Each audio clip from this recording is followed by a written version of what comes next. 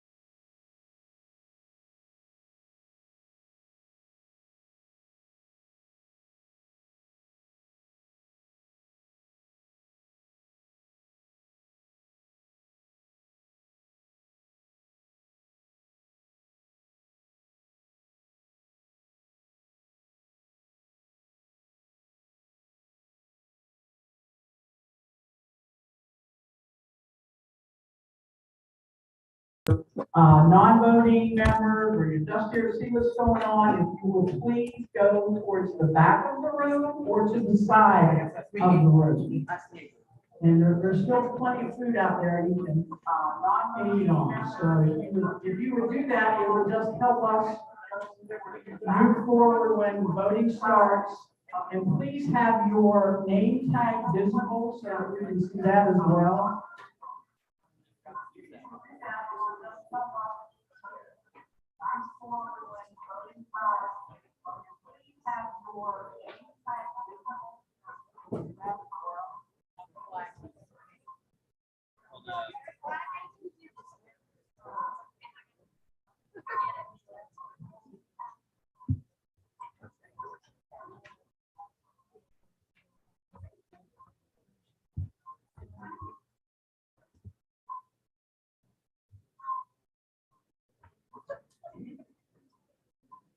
Bear with us a second.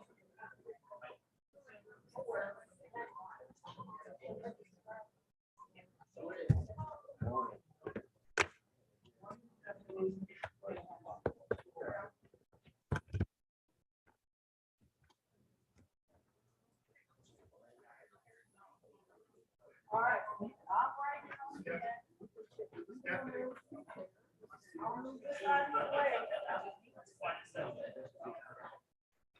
Are you leaving? After I got your seat, now you're leaving.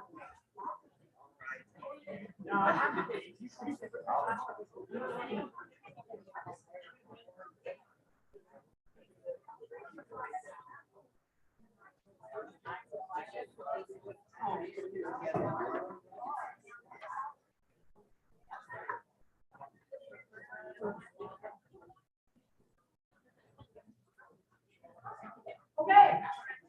If everybody would give me your utmost attention, and if we could all just take a moment of silence to remember those affected by the mass shootings, and especially our officers that were wounded the last few weeks here in Washington.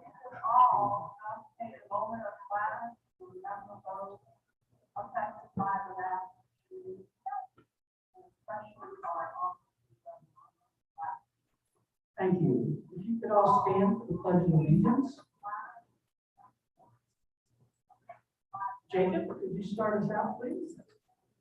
I pledge allegiance to the flag of the United States,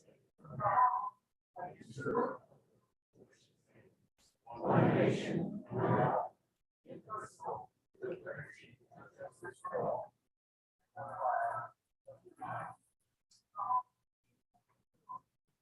I do. Thank you. Again, I want to welcome everyone this morning. It's an exciting time as we prepare to begin another election cycle and elect new officers for this committee. I hope you all will continue to be defined by the compassion and the solidarity that drove movements like civil rights, organized labor, and women's suffrage. We need to put aside our differences no matter the outcome of today's election and move forward to all fight together for what we believe in. And that is that every American family deserves a living wage. Every family deserves health care, a decent education, an environment in which we can thrive, a safe home, and a bright future. I know that our party is only as strong as our people. Our purpose is to secure the rights and welfare of West Virginia families. Congratulations to all the newly elected members of the executive committee. I also want to thank all of the members that did not return, who have volunteered their time and dedicated their lives to fighting for the betterment of the West Virginia Democratic Party, our principles, and our families.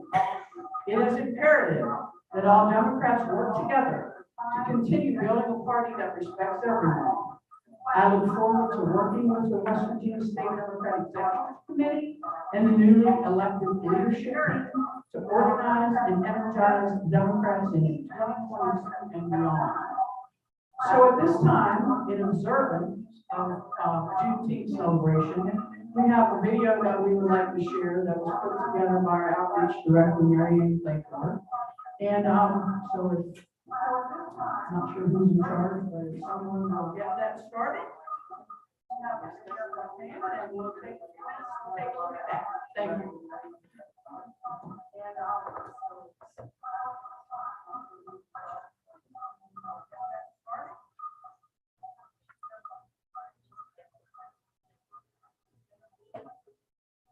This weekend, there are celebrations all over the country in regards to Juneteenth.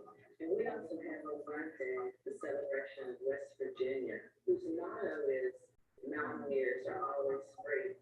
And I think that this is an appropriate time for us to discuss the history of West Virginia, slavery, and Juneteenth. So let's travel back in time before we became known as West Virginia. It was long before the Civil War that the two sides of Virginia were pulled in different directions. Western Virginians pleaded for new roads and canals for the East, but Eastern Virginians blocked improvements because they feared higher taxes. Boy, doesn't that conversation still ring true? As I'm sure many of you are aware, that voting was not intended for all of us. If you were not a landowner, you had no rights to participate in the electoral process. As many states were adopting universal suffrage for white males and popular elections for all offices, Virginia was against such an idea. No one could vote in Virginia except landowners. They only elected legislators, and the General Assembly chose governors, judges, and county officials. Western Virginians believed broader democracy would bring the roads and canals that they so desperately wanted, so they supported a proposed constitution full of reforms. However, in an 1830 election, the West voted in favor of a new constitution, but the East opposed it, and the proposal failed. As we venture further down history, we will begin to see attitudes in the East change. In 1850, the Constitutional Convention agreed on white male suffrage, popular elections, and greater representation for the West. After voter approval, Virginia conducted popular elections in 1851. Let's fast forward to the start of the Civil War. When the war began in April of 1861, Virginia prepared to secede. Leaders of Western Virginia met at Wheeling on May the 11th and agreed to convene again if Virginia actually seceded. On May 23rd, Virginia seceded from the Union. On June 13th, the Western leaders again met at Wheeling. They wanted statehood, but the U.S. Constitution required Virginia's approval. How would that happen? With Virginia having left the Union, West Virginia delegates formed a reorganized government of Virginia, which was recognized by President Lincoln as the official government of Virginia. That government granted itself permission to form the state of West Virginia. In May of 1862, West Virginia applied to Congress for admission to the Union. Congress agreed to allow West Virginia statehood if West Virginia would make provisions for limiting or the outright abolition of the enslavement of African Americans in West Virginia. The 1860 census conducted prior to the Civil War counted 18,371 slaves among the 376,688 persons in the counties that would become West Virginia. In that census, there were 3,593 slave owners in Western Virginia, with the average slaveholder owning 5 slaves. According to the Heritage Encyclopedia, no one owned slaves in the Dow or Hancock counties. When Congress sent the bill to admit West Virginia to the Union to Lincoln, he dreaded the precedence of dividing a state. He even consulted with his cabinet, and they were split on such an idea. On New Year's Eve, the last day to sign or veto a bill, President Lincoln signed the bill. Lincoln wrote, We cannot retain their confidence and cooperation if we seem to break faith with them. At another constitutional convention, West Virginia approved a gradual abolition. T. Wiley introduced an amendment to the West Virginia Constitution, which was eventually approved by West Virginia voters, Congress, and then President Lincoln. The Wiley Amendment established a gradual emancipation of some enslaved people in the soon-to-be state of West Virginia, rather than the complete abolition of slavery. Under the Wiley Amendment, only enslaved people under the age of 25 would have been emancipated. That satisfied Lincoln. On April 20th of 1863, he declared that West Virginia would achieve statehood in 60 days. When President Abraham Lincoln issued the Emancipation Proclamation on January 1 of 1863, he did not free the slaves in West Virginia. The proclamation declared that all persons held as slaves within the rebellious states are and henceforth shall be free. This proclamation did not apply to West Virginia because West Virginia opposed the rebellion and thus was not considered a state in rebellion. Although West Virginia broke away from Virginia and joined a war to end legal slavery lasted longer in West Virginia than in Virginia. Although West Virginia adopted its state motto of "Mountaineers are always free" on September 26th of 1863, West Virginia slaves did not gain their freedom until 1865, when the state legislature, in its third session and ruling, abolished slavery by a vote of 17 to 1. That action freed about 1 of every 20 persons in West Virginia. A very interesting story of West Virginia's connection to slavery is that of the account of Mary Elizabeth Johnson, also known as Molly Gage. Molly Gage was born at Flatwoods, the daughter of Jane Rhea, a slave woman who was the property of Dr. John Rhea. Dr. Rhea was a traveling minister who later studied medicine. He came to Flatwoods with his bride from Virginia. They brought with them several slaves. Among those slaves was Molly Gage's mother, Jane. Dr. Rhea was one of the few slave owners in Roxton County. Molly Gage's childhood was happy with several brothers and sisters for companions, and little work was required before she was sold. There are differing accounts of the sale. In the stories, her age varies from 4 to 13. Some say that the sale occurred in an auction, but others say it took place at the Rhea home, where the children were lined up in order that a single prospective buyer could look them over and make his choice. An older sister was reportedly withheld from the sale because she was needed by Dr. Rhea's wife, and a younger brother was rejected because of speech difficulties. Although she was very young when she was sold, she remembered the details vividly. The Roxton Democrat published her account in February of 1939. Here is how she tells her story. I was playing with my sisters when a stranger rode up to the house, and Dr. Rhea went out to talk to him. After a while, the doctor called, "Jane, dress them chaps and bring them out here." That meant me and my 2 sisters. I was the least one. We went out and lined up, and the doctor said, "Now take your pick and choice." But later he said they couldn't spare the older sister because his wife needed her. The man looked over and said, "How much for the little one?" And Dr. Rhea answered, $650. And the bargain was made. With tears in her eyes and her voice trembling, Molly Gage said she was too young to know what it all meant. She could remember the tears streaming down her old man's face, and she was lifted on the horse in front of her new owner and rode away to be separated from her loved ones for many years. Her new home was in Clay County, and in that community there were no other slaves.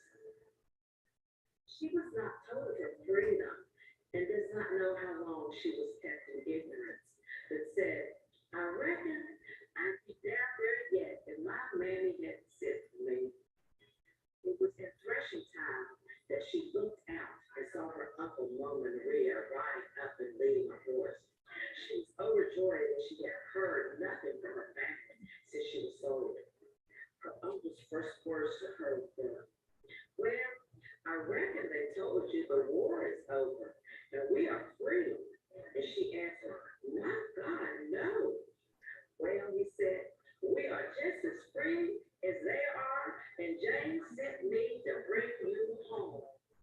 Thus, she was reunited with her family. What exactly is Juneteenth?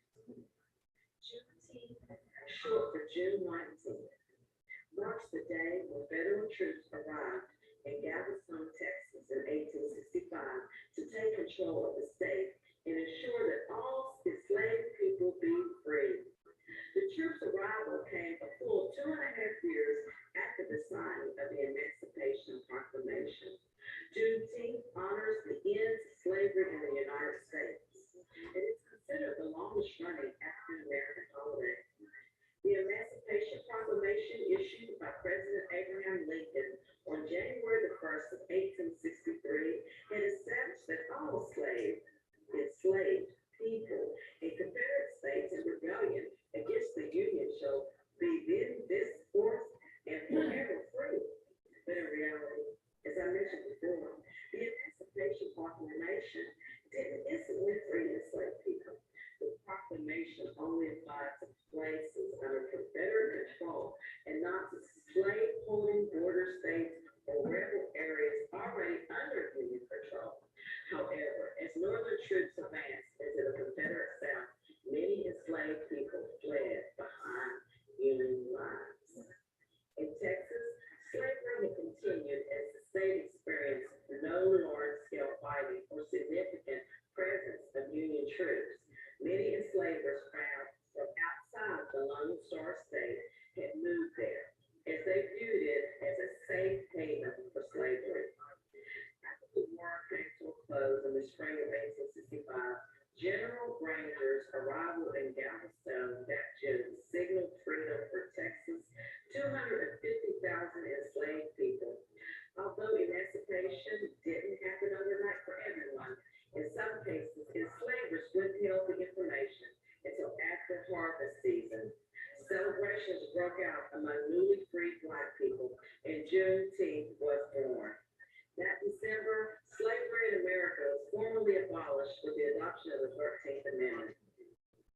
The following year, 1965, three men in Texas organized the first of what became the annual celebration of Jubilee Day on June 19th. In the ensuing decades, Juneteenth commemorations featured music, barbecues, prayer services, and other activities. As Black people migrated from Texas to other parts of the country, the Juneteenth tradition spread. In 1979, Texas became the first state to make Juneteenth an official holiday. Several others followed suit over the years. In June of 2021, Congress passed a resolution establishing Juneteenth as a national holiday. President Joe Biden signed it into law on June the 17th of 2021.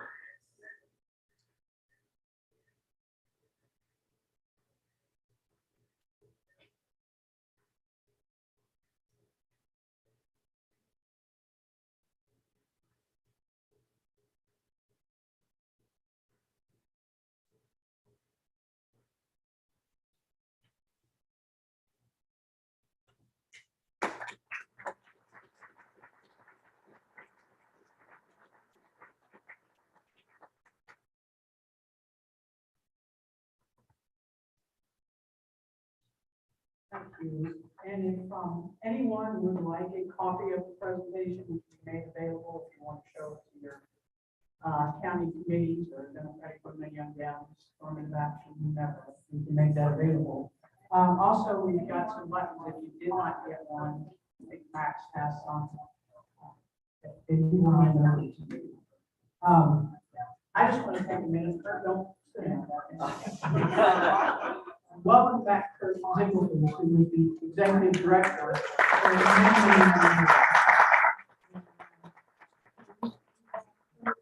Because he's got a calming effect, especially on me. So that he can help out today. Actually, he volunteered. So I appreciate that, Kurt, and I thank you for your dedication to this party, and I know you'll continue to do a good job. You have your seat right here.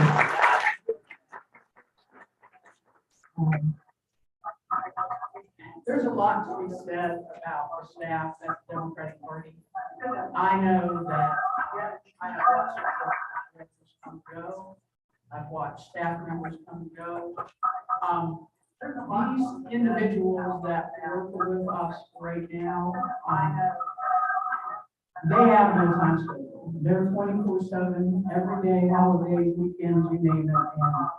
And me being the chair of this committee is even double duty for them because I ask a lot and they always come through.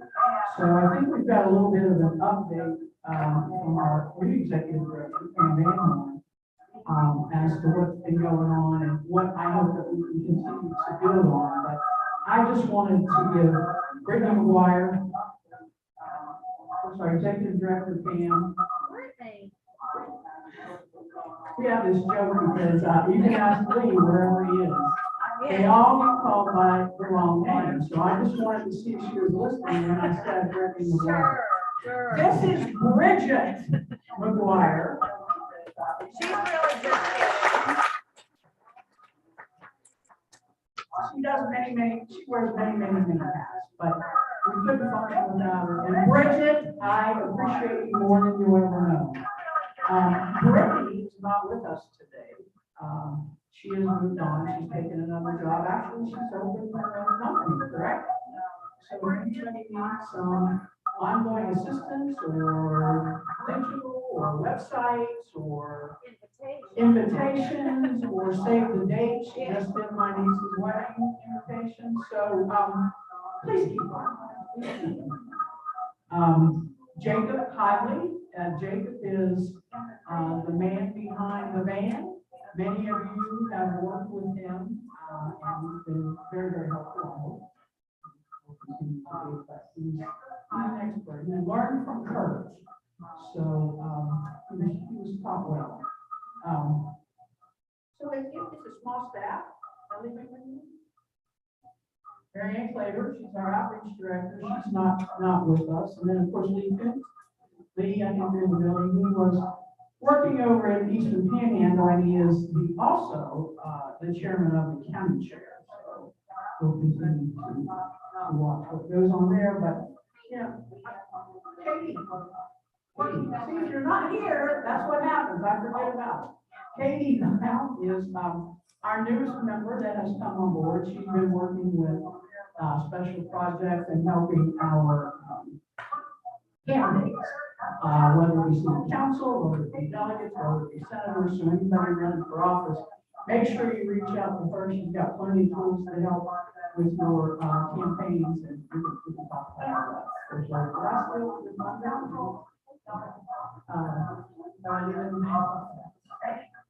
If I can't see you, that's what happens. But I do want to thank them, and I hope each and every one of you will certainly thank them and give them a big round of applause.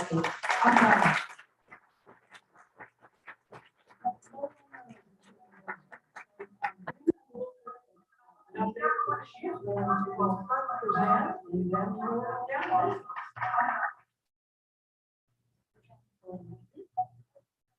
Okay, so we just wanted, staff wanted to give you all an idea of some of the projects January, really December, I guess you would say. But there's a lot of stuff that goes on every day. We're not a staff that's sort of pigeonholed. From the Democratic Party staff, hopefully they'll direction or help answer your question, even if it may not be exactly what they want. So that is always our goal, to try to be responsive to our members, our candidates, the general public, whatever it may be. So last winter, we started with some training for potential candidates. and it's called So You Want to Run for Office. And I know some people in this room attended those trainings. We offered them twice, once in December and then again in about 3 weeks before the end of filing.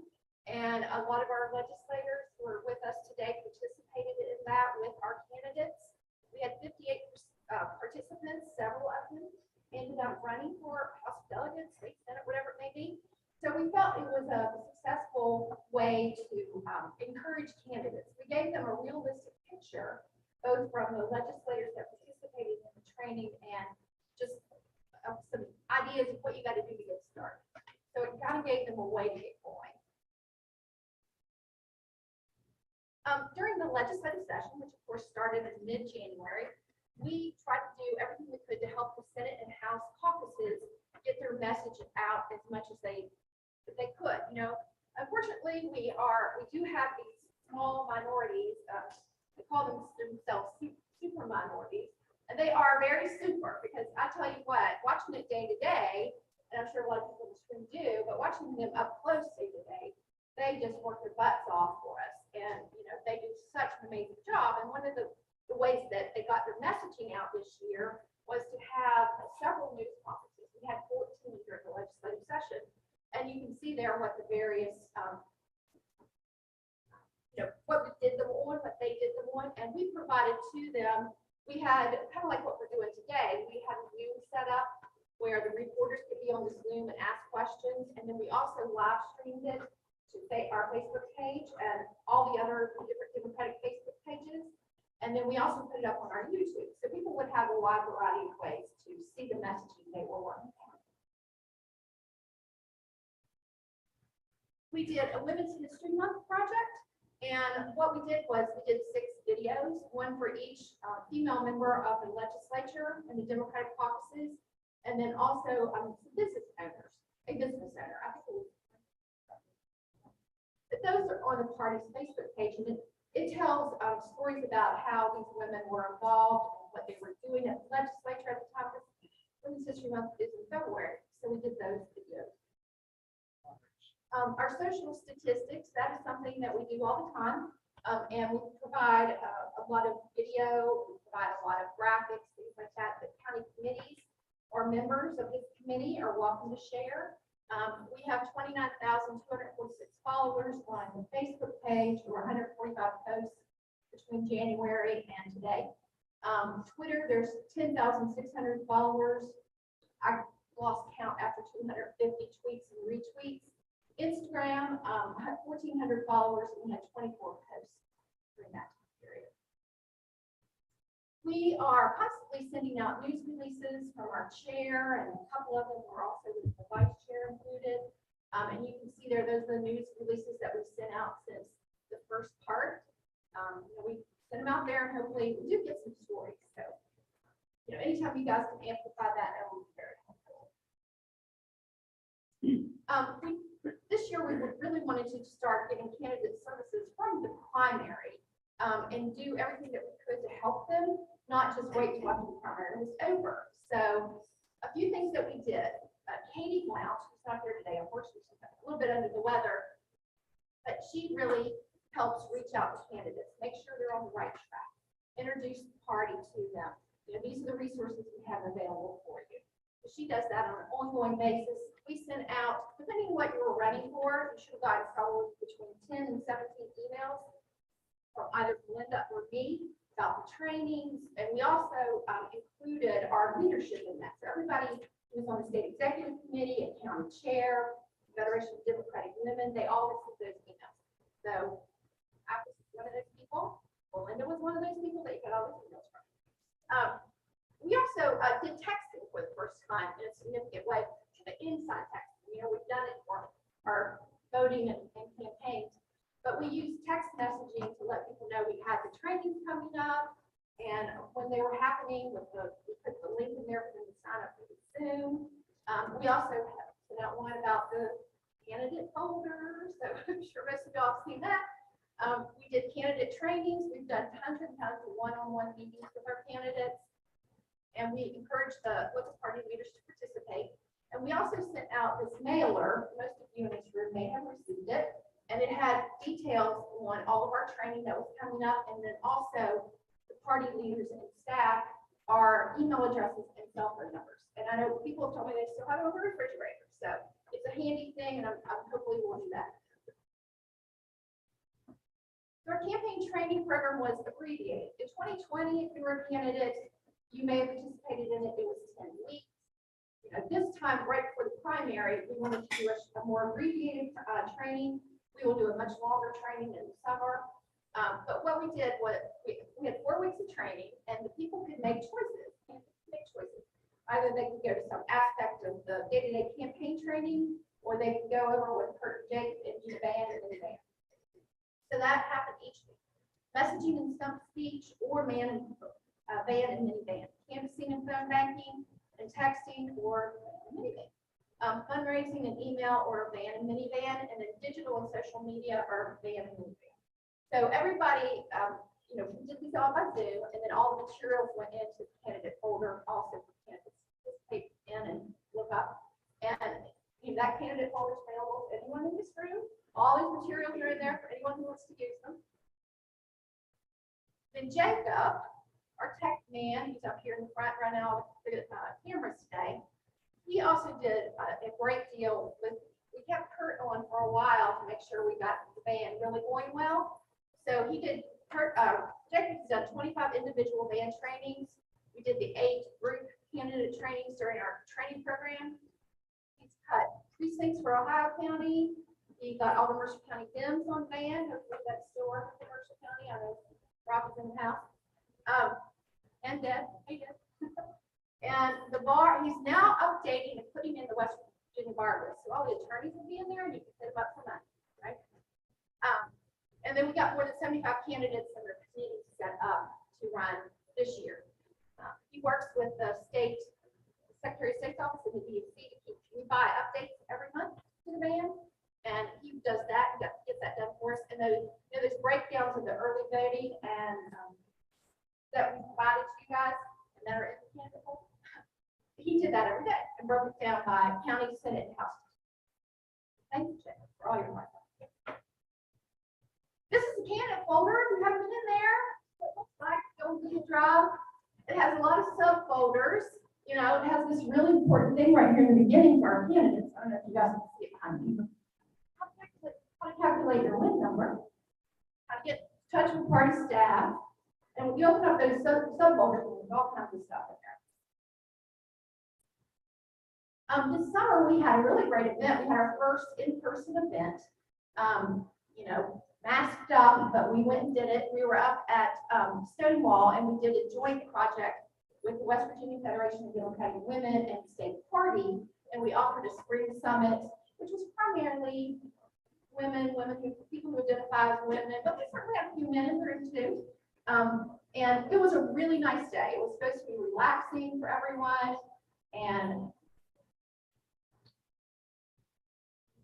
it's considered polite to speak of people who identify as women as just merely being women. I appreciate that.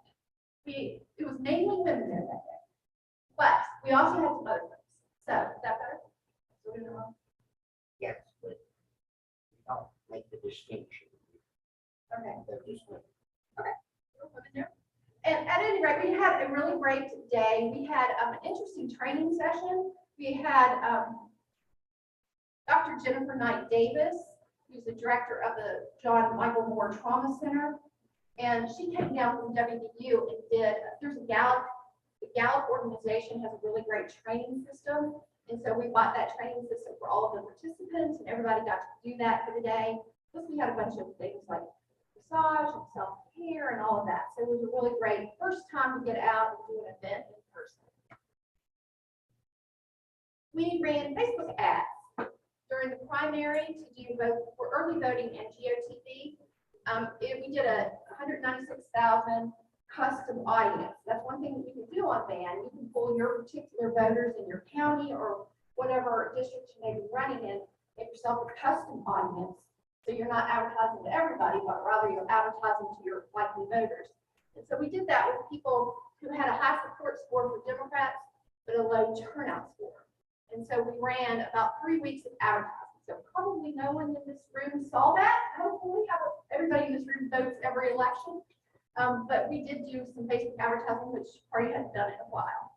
So we'll see if anybody actually turned out. We have started meeting in person and also with Zoom. Marianne Clater and Lee Coops have done a lot, and Jake has been out on the road too. And we're starting to go into meetings where people want them, or we'll still use Zoom if people are more comfortable with that. Meetings from all over the state. See all the different counties we've been in, just in the past 6 months. So we'll meet you where you want us to meet you, wherever is comfortable for you. We also put out 4 issue toolkits. They're all in the handful. But there's a voting toolkit. There's a significant long one on abortion rights and healthcare rights for women. It's in there. And then we have a toolkit on the Juneteenth and a toolkit on Pride Month. So all of that is in the candidate folder. And we are working on updating the website, giving it a more modern, fresh look. Jacob's doing a lot of that. I've been doing it. Brittany's helped with that. So that'll be coming soon. And we have we're getting out on the road, and hopefully we'll see you all soon, someplace from West Virginia. These are some of the events that are coming up. There's one, Meet Your Local Democrats in Huntington. We're going to have a booth at Dalton Fest in Charleston. There'll be a booth that Boone County and Logan County are going to do. I don't know if you guys are in the house here today. At the Freedom Festival, which is this week down in Logan, we're going to be doing candidate trainings again, live regionally and virtually, so people can do whichever is comfortable. We're planning a series of 6 regional Meet Your Candidates, and then this fall we'll have regional GOTV rallies. So those are some of the things we've been up to. And thank you very much.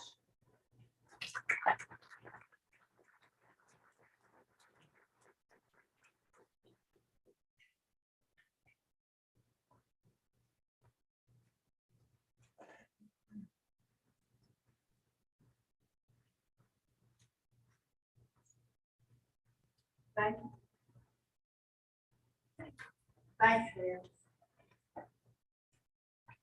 At this time, I'd like to call this meeting to order and ask that our secretary, Kelly Palmer, come forward to call roll. If you're holding a proxy for someone, please say that when the name is called. And also, since there's some new faces, when she calls your name, if you would just stand up and say here so everyone can kind of get a look at who's who. I know you have your name tags on, but repeat that, please. Palmer.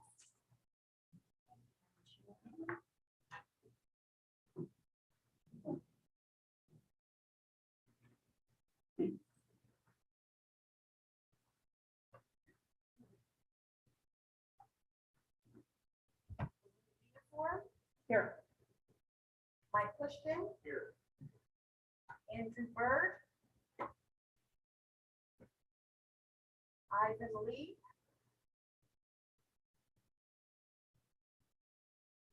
Proxy. Folder.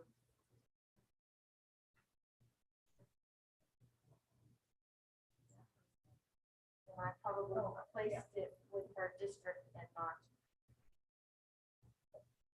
There's a box. Yeah, I'll find it. Yeah.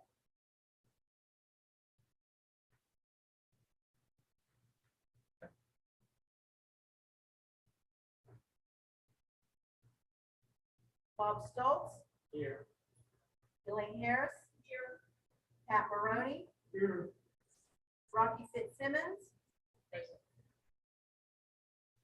Pamela Van Horn. Here. Azim Khan. Tina Ray Russell. Here. Abe Saad. Kelly Palmer. Hey, Claudia, please. Oh, okay, thank you. Gotcha.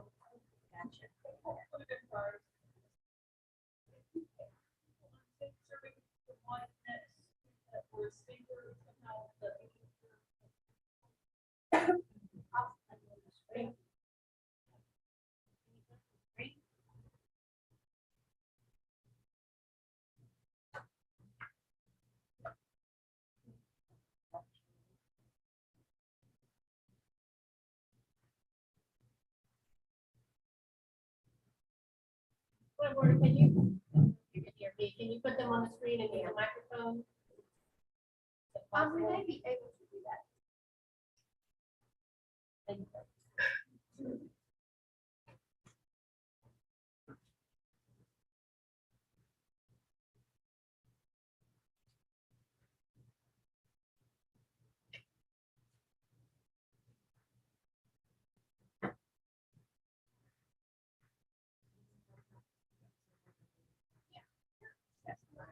But I think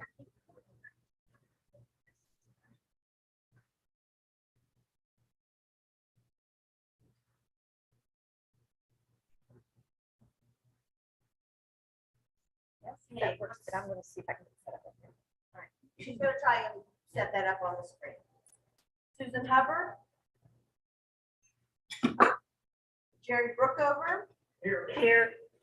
Here. Okay, Cameron Miller.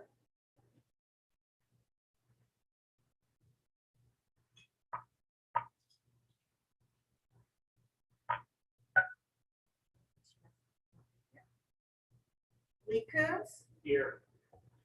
Selena Vickers. Here. Shane Asadzondi. Here. Kim Felix. Here. Mary Ann Clater. Here. Thank you. Ariana Islam. Josiah Soren. Here. Anna Gillespie. Present. Laura Walker. Here. Doug Scav. Here. Nick Casey. Here. Karen Correa. Here. Stephen Baldwin. Here.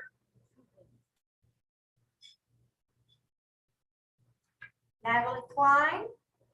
Present. Kathy Link. Charles Ehlenfeld. Here. Michael Trobert. Here by proxy. Okay. Jennifer Beach. Here by proxy. Kim Frum. Here. Ronald McCoy. Here. Sunny Oakland. Here. Melissa Lucas. Here. Judith Stevens. Here.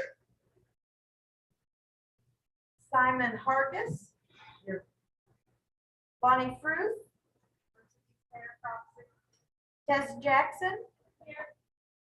Ben Barkey. Here. Lloyd Sayre. Here. Stephanie Heck. Here. Tammy Print.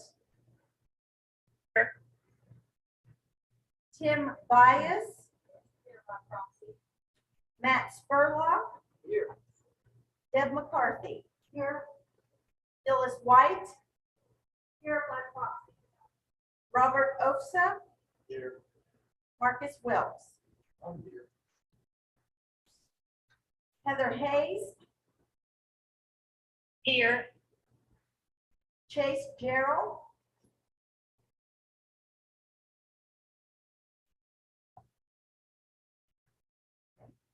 Baron Williamson. Here. Amanda Eastep Burton. Here. Amanda Shelton. Here. Keith Lottie. Here. Christy Cardwell. Here. Kelly Elkins. Here. Bob Baker. Here. David Thompson. Here by proxy. Diane Browning. Here. Margaret Staggers. Present. Sam Petzong. Here. Jamie Spencer. Here. Rachel Tompkins. Here. Brenda Weiss. Here. Adam Starks. Here. Cody Thompson.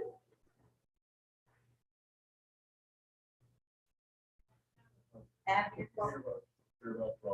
okay, just want to make sure.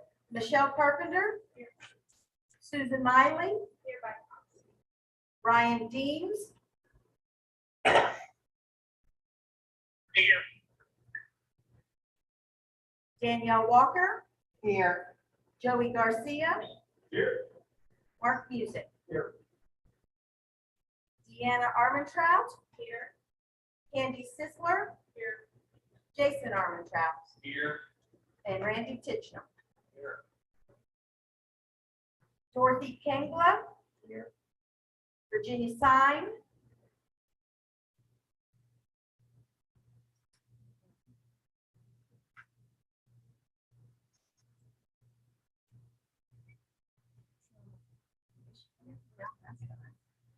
Richard Record. Here. Cheryl Lawrence. I'm here. Oh, is that Virginia? I'm here. Okay. Both. And this is Cheryl right here. Virginia Sign is on the call. She's here. And Cheryl's sitting right there in the front row. All right, Maria Russo. Here. Ken Collinson.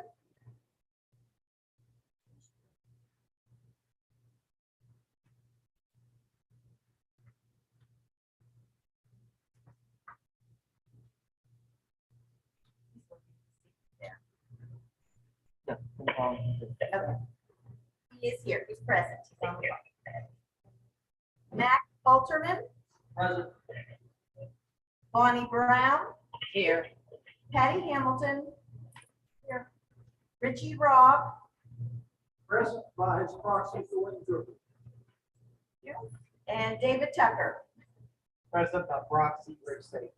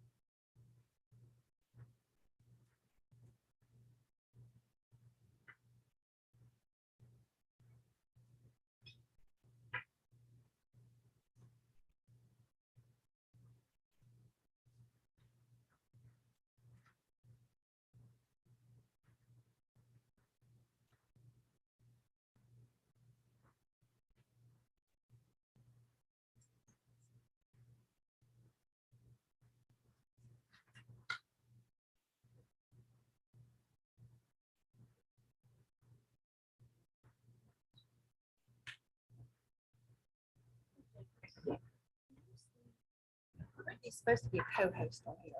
We go to that area. Oh, Bridget.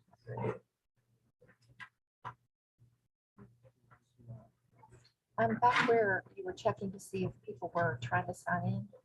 Yeah. So if you go back to, just go back up a little bit. Yeah, Bridget McClure. Is that the right email? Oh, I know we have a, yeah. Yes. We have a quorum. I have, Madam Chair, 75 present and voting and 11 I proxies. think maybe. Can you send The me? quorum, 40% is met with 38 people, so we are more than. Yeah. If Oh, I'm it's easier sorry. that email. CG Bridget. Does she have Cameron Miller's proxy?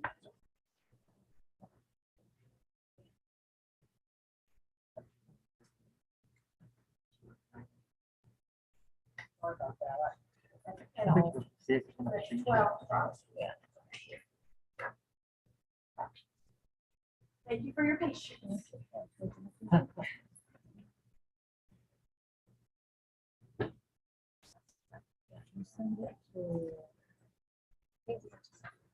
You need to click through from that particular channel. Thank you. I'm just going to review while they're trying to figure the Zoom out to get it where it needs to be. I'm going to just review the procedures for nominations and voting that were sent out to all of you in an email. But I want you to know that there will be an official timekeeper, which will be Jacob up here. Max and switch here.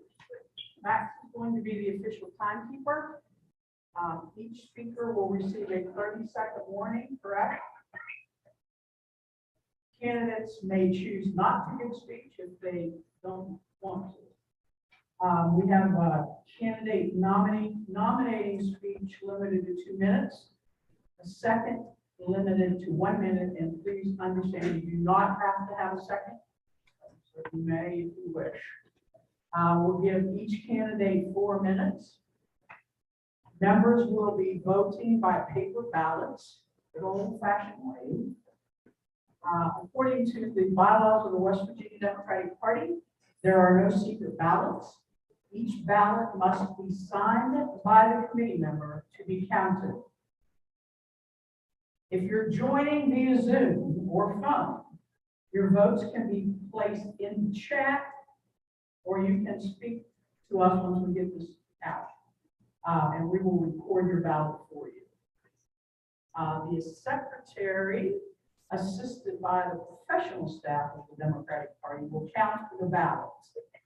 The candidates for the specific office being counted, along with one representative of their choosing, may observe the counting of the ballots at the table. Other committee members and spectators shall remain in their seat until the counting is finished.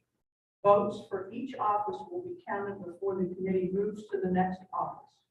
After counting, ballots will be placed in folders and you will be able to review them if you so desire. Madam Chair, in lieu of the paper ballot policy, Ms. Shane asked Jamie, I move that all contested elections be counted via a roll call vote, with each member stating their name, their position in the district, and their vote. Well, the West Virginia legislature, Lobby. the West Virginia legislature, correct me if I'm wrong, just passed legislation eliminating voice vote from the process. So that's why we went to ballots, and we've done it in the past. It was simply eliminated as the only requirement. And there's a motion on the floor and second, and we now move to discussion. Okay, motion on the floor and a second. Is there any discussion about ballot voting versus voice? I'm voting? sorry, I did not get the second. Robbie, Lobby also. Thank you. any discussion? Yes, ma'am. I personally prefer paper ballots. Okay. Say that because I think some people not feel good perhaps. What now name of it? Serve the difference. Any other discussion? I'll second her opinion. Lena? I support the, speak in favor of this motion. It is going to take that, I don't think there should be that many contested races, so it's going to take that long, but it is going to take an enormous amount of time, to pass out ballots, to collect those ballots, to count those ballots, and we already are going to have a long day, and I believe that this will get our work, more transparency and development, and get us home. Yes, ma'am. You next.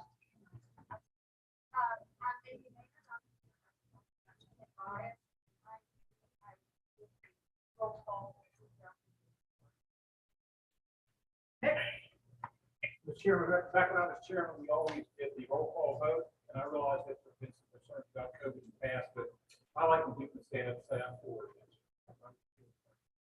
Yes, ma'am. I support the use of the roll call vote, and we get used to greater transparency.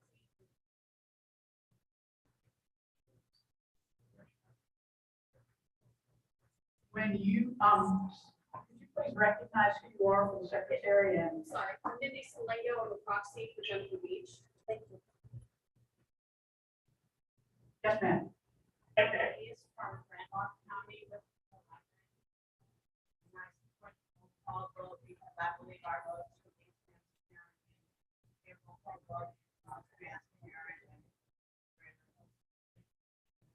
Lloyd?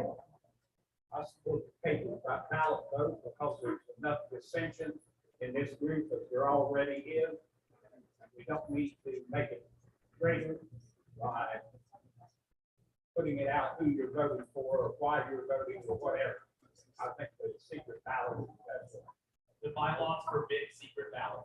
No, it would not be a secret ballot. I made that perfectly clear. It is an open ballot. It's, okay, it is not a secret ballot. You would have to sign it and it will be reviewed. So, yes, ma'am.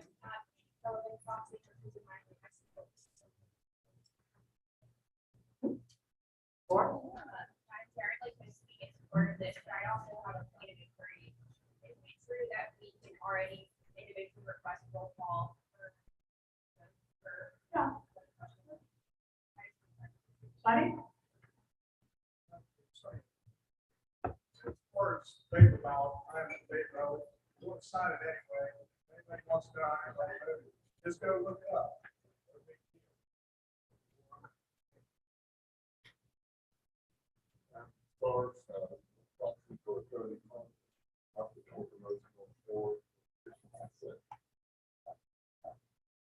Any other discussion?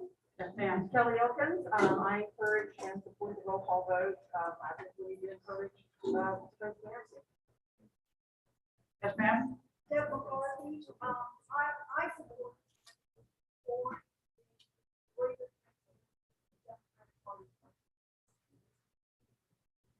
Yes, sir. Draft District 14, I also support the motion. That's the stated earlier that there really is no secret ballot. Or efficiency say.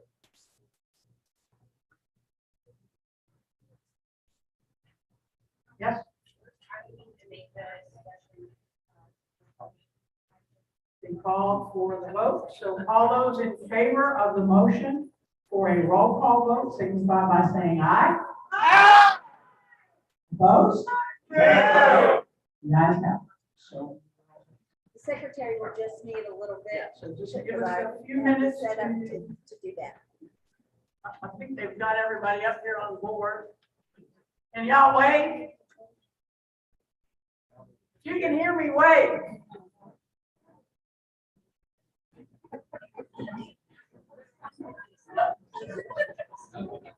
Stephen Baldwin, you're not waving. I see you, Heather. Kurt, you're even up there.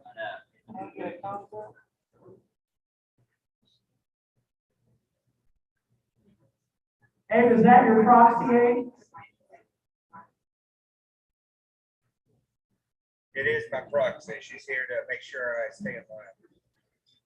Well, we want to welcome you all into the meeting. I don't know if you can see what's in the room, but we can see you, so don't be picking your nose or getting up if you don't have pants on or doing anything crazy, because we can see you.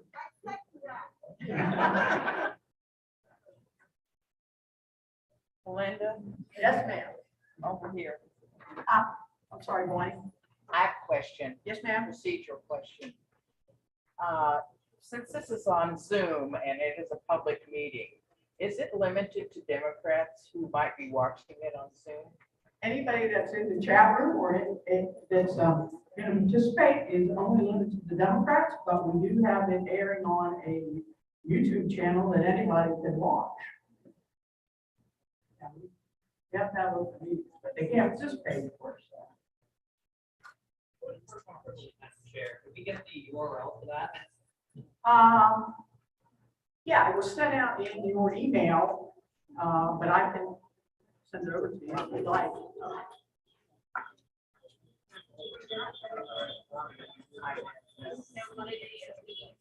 Yes.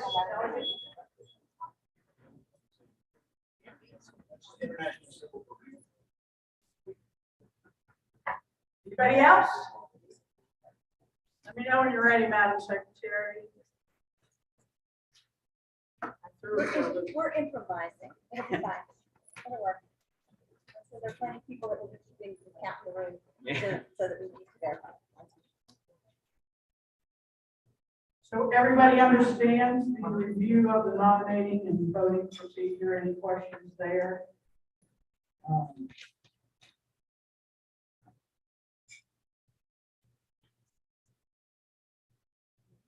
One of the first things we're going to be voting on is to fill a vacancy in the 15th senatorial district. There was a male on the ballot that was vacant.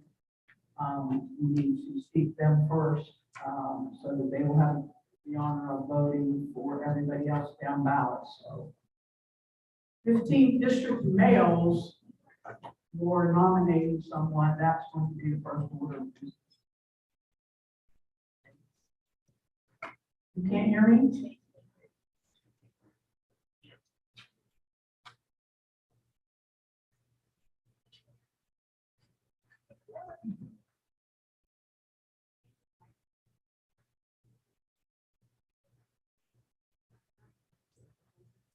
Y'all remember Will Rodwell, right?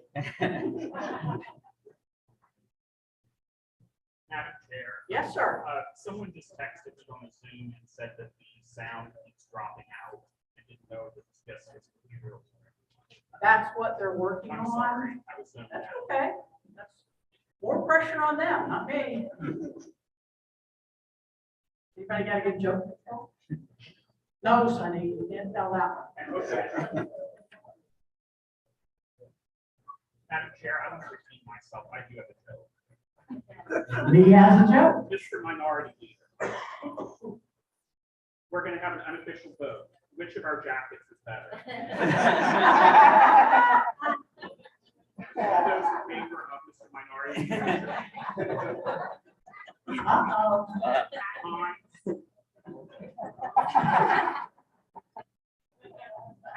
Let's try it. Let's try it. Yes. Testing on the Zoom. Can you hear us? Someone on the Zoom speak up. We can't hear you, Bridget. Anna, can you speak? Can you unmute? Are you talking to me? Okay, we can hear Anna. Okay, now we can hear you. Judy Stevens, can you hear her? Can you speak? Unmute. Yeah, Gotcha. yeah, I can hear you now. Okay.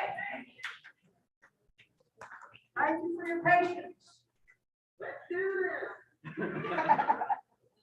Not sure who that was, but I'm with you. Okay, so at this time, are there any nominations for the vacancy for Point 15? of personal privilege.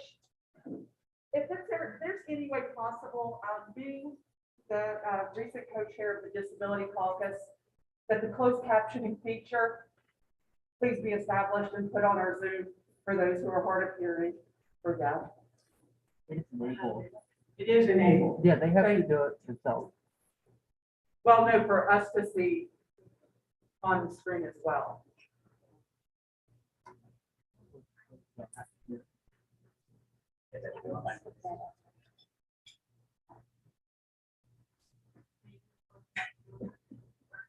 Okay, they're working on that. So right now, I'm going to entertain nominations for the 15th senatorial district, and it must be male. Are there any nominations? Yes, ma'am. Okay,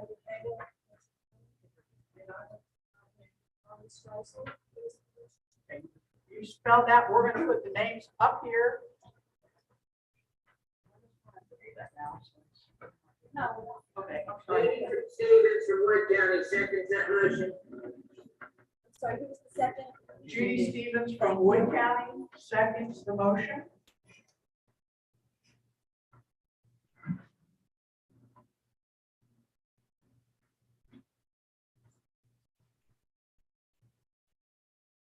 Selena?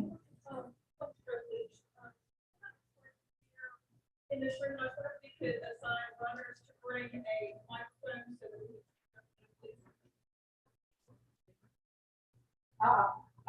We can do that. I don't know if we can keep, we still need that one. But anyway, if you are the nominee or whoever's nominated, if you want to kind of come up front or stand in the middle and talk a little bit louder so everybody can hear. So does everybody hear that it's Charlie Streisel? One thing, the speaker needs to come up here because this is the camera the Zoom people are seeing. So it'd be helpful if whoever's gonna do the nominating and whatever, come up here.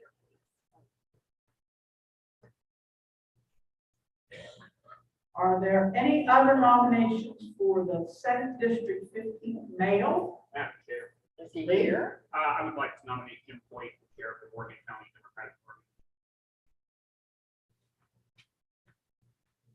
Jim Hoyt has been nominated. Are there any other nominations? Any other nominations?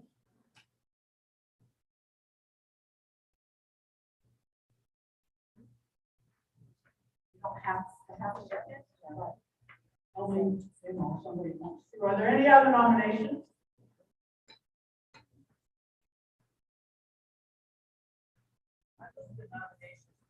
Thank you. So who was that? Who moved that the nominations be closed? Thank you, Rachel. Are either of those candidates, would they like to speak? Or Jim's here, Chairman. You want to come over this way so they can see you?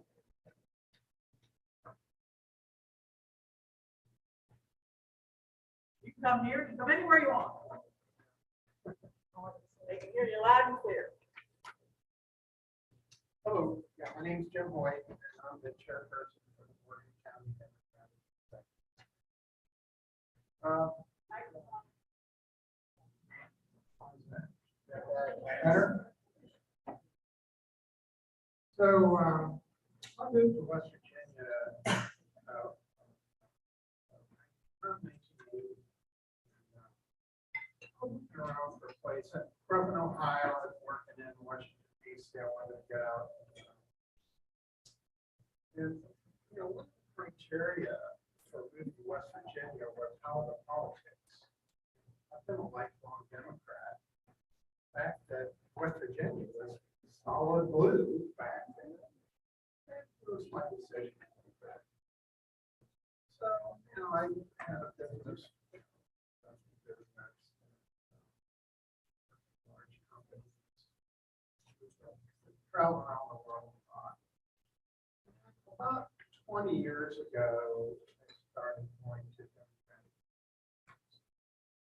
just kind of listening, observing what's going on in Morgan County. And then we had a person, commissioner. I got involved in the campaign, set up websites, email programs, help with advertising. What we wanted to see, right? You have to realize that in Morgan County, it's been Republican for a century. So for a Democrat to win, it's pretty good. But there are three commissioners, so we still had one Democrat. 2 years later, we ran another campaign. So another woman, right? These are both women, right? And, we ran another campaign, did a lot of the same things. Dinners and doing emails, print advertising campaigns, and we won. So this was historic, because for a whole century, Morgan County has been Republican. We flipped the county to Democrat. So that was really great.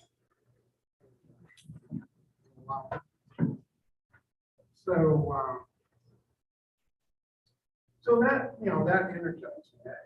And I did all this just being a person volunteer. I wasn't on the executive. As time went on, I ended up being on the executive committee. For some reason, I like to be the chair. You know, of course, as time has been going on, West Virginia has started tilting the wrong direction. It's become predominantly a red state. This is a very concern for all. So that's still my goal. What can we do to get more Democrats elected? Let's turn the state blue again.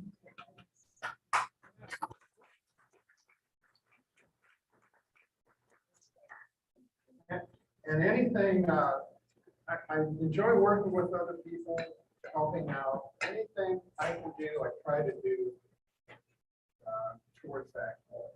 So if you think we can work together and I could be a benefit to this executive committee, I appreciate it.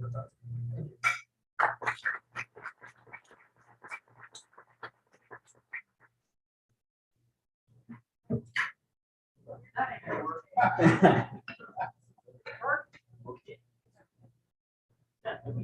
No, we don't. Okay, Mr. Scheifel here.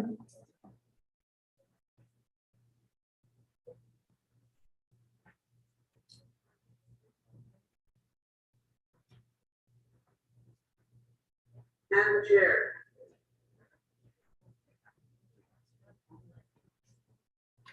Yes. Madam Chair, this is Jenny Stevens, from Wood County. There are some mics that are open that are making it impossible with new candidates. Could people please mute their mics so that we can hear what's being said?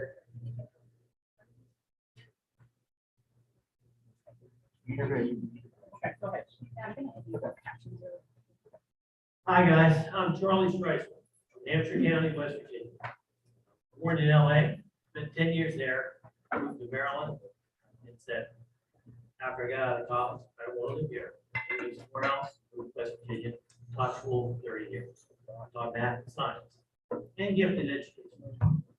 I love teaching. It's what I am. If you're a teacher, you know what that means. I live and eat. A lot of people like me because I'm always teaching. I can't stop. You know, I see something needs to be taught. Hey, would you like to learn about this? Anyway. West Virginia's in bad state. Or when I moved, just like the man that called before me, we were a blue state. We were blue as could be. Something happened. We've changed. We're in a weird place right now. All my friends, which a bunch of them go over and play ping pong on Thursday nights, they're all Republicans.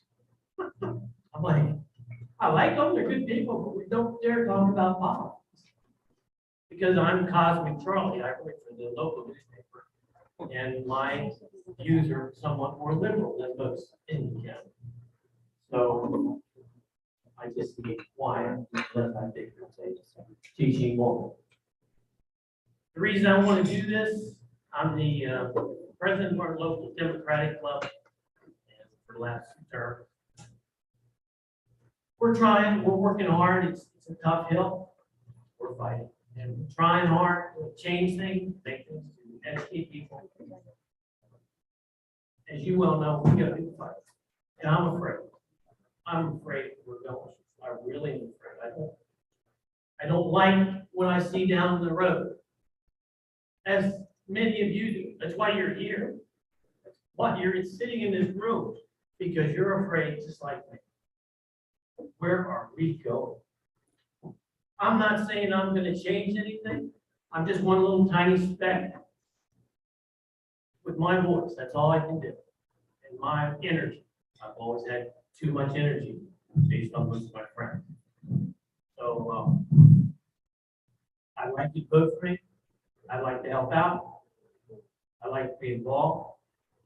Move up from county politics, stay a little bit. Maybe make a little difference. Vote for me, please.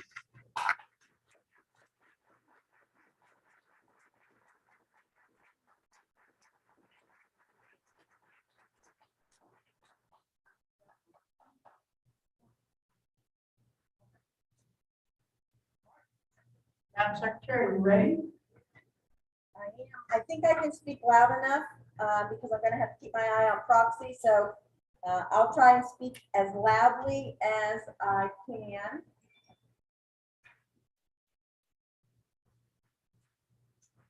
I can stand though.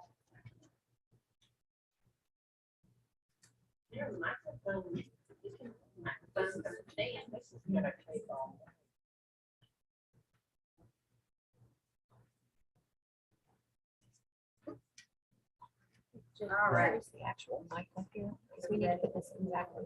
I thought it was on the one Bridget. That's why I'm.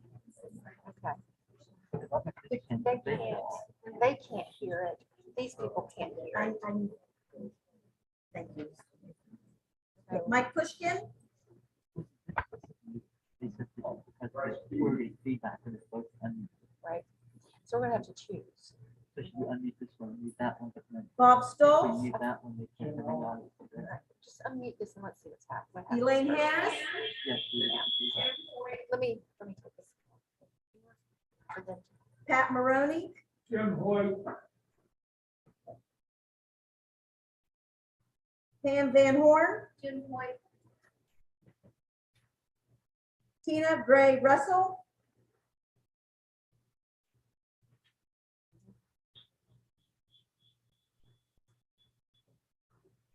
I'm sorry. Jim Boyd, Abe Todd,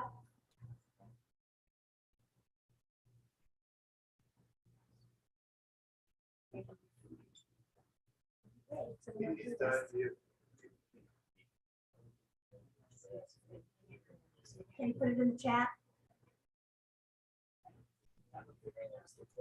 Try using the microphone and maybe they can hear us better. Just have to do it.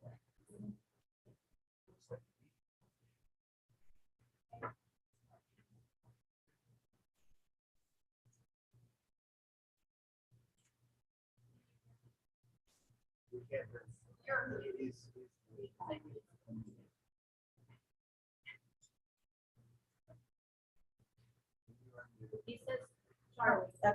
Thank you. Yeah. Susan Hubbard. I'm sorry. Oh, it said Charlie, so that's Streisel. Susan Hubbard.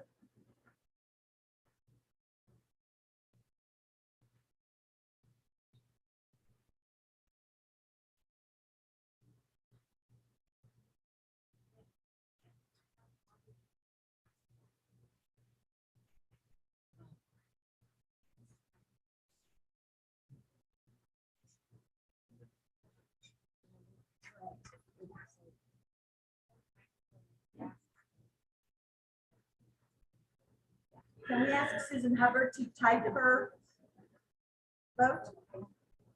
And that way you would see it.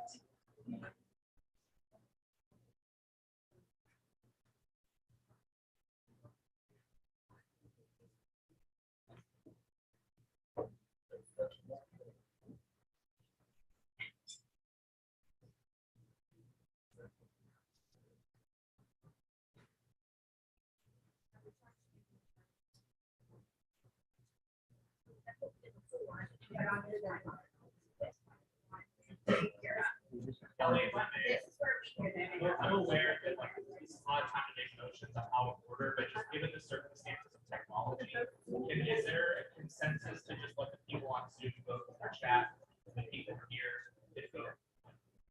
My audience. That's what we're trying to get them to do, Yeah. but they're not. This is so much faster. Yeah, it is right now. So. So if you're on Zoom, we need you to cast your vote in the chat. And then we'll pick it up from there. So can everybody hear that?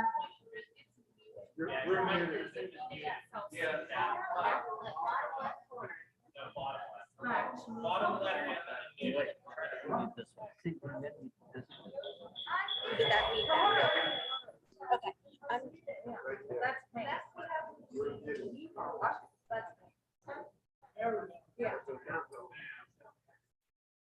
Everyone on Zoom, if you will cast your vote in the chat, we'll be able to see it and record it, and that'll save a little time. Can you hear that? Everybody hear me? Yeah, there was. That's fine with me. I think it's gonna be a lot easier. I'm gonna do, you all can, when I say the name, then you all can. If you're back with it, okay. Jerry Brookover.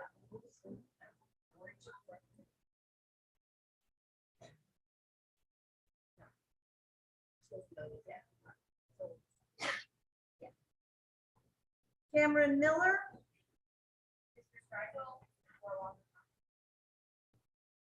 Lee Coons. Point. Selena Vickers. Charlie Streisel. Shane Asadandi. Shane Dandy, Charlie Streisel. Tim Felix. I'm sorry, I can't hear her.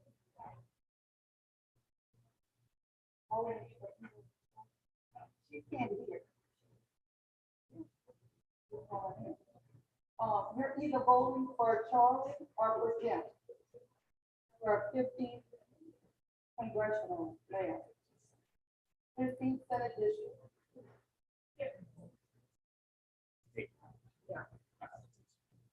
Okay, thank you. Mary Ann Claytor. Jim Boyd. Thank you. That was Jim. Thank you. Ariana. Charlie. Josiah Soren. Charlie Streisel. Anna Gillespie. Jim Boyd. Laura Walker. Mr. Streisel. Doug Scaff. Point. Nick Casey. Mr. Streisel. Karen Correa. Jim White. Stephen Baldwin.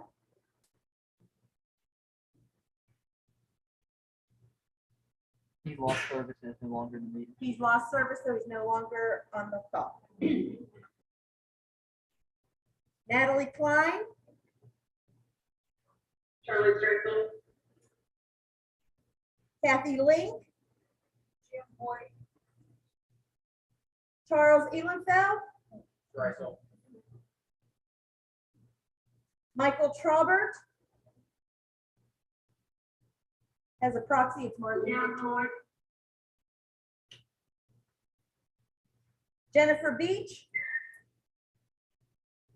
A proxy. Lisa Lango for proxy, Streisel.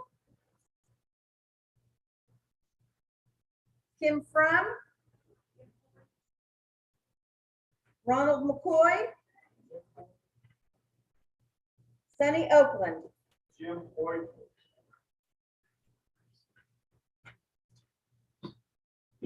Lissa Lucas. Judith Stevens. Charlie Streisel. Simon Hargis. Charlie Streisel. Bonnie Fruth. Jim White.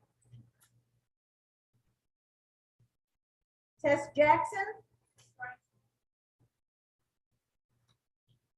Ben Barkey. Jim Boyd.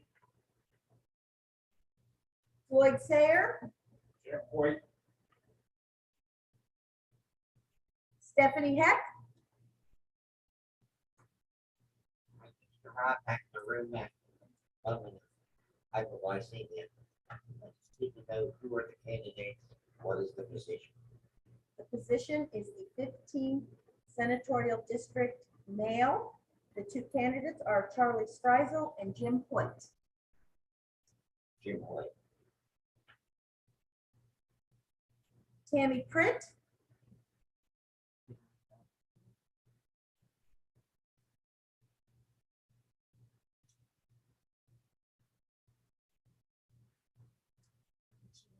No, she's not on. I'll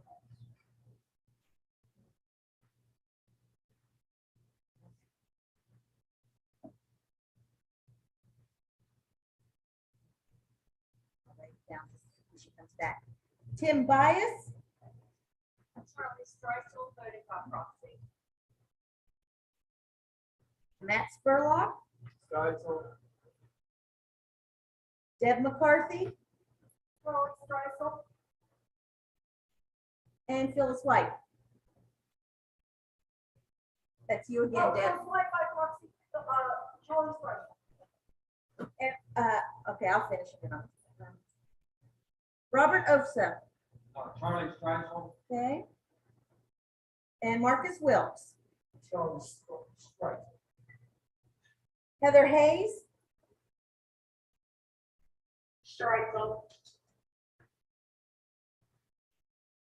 Chase Gerald, oh, she's not here. I'll call it again just in case. Chase Gerald.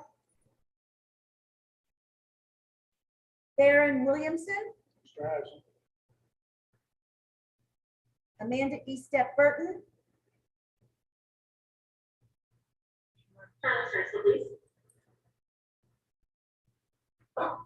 Amanda Shelton.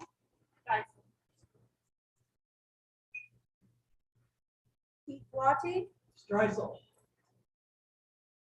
Christy Cardwell. Kelly Elkins. Bob Baker, Streisel. David Thompson. You have his proxy. Yeah. I think he wants pricing. I have to check. That wasn't on his, I believe you are, no, she is instructed. Change it. Diane Browning, Margaret Staggers,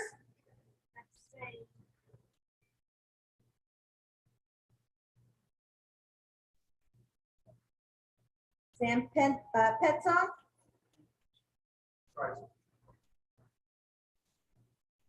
Jamie Spencer, Charlie Streisel.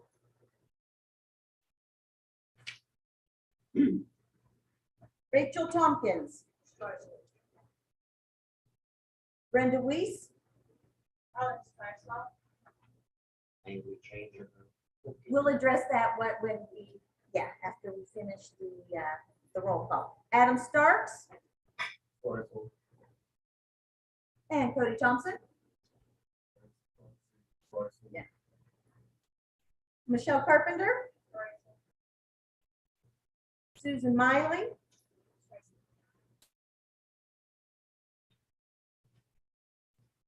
Ryan Deans,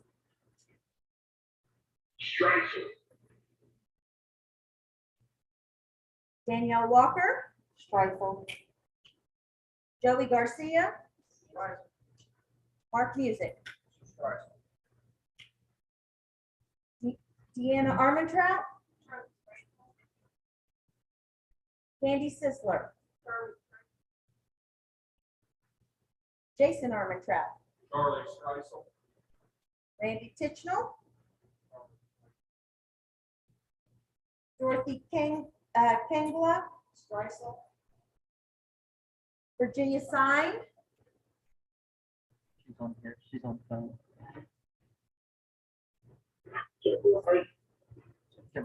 thank you. That was Jim Hoyt for those, thank you. That was Jim Hoyt for those that could not hear. Thank you. Richard Rector, Streisel. Cheryl Lawrence, Maria Russo, Ken Collinson,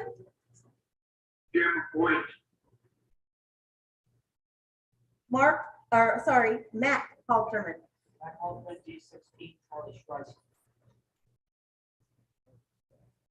Bonnie Brown, White. Patty Hamilton, Richie Robb, and David Tucker. Proxy, White. Okay, Madam Chair, there's a question on the floor if a person can change their vote. I believe if the votes have not closed, you have that. If the votes have not closed, you can record my vote for Mr. Streisand. Madam Secretary, Tammy Fred voted for Jim Boyd.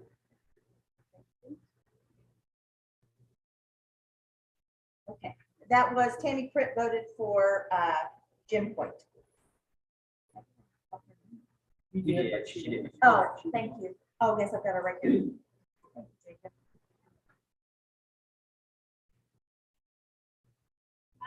Secretary, do you want to just double check what's in the chat?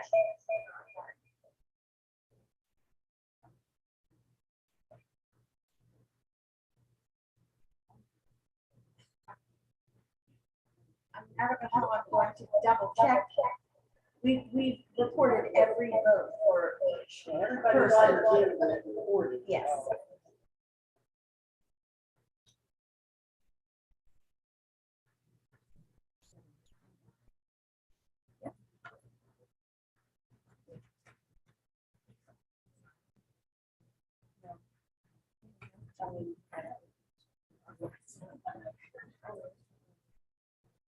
All right, the votes have been passed. We have Charlie Streisand with 54 votes, Jim Hoyt with 27. So congratulations and thanks to both of you. And I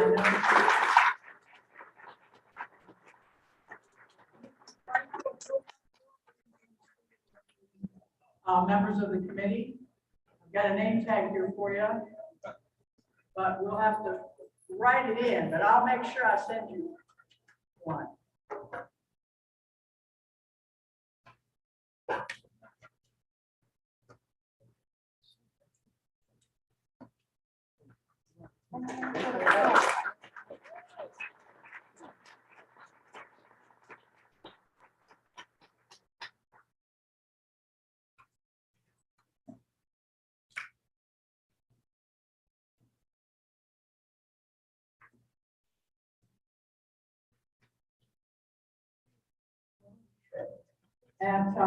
At this time, I want to recognize the newly voted on chairs of the Affirmative Action Committee, the co-chairs, and that is Selena Vickers, Shane Alcazande, and at this time, I don't know if both of them are going to present the members from the Affirmative Action, or if they're going to take turns, or how they're going to do it, but they are to recommend to this body the six members from the Affirmative Action that will be recognized to be seated on this committee. So, sure, you're doing it. Thank you. Well, yeah, let's be easier, right? Oh, absolutely, absolutely. Hi, Shane Alcazande. I'm one of the AAC co-chairs. On June 15th, so just a couple days ago, the Affirmative Action Committee met, and by a majority vote, they approved these 6 nominees to come before the State Executive Committee. I'll start with Congressional District 2 because that's the top part of the state. We have Mr. James Griffin, who was unable to be here today but has sent a proxy. If you are here, I will ask you to stand. Are you on it, Islam?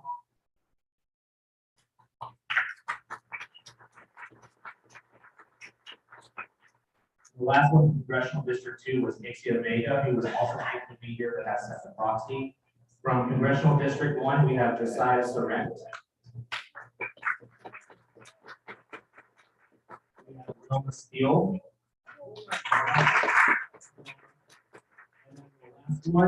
Ray White.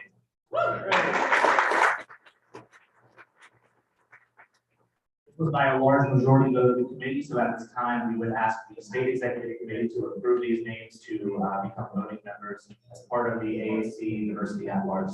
Thank you.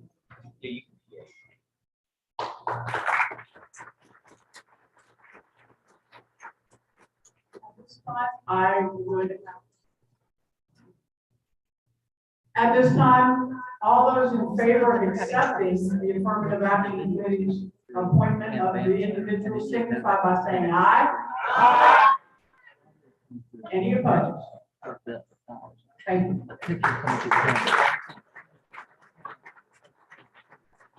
If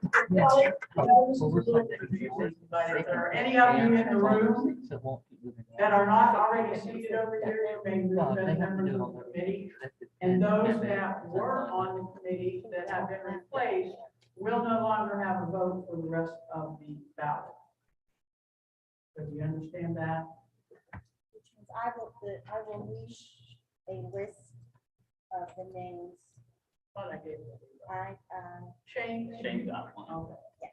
That would be helpful. I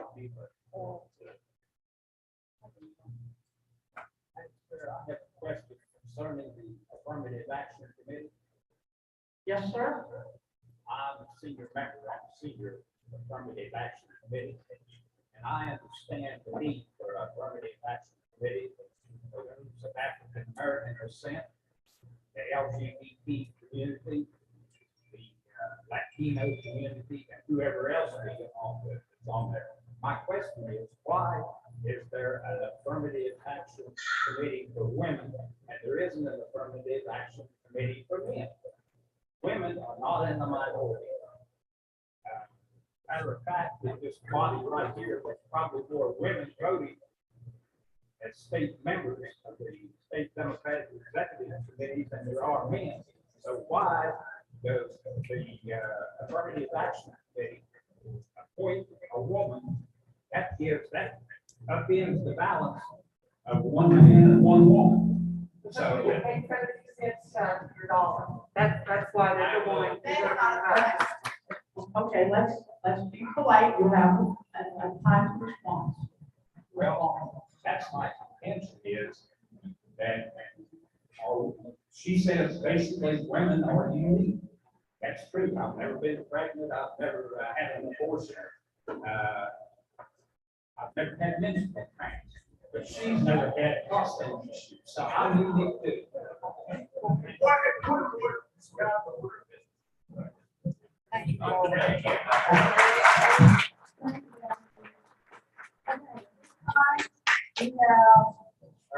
I chose both the male and the female. Okay, Stephanie, we're gonna get back on track here, so.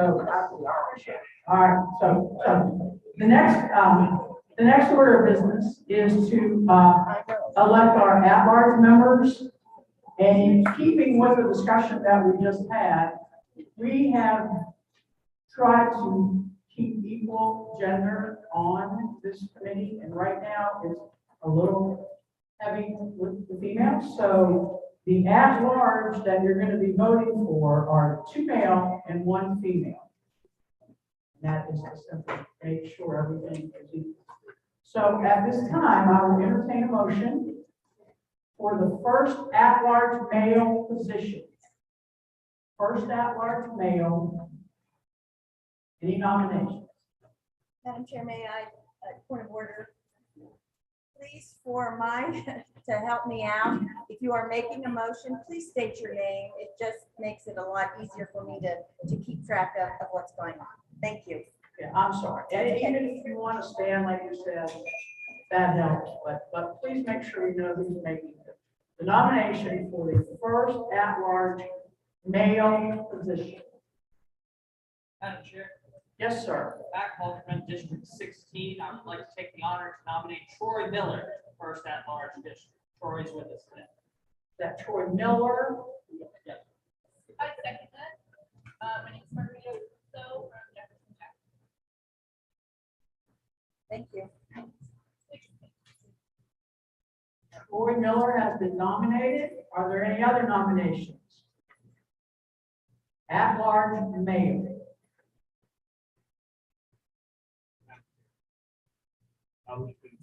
County Sheriff's Association, I'd like to nominate Michael McClintock for Tucker County. Michael McClintock from Tucker County. And he has joined by Zoom, but his sound is very soft. Any other nominations?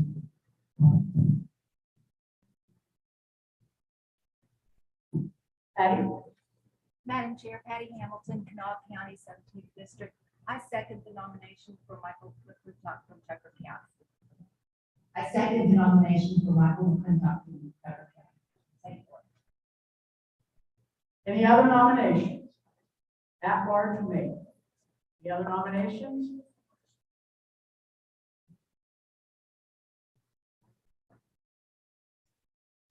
Okay, hearing no other nominations, at this time, would Troy Miller come forward to speak?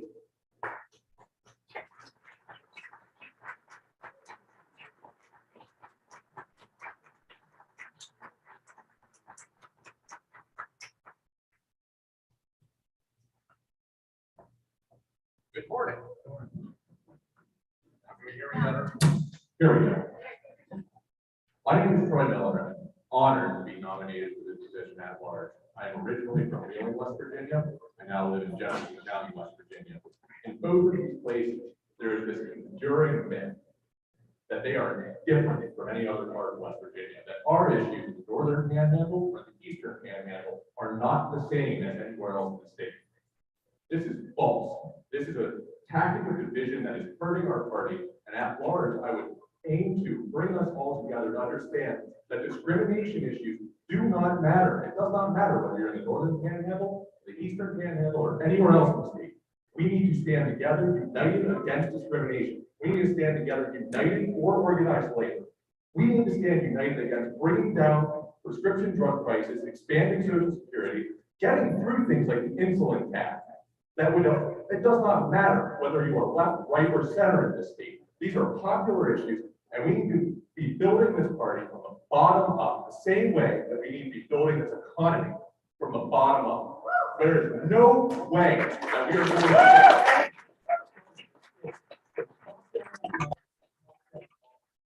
need candidates across the state, every county, every locality, anywhere, who are going to meet the people where they are and convince them, give them good taste to vote for Democrats again. We had 85 years of complete control of this state, and people know this. It is not an accident that the Republicans are in control now. We need to demonstrate that we are a party for the people, every West Virginian. Whether they agree with us in this room or not, we need to be fighting for them. If they are a worker, if they are a person, if they are a family, if they're in a community, they deserve clean air, clean water, good paying jobs. There's nothing more important than what we do for a living and whether our communities are healthy.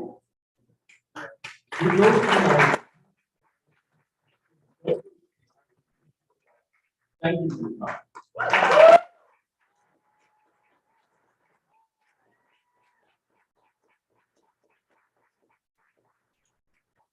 Chairman Slintock, I don't know. Yeah, I think we can. All right, good. I will, apologize for not being there. Fairly compelling reason is only for the next 6 days. And pretty, internet connection, but I'll try to run through my statement, fairly rapidly so we can all move. And I'm honored for this opportunity. So I'm not originally from West Virginia. I'm from Philadelphia. I have a liberal and fine arts background. I was a union carpenter in New Jersey for over a decade right out of college. My wife and I moved from Lower Manhattan to Tucker County 24 years ago to make our lives together in West Virginia. And I would say our lives continue to be rich and filling and rewarding here beyond measure. I became a member of the Tucker County Democratic Executive Committee in 2012, and I've been its chair since 2017 or 18. I'm a little small to get on that. I was elected this past month.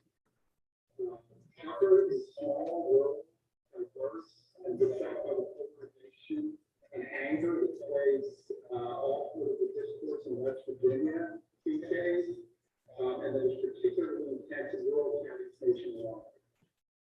Despite its arduous Trump-heavy landscape, there's a strong progressive current in the county, and we as a committee and its greater circle have chalked a number of local successes recently, including the election of a female Democratic county prosecutor over an incumbent Republican man in 2020, and 2 Democrats to the Board of Ed just this past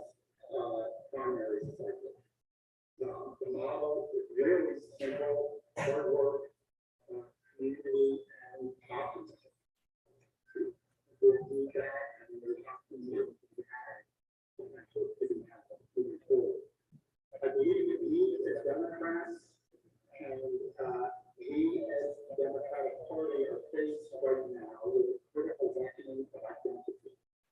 And that this West Virginia Democratic Party has played a leading role in that effort.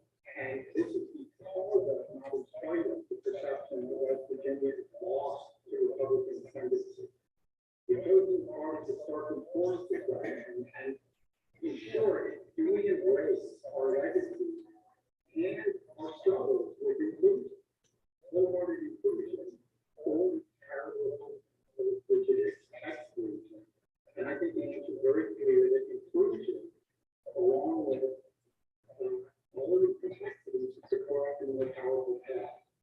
West Virginia Party is committed to this during the past cycle. I think the next to see it fully realized and forged into an inspirational model, not just here, but across the nation where this is a problem. I seek this member of our position for this critical coming cycle to lend direct representative voice to Tucker and the small rural counties in West Virginia. Opportunities to redress imbalances locally and Charleston will unfold in this period, and the strong liberal, progressive, and even moderate voices in these counties are going to disperse the past resource in helping to realize change from the opportunities that are presented. Thank you all very much for your consideration.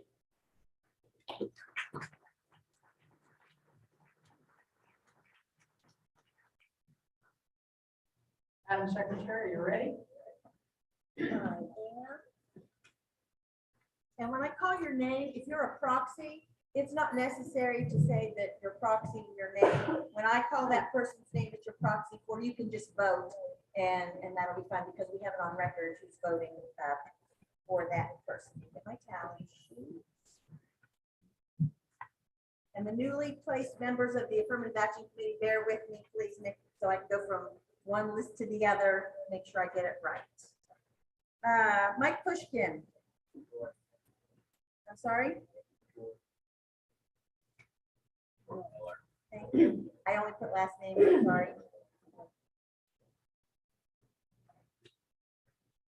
Ivan Lee. Okay. Bob Stoltz.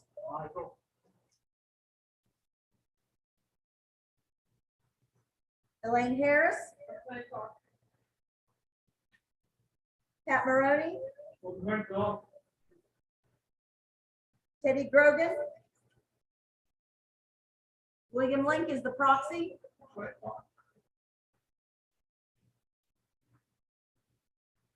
Pam Van Horn.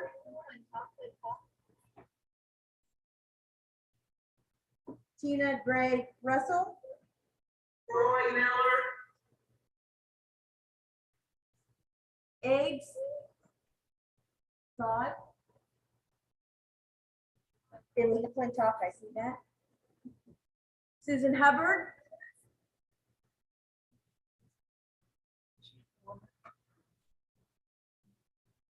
Never.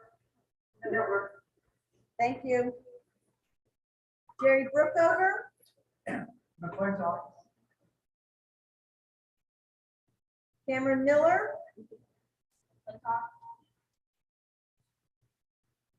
Lee Coons. Selena Vickers. Troy Miller. Shane Asadzondi. Shane Sandy, Troy Miller. James Griffin.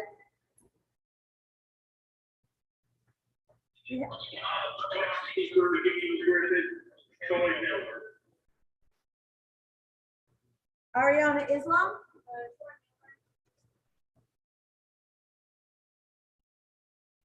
I'm sorry, is it Exia? Exia Vega.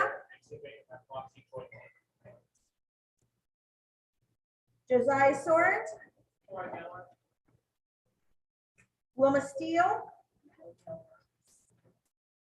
That was Troy Miller. Ray Whiting. Anna Gillespie. Michael McClintock.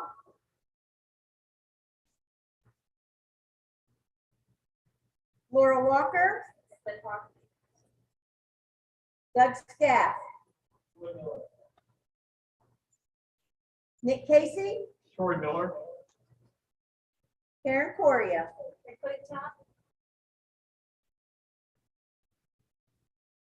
Stephen Baldwin, is he back on? Okay, Stephen Baldwin. Thank you. Natalie Klein.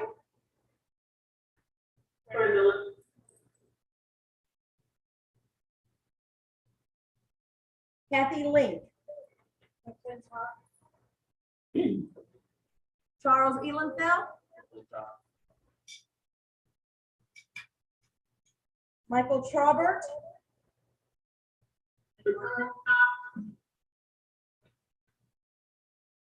Jennifer Beach. Troy Miller. Kim Frum.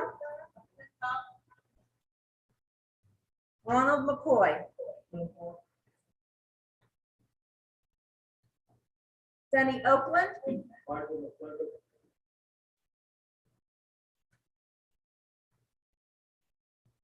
Melissa Lucas.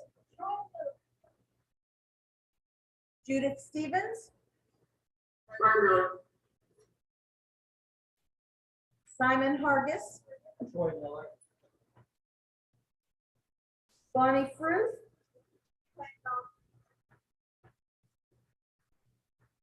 Tess Jackson.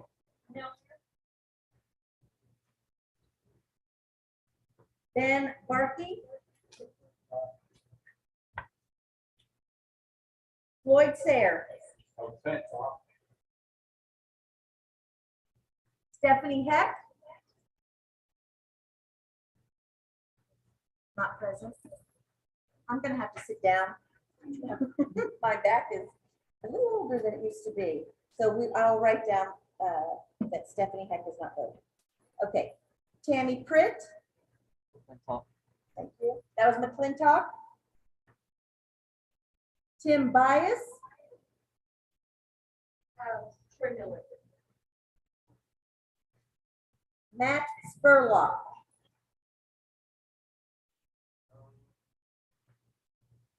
Okay, that was McClintock. Deb McCarthy. Troy Miller. Phyllis White. Troy Miller. Robert Ofsa. Troy Miller. Marcus Wilkes. Troy Miller.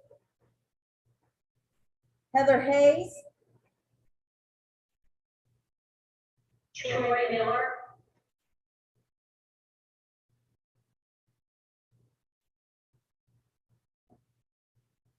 Chase oh, he's absent, sorry. Theron Williamson. Troy Miller. Amanda Estep Burton.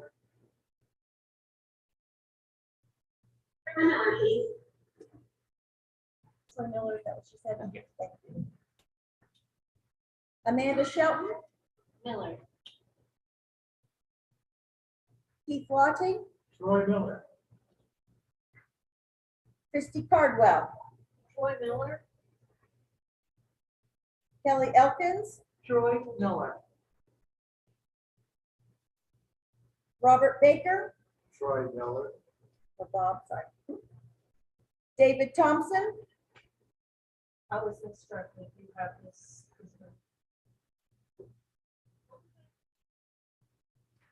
She said she was instructed and I have his vote. Yes. I'm fairly certain it is Troy Miller. There's only one vote he and I disagree on. We won't say what it is. Actually, he has not sent you instructed for that race. It's a different at-large position. Okay, so I have to abstain for that one.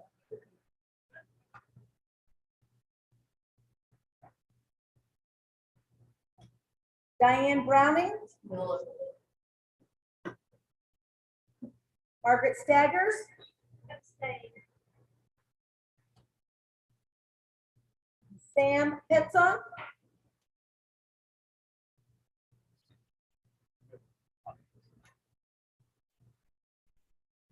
Jamie Spencer, Troy Miller,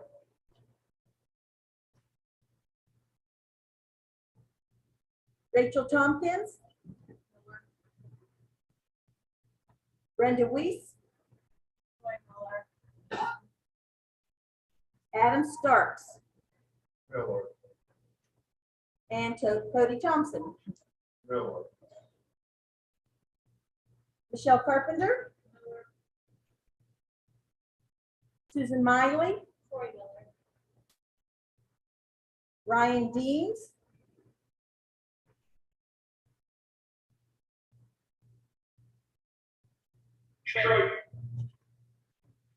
Troy Miller, okay.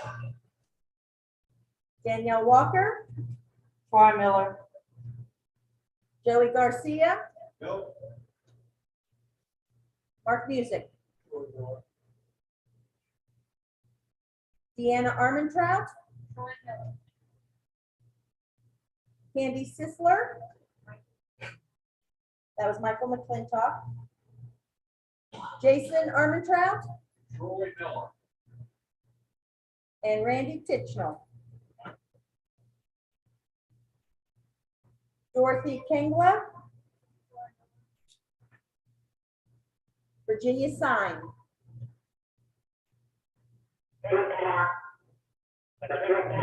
McClintock, thank you. Richard Rector, Troy Miller. Charlie Streisel, Troy Miller, Cheryl Lawrence, Maria Russo, Ken Collinson, Troy Miller. Mac Halterman, And Alderman D16, Troy Miller. Bonnie Brown, McClintock. Patty Hamilton, McClintock. Richie Raw, Michael McClintock. David Tucker. McClintock. Now, there is one thing I have to go back and do. Mary Ann Clater was a representative, I believe, of the Affirmative Action Committee. Oh, she's And an she is, elected. and she is now an elected member, so I'll read her name with the elected members and not up with the officers and at-large members. So Mary Ann Clater, McClintock. Okay. Did I miss anybody, just to make sure? Did you get Heather Hayes? Yeah. So we have a voter that is absent from the room. I don't think it's gonna matter. I don't want a person to not have their vote, but it's, one vote is not. I'm gonna check it all the way. I'll check on her. She was sick, she said. Okay, good. I'll count one.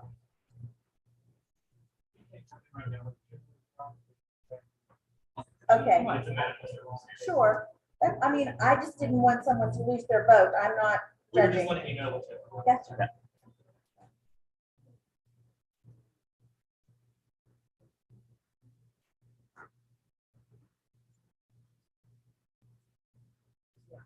Two, well, three.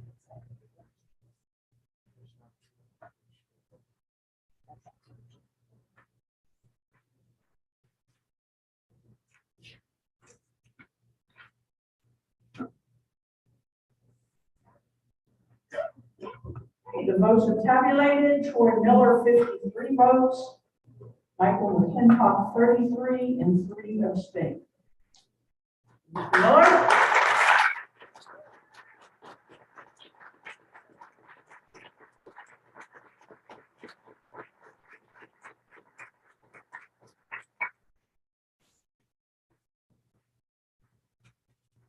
At this time, we will take the nominations for at-large female. At-large female. Any nominations?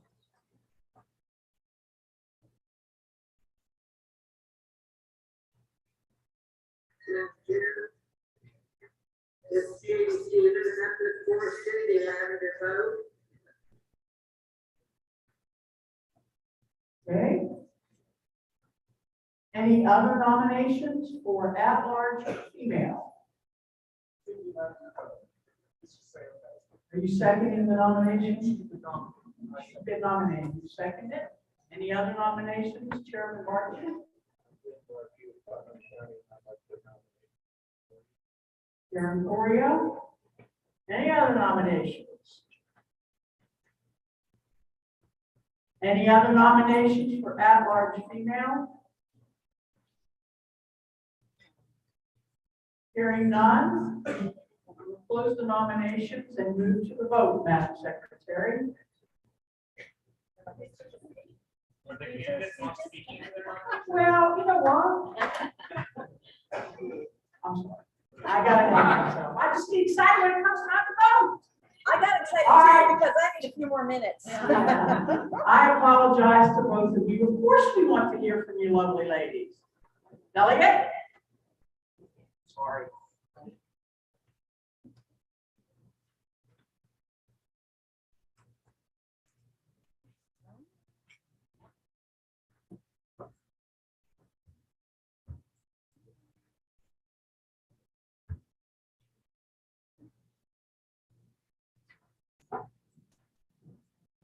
I can't see anybody now because I can't see what's in front of me. So hopefully you can hear me. Thank you guys for the nomination, and I'm honored to accept the nomination for at-large member of this committee.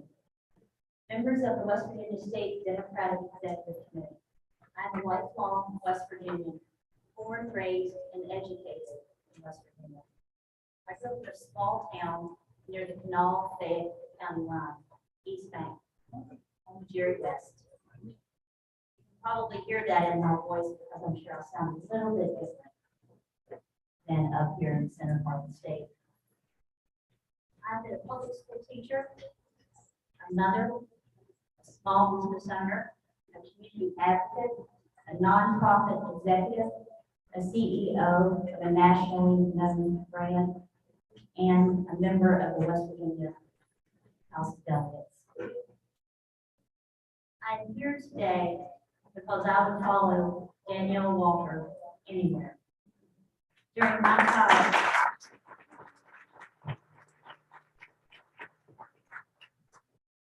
tenure in the legislature, I served as the chair of the House Democratic Business Caucus.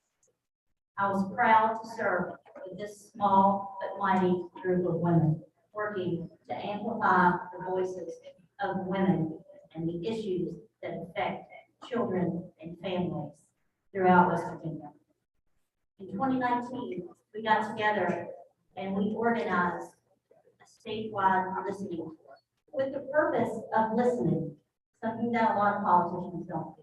But we were determined to take the message to the people of West Virginia that the power is in your hands. And we traveled around the state and we listened to the stories of West Virginians. And it was the most treasured time that we've had serving together.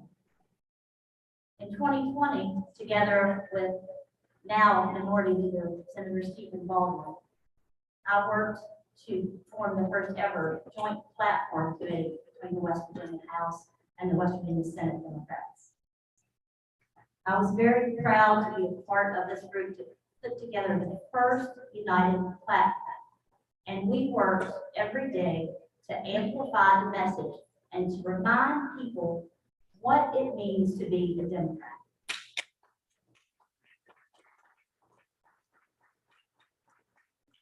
Communications, we had press conferences, we had social media presence, and we just kept introducing legislation and speaking to it, introducing legislation that we knew would make a difference in the lives of West Virginians. And we know that it's important to keep putting these issues in the forefront, especially now in the time of this supermajority. We cannot forget how important it is to fight for the working people of West Virginia, no matter how small our numbers have become. All of these experiences have motivated me to want to continue to serve the people of the state. Our state has reached a critical moment. The leaders that we elect and the decisions that we make are more important now than ever. I'm running for member at large because I'm hopeful for the future, but there is much work to do. Today and every day, we have to be united as Democrats. We must raise our voices collectively. We must fight for the protections that all Mountaineers deserve. We must fight to protect women's health care. We must fight for economic security for our working families. And the way to do that is to raise our voices collectively. And finally, to borrow some words from my dear sister, Danielle Walker, we will work to make this a place where Country Roads welcomes all West Virginians, all Mountaineers. Country Roads take us home to a place where we all belong. Thank you.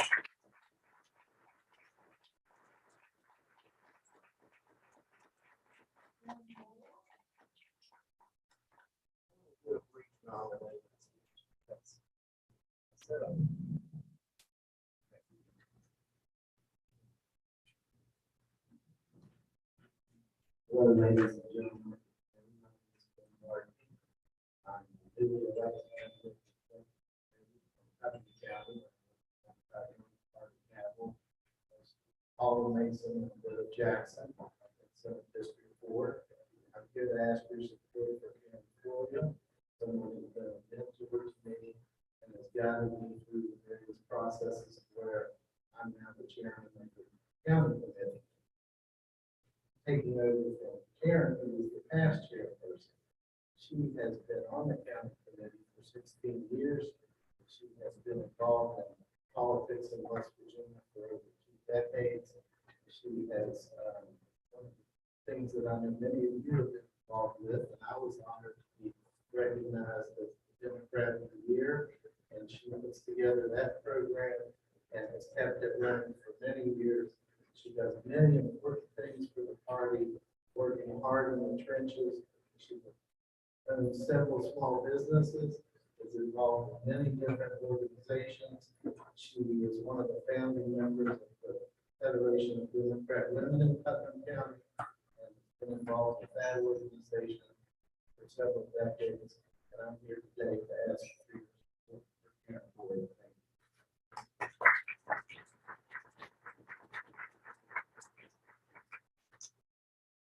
Aaron?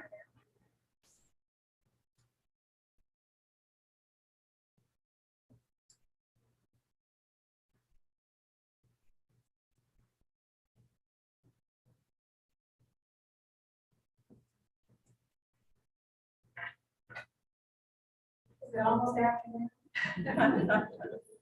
I'm only going to speak for a moment. First of all, congratulations to all the newly elected members. Congratulations to the new members that were elected in the primary. Congratulations to the members that have been on the committee that have served with me over the last 16 years. I have been very, very fortunate to have served under the leadership of 7 chairs, 3 of them in this room. It's not been easy all the time. I mean, we're just not going through difficult times now. We've always known, but somehow we've gotten through it and moved forward. I gave all of you a resume to look about my identity, and I'm gonna let Ben set out and speak for itself. I'm cold. Is anybody else cold? I'm actually freezing. So that's why my voice sounds like it does, because I got a pee and I'm freezing. So anywho, I admire everybody in the room that's stepping up to make changes in West Virginia that we can all work with. And I hope that you will consider voting for me, because I will continue to work no matter what happens today, because it's who I am. 40 years of being someone who just wants to make a difference in West Virginia, wants to see Democrats get elected, and certainly wants to change the state back to being blue. Thank you very much.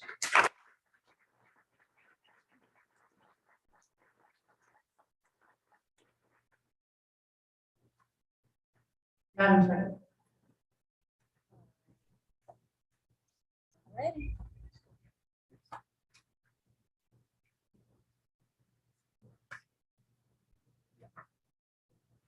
Mike Pushkin,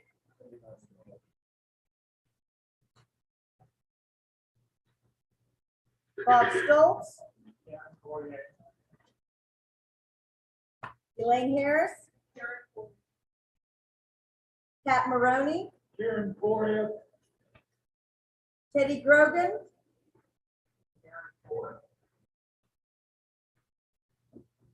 Pam Van Horn, Tina Gray Russell,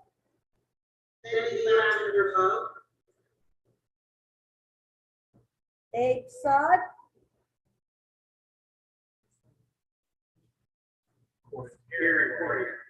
thank you. Susan Hubbard,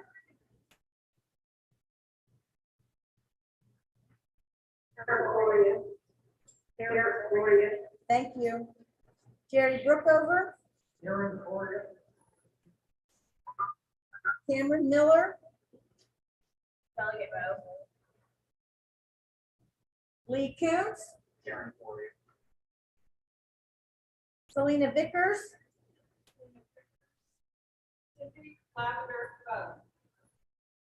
Shane Asadzandi, Cindy Lavender Bow. James Griffin,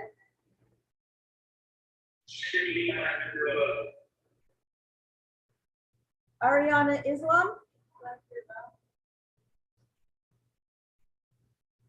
Exie Vega, Cindy Lavender Bow by proxy. Josiah Sorrent, Wilma Steele, and Ray Whiting.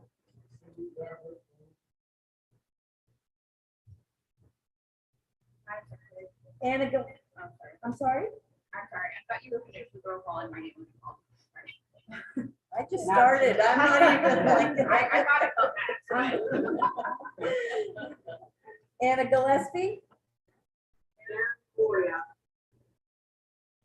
Laura Walker, Karen Correa.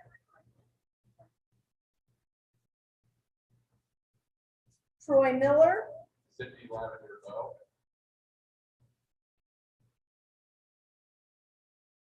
Nick Casey, Karen Correa. Karen Correa, Karen Correa. Stephen Baldwin,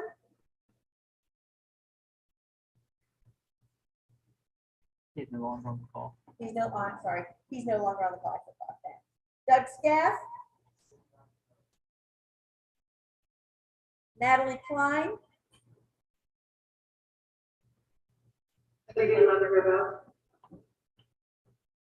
Kathy Link, Karen Correa. Charles Elenfeld, Michael Trobert,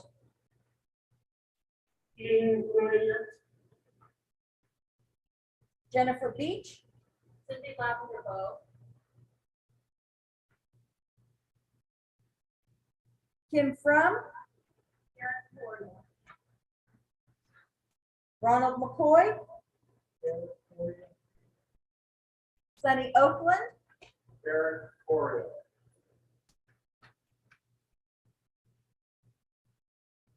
Senator Baldwin is back on the call. Yep. Does he know what we're voting on? Has he been?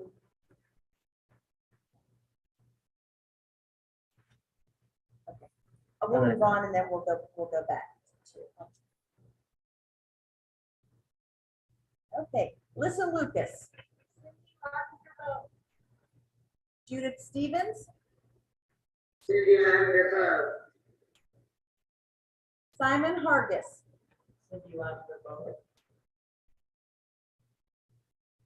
Bonnie Fruth,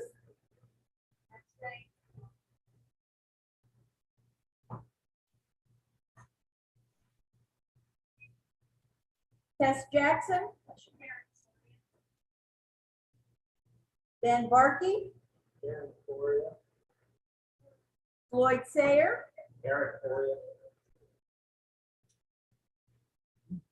Stephanie Heck, Cindy Lavender Bow. Tammy Pritt, for it. Okay. All right. Tim Bias. Matt Spurlock. Lavender Bow. Deb McCarthy Cindy Lavender Bow. and Phyllis White. Cindy Lavender Bow. Robert Ofsa. Robert Ofsa. Ofsa. Sorry about that. Marcus Wilkes. Cindy Lavender Bow. Mary Ann Clater.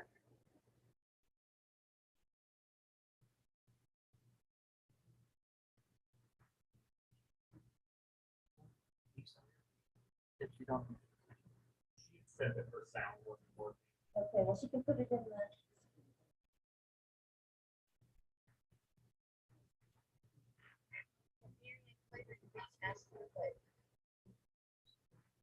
All right, I'll write her down. Chair Corey. Thank you. Heather Hayes. Cindy Lavender Bow. Farron Williamson. Cindy Lavender Bow, please. Okay, and Senator Baldwin is Cindy Lavender Bow. Cindy Lavender Bow. Thank you.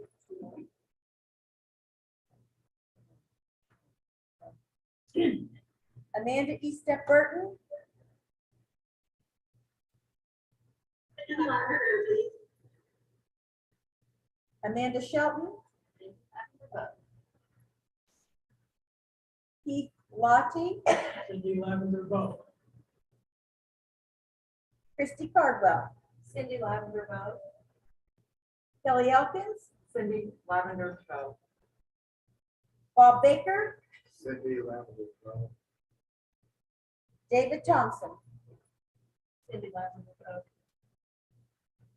Diane Browning. Lavender Bow. Margaret Staggers. Lavender Bow. Sam Petzon. And Jamie Spencer. Cindy Lavender Bow. Rachel Thompson, or Tompkins, sorry. Cindy Lavender Bow. Brenda Weiss. Lavender Bow. Adam Starks. Lavender Bow. Cody Thompson. Lavender Bow. Michelle Carpenter. Gloria.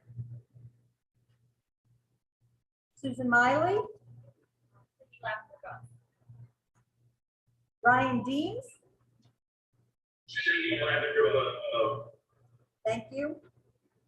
Danielle Walker. Cindy Lavender Bow. Joey Garcia. Mark Music. Deanna Armentrout. Candy Sisler. Jason Armentrout. Cindy Lavender Bow. Randy Tichnell. Dorothy Kangwa. Virginia Sign.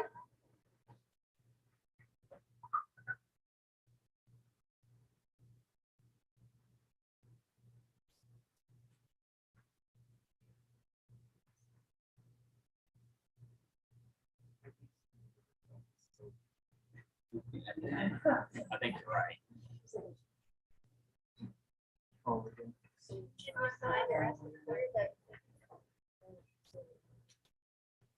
Pam did.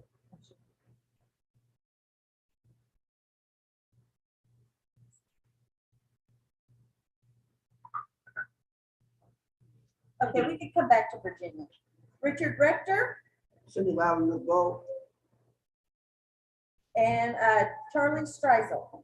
Cindy Lavender Bow. Cheryl Lawrence. Maria Russo. Ken Collinson. Chair Corey. Matt Halterman. B16, Delegate Lavender Bow.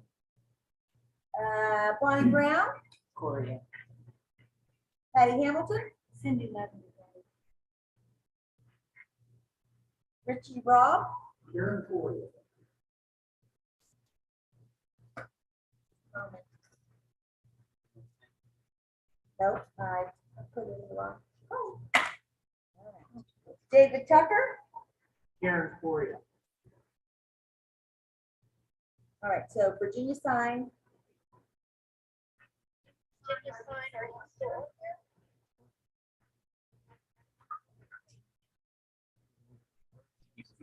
You're muted.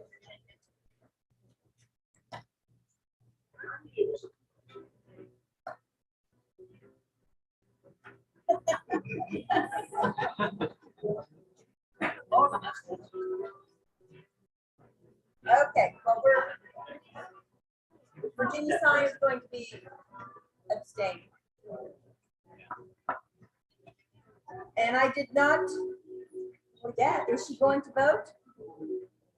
She's got us on hold, but I'm going to say no.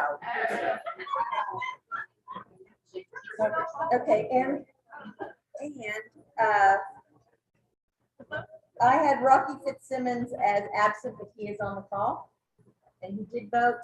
Right, Coria. Okay. So I will need to change, hold on, I need to change. Yes, she did.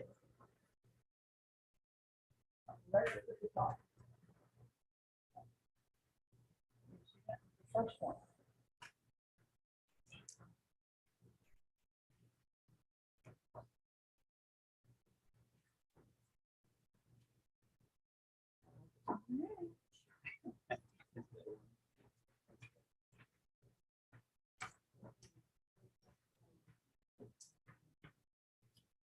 The votes are in. Cindy Lavender Rowe, 58. Karen Coria, 31, 2 abstain.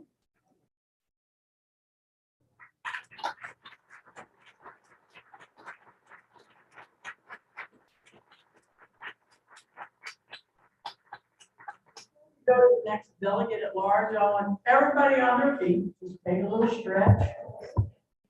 We are fortunate enough to have 2 congressional candidates with us this morning. So Barry Wendell.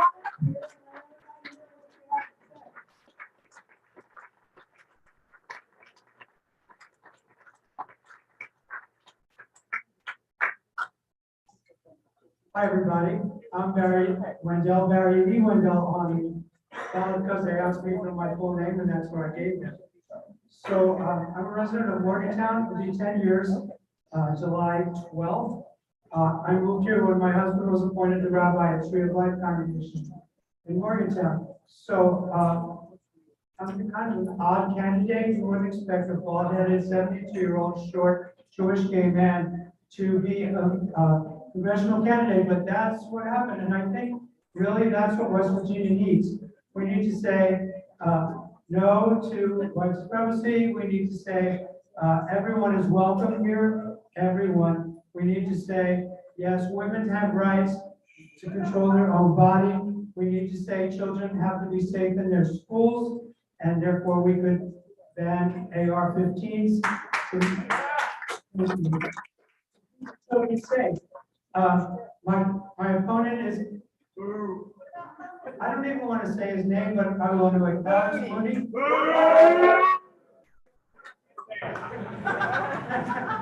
So Alex Mooney would not certify the 2020 election, would not allow, voted against having a commission to study what happened on January 6th. The signs, if you've seen his signs, they say Mooney shrunk, and that's all they say. So I'm the alternative to that, and I'm going to ask for your support. We need money, publicity. I need to get my name out there. I'm willing to go everywhere in the district. I've been to Randolph County. I've been to Jefferson County. I've been to Brooke County. Wetzel. I've been to Wetzel to the pie auction.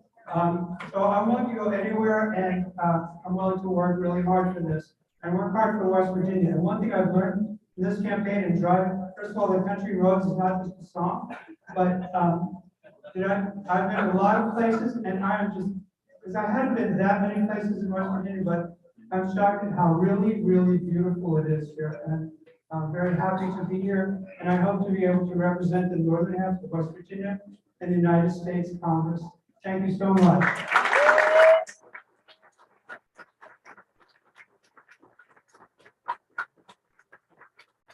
Now, another treat, Lacey, come on up here.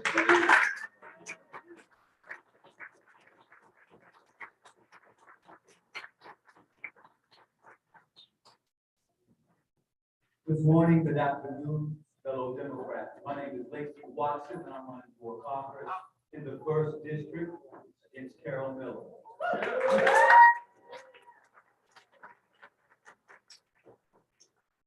For all those that don't know me, I am pleased, very pleased to be in your graces, to be in your company today, and for all my friends that I do know within the Democratic Party, it's always a pleasure to see you guys in these companies.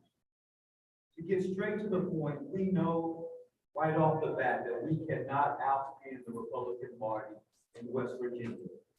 Therefore, to cut through the noise, to cut through all of the distractions that come from the national media, from Donald Trump and his supporters, what I ask of you today, if you are part of an organization affiliated with any community group that can force Carol Miller to come to an open forum so that we can have a side-by-side comparison.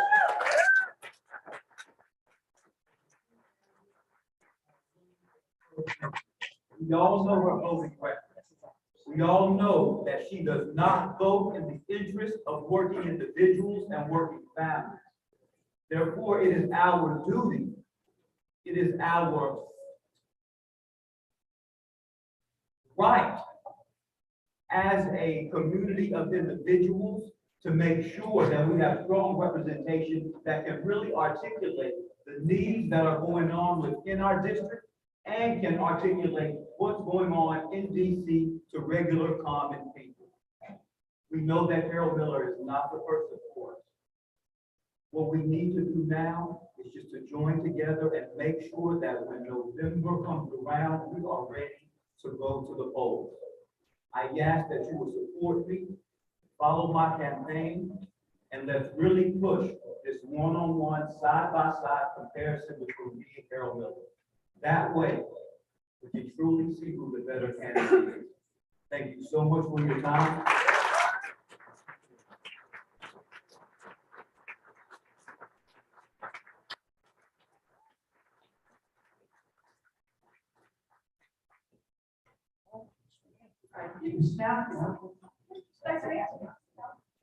So, next office, at-large mayor.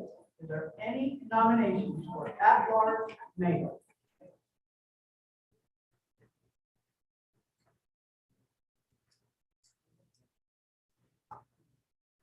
Lena?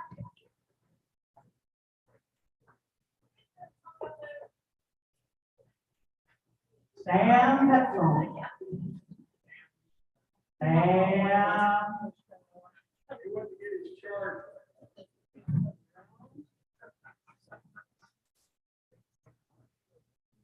You still nominate? Sam, the only one?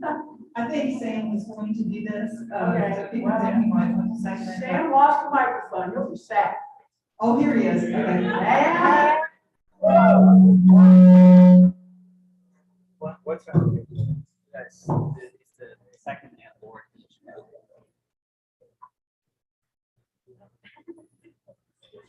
I nominate Dave Painter. Is he nominated? Yeah, Okay. either come up here. No. Has Gabe been nominated? I nominate Gabe Painter, first of all, and I've also been asked to speak on his behalf, so I'm not sure what I'm being called on to do. Well, You got 2 minutes. that's what happens when you leave the room. You got 2 minutes. To nominate. Okay, well, I'm not gonna make separate remarks to nominate and on his behalf. But I tell you, we, I live in Fayette County. Gabe has, he lives in Fayetteville in a little, old coal camp house, as he likes to say, up on the hill, Tank Hill in Fayetteville. He has been a dedicated civil servant for the Fayette County Commission the last, I think, 6 years. He's well known in the courthouse. He married into a Fayette County family. He's the son of migrant farm workers from Texas. He's been in Fayette County for shoot probably a dozen years or more. He's been very successful as a county commission resource coordinator and bringing millions of dollars into Fayette County, making important connections with folks all around Fayette County. Thank goodness we had the bipartisan infrastructure law passed by Congress under the leadership of Joe Biden. County people with knowledge of how county commissions operate are going to be critical to bringing democratic dollars into our communities. Gabe has done that in Fayette County. I say that's very important knowledge for all of us candidates as a party. We should all learn from folks like Gabe. I think he's going to beat Tom Fast coming and going. He got more votes than Tom did in the primary, and he's going to get more votes than Tom does in the general election. He's going to be one up the many House delegate seats that we pick up in Senate District 10 and surroundings. I've been working hard on those. And so I nominate Gabe, and I'm going to dispense with the further speechifying about him. I really hope you'll see the importance of having him on this committee. So thank you.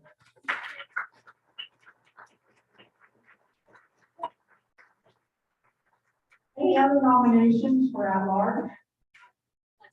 Yes, you may. You want to speak or you just want a second? Just second.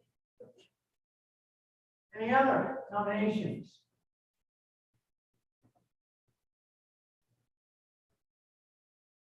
Hearing none. I move the nomination to be closed and he be elected by acclamation. Motion on the floor. Second.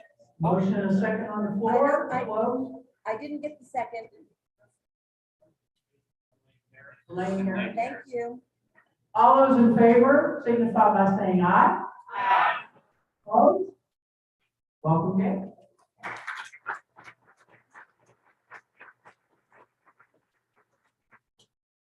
Okay, at this time, we are going to open nominations for the office of chair. I would entertain a motion for nominating the chair of the Democratic Executive. Madam Chair, I nominate Mike Bush as the chair. Second nomination, Tina Russell from Mercer County. Are there any other nominations for chair?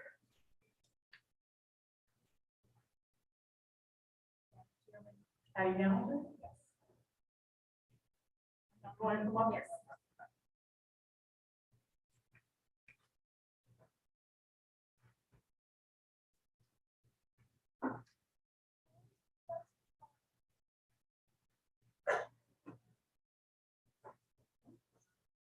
I'm Patty Hamilton. I'm honored to nominate my friend Rick Staten for chair of the West Virginia Democratic Party. I asked Rick when he asked me, "Are you sure?" I've known you for 30 years and I'm in sports. I asked Rick what he would like me to say, and the only direction he gave me was not to be negative towards our other candidate, Mike Bushman. And in fact, Rick knows that I would never do that. I am grateful that we have two excellent candidates, and I pledge my full support to whoever wins. A few years ago, Rick and I attended a Bruce Springsteen show in Columbus. And I actually had an extra ticket for that show, and I called Mike to see if he'd like to use it. He's also a Springsteen fan. How can you go wrong when you have two Springsteen fans? A Springsteen song, Land of Hopes and Dreams, was kind of an inspiration for this nominating speech. Well, big wheels roll through fields where sunlight streams, meet me in the land of hope and dreams. Well, I will provide for you and I'll stay by your side. In the 30 years I've known Rick, he's always been in a leadership position. I got to know him as chair across the judiciary. He didn't always do what I wanted him to do. Then he became a quick thinking majority leader. I admired his wit. He then won 2 terms as prosecuting attorney in one county and was on my board of direction directors for the West Virginia Association of Counties, and then he was Deputy Secretary for Military Affairs and Public Safety. Besides the work relationship, we also have a personal friendship over the years, and that is very important to me. So if you get on this train, the land of hope and dreams, faith will be rewarded. Thank you.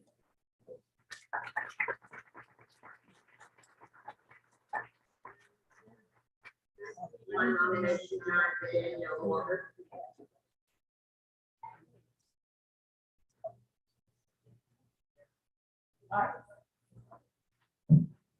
He was out of the room when I asked for nominations, and he would like to get his nominating speech. So go right ahead. Chief Lion District Big Play County. I was gonna nominate Mike Richmond, so they beat me to it, but I do have a little nominating speech for Mike. I've known Mike for 18 years, 2004. Back then, he was already working to help elect Democrats in West Virginia. He's literally working for us as a Democrat, doing organizing, running for House of Delegates, and performing leadership roles as a Democratic delegate. When Mike first told me he was running for House, I said, "Oh, what are you going to waste your time on that for?" He replied, "So I can get something done."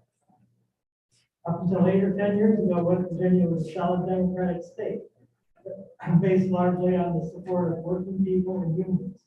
Somehow we've lost that connection and surrendered that message.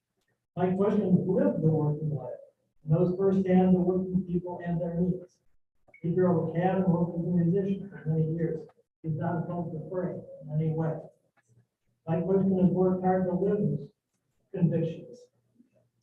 He's gone on to become president of his local union, AFM 136, division of AFL-CIO. He's done much to help and support those struggling with addiction in West Virginia, and is currently on the board of directors of Recovery.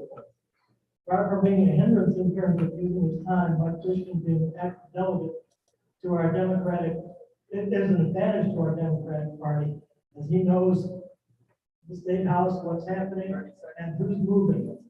Most importantly, Mike Bushman knows the future of our state of West Virginia lies with the Democratic Party, not with the takeaway small tent Republicans. He knows we have to reshape our Democratic Party to reverse the devastating cycle of loss after loss we've been experiencing. I believe Mike Bushman has the vision, know-how, and the leadership to help revitalize our party, so we can once again truly serve and elevate West Virginia. Mike Bushman will get it done.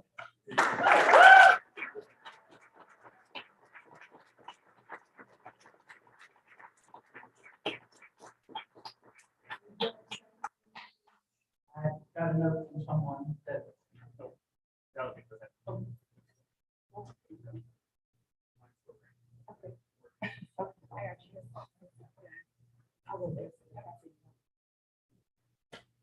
I just realized that means I'm gonna have to follow more remarks. You want to go first? All right.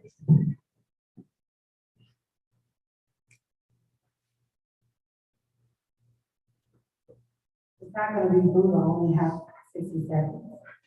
I second the nomination for Delegate Mike Bushman. One, because he is the voice of all. Two, because he is always available, not just for Democrats, but for every West Virginian, for every person who crosses into our mountain state. Leadership.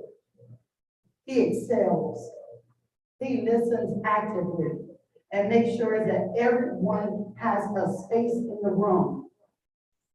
He has helped us to take down those barriers and always inclusive to all. I am proud to second the motion from Mike Bushman for the chair of this board. Thank you.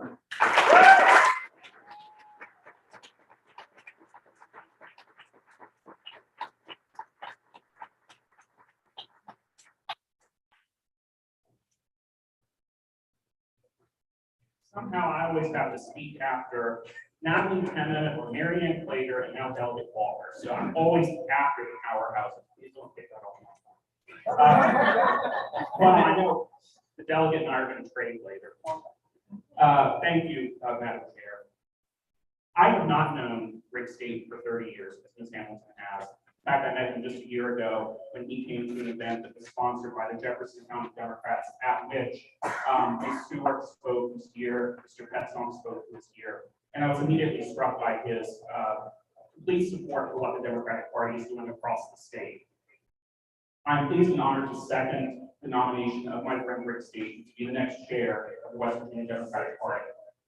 We are truly at a crossroads in West Virginia. We need a chair who can devote his full attention to the position. Rick can do that. We need a chair who will build unity in our party, not create discord or heighten our differences and disagreements. Rick will bring us together. He's done it before, he'll do it again. Folks, we are doing the job of the Republican Party right now. If we all walk away with hurt feelings about who won and didn't win, we've given them a gift for November. If we continue to argue amongst ourselves, it won't be great. Rick's for share.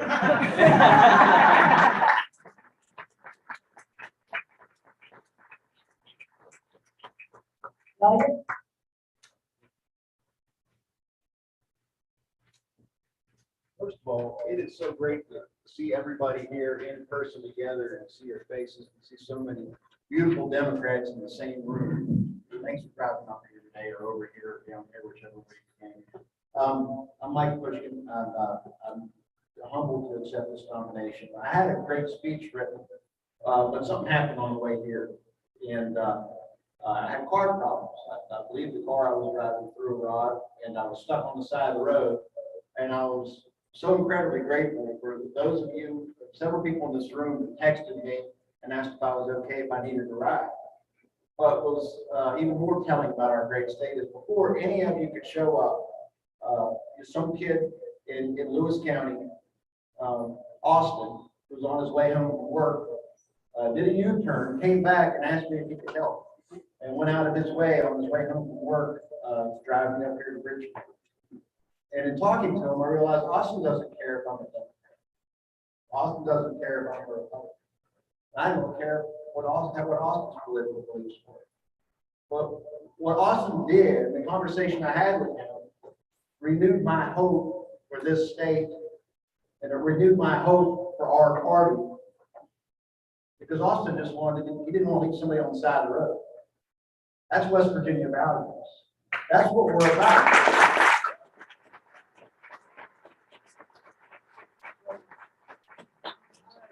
Here, the Democratic Party doesn't represent West Virginia values because we're the party that doesn't leave anybody behind.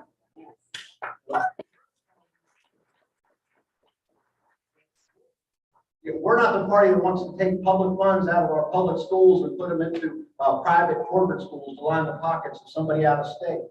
We're not the party that wants to kick somebody off of their health insurance so they can't see a doctor when they're sick. We're not the party that repealed prevailing wage. We are not the party that brought in right to work, made us a right to work state. And we're not the party that wants to roll back the hands of time on progress and civil rights. We are not the party that wants to leave anybody behind.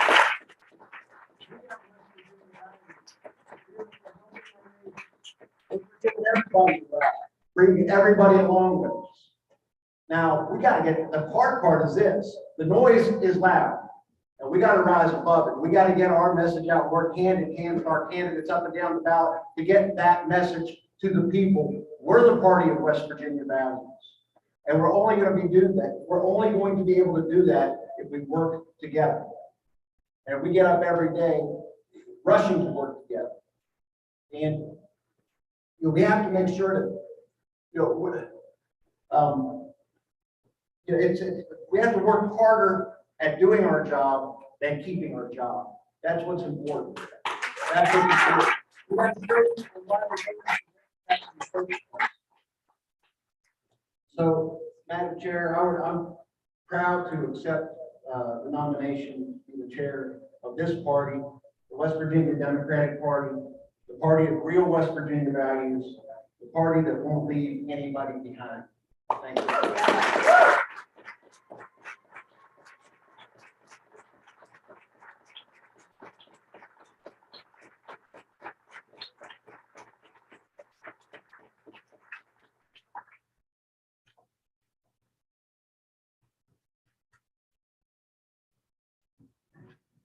Welcome everyone.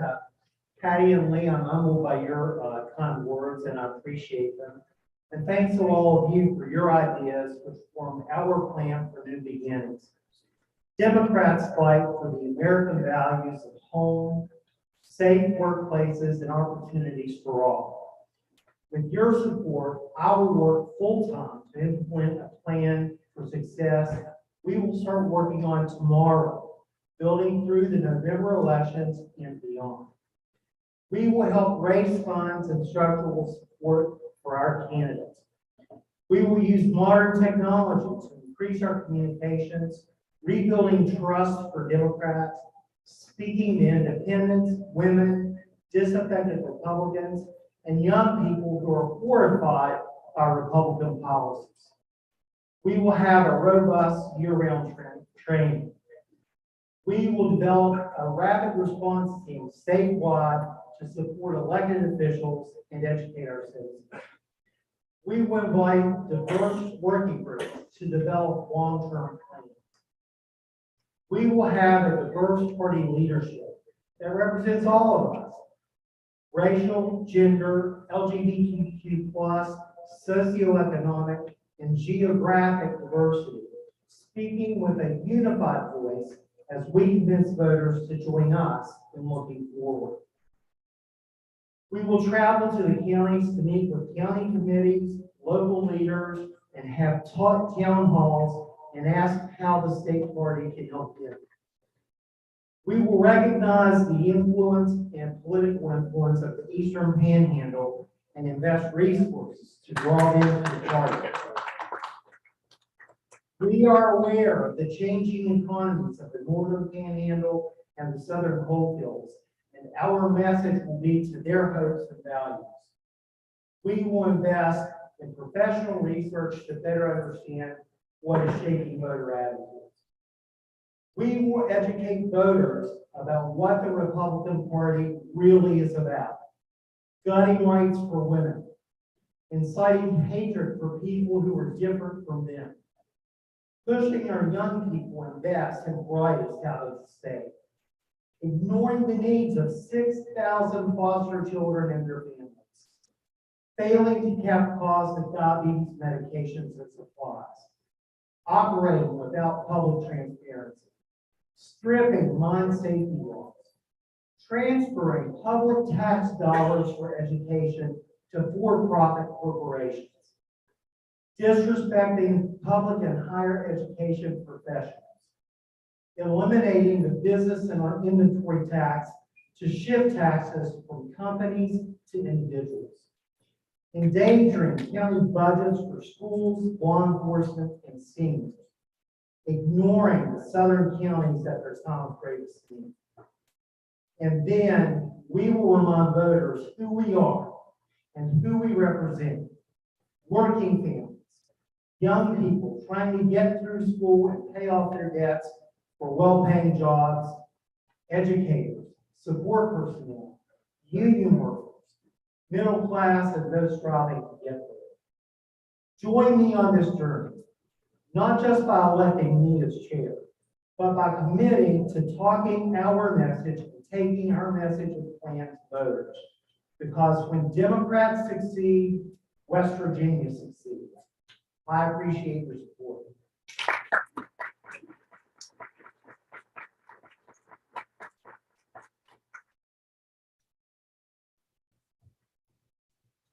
Madam Secretary.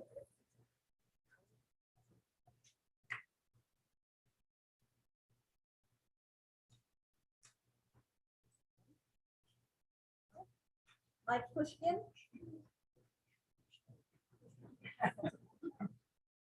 Ivan Lee. Oh, okay.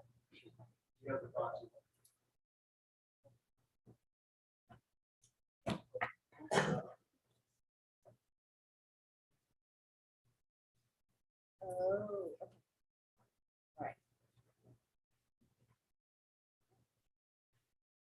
Bob Stoltz. Elaine Harris.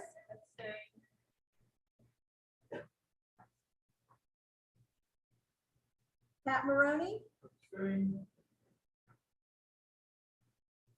Teddy Drogan, Stop.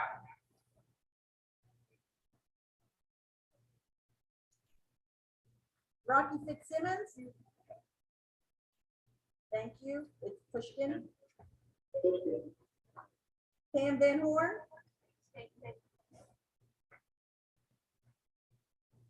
Tina Ray Russell.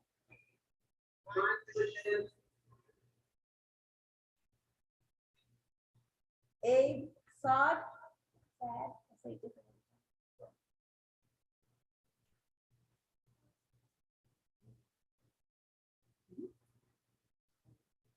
Vote.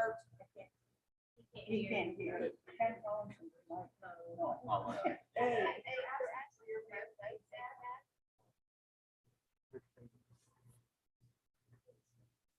Abe. Oh, he said Staten? Staten. Okay, thank you. Susan Hubbard?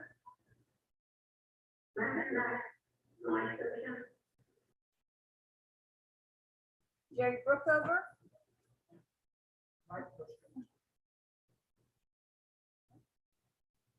Cameron Miller? Lee Coons? Selena Vickers? Shane Asadzandi? Shane Assandy, Mike Pushkin.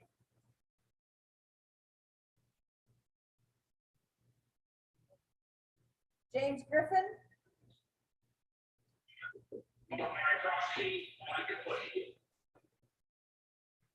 Ariana Islam? Exia Vega? By proxy, Mike Pushkin. Josiah Sorrent? Wilma Steele? And Ray Whitting.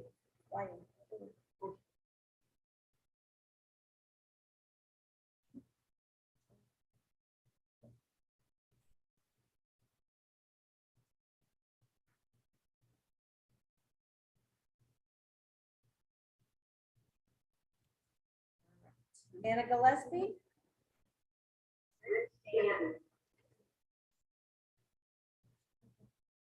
Laura Walker? Troy Miller? Mike Pushkin.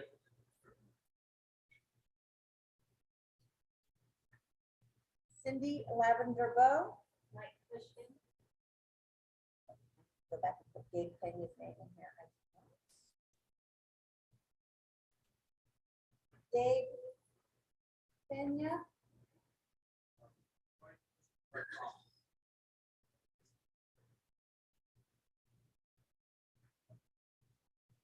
Stephen Baldwin?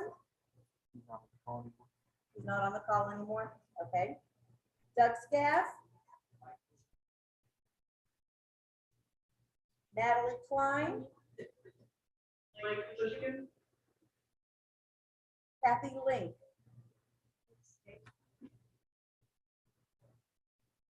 Charles Elenfeld?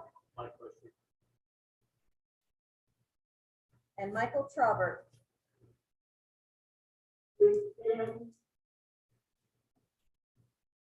Jennifer Beach? Mike Pushkin by proxy. Kim Frum? Ronald McCoy? And Sunny Oakland. Mike Pushkin. Lissa Lucas? Mike Pushkin. Judith Stevens?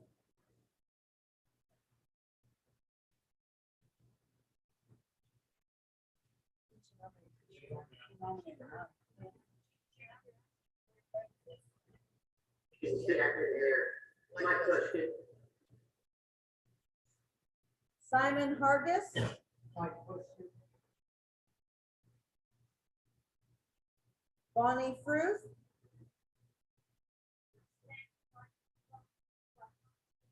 Tess Jackson? Pushkin. Ben Barkey? Mike Pushkin. And Floyd Sayre. Rick State. Stephanie Heck, Delegate Mike Pushkin. Tammy Pritt,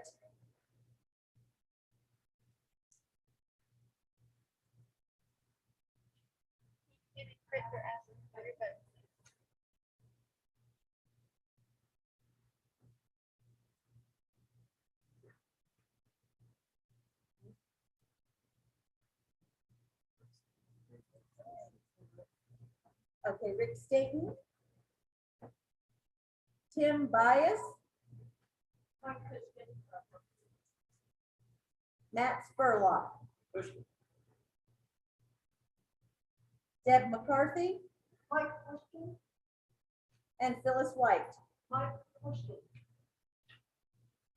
Robert Ofsa,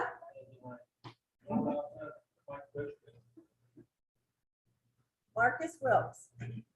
All due respect to Rick State, both those two. Mary Ann Clater. Is a Rick Staten, okay?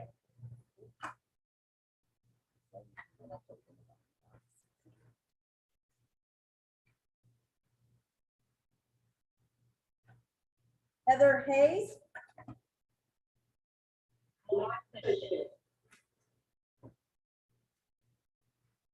Baron Williamson. Mike Pushkin. Amanda Estep Burton.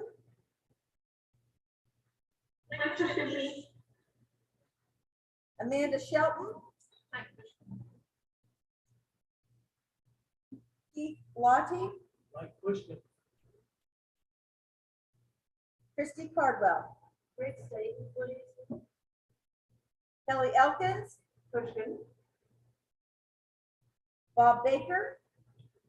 All due respect to my friend Rick State, I hope. And David Thompson. He wants Pushkin. Oh, that's right, I'm sorry, you're instructed, yes. Make sure. Check. Yeah. Diane Browning. Steve. Margaret Staggers. Sam Petzl. Left the room again.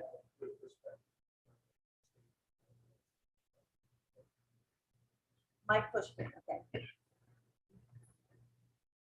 Jamie Spencer. Mike Pushkin. Rachel Tompkins. Brenda Weiss.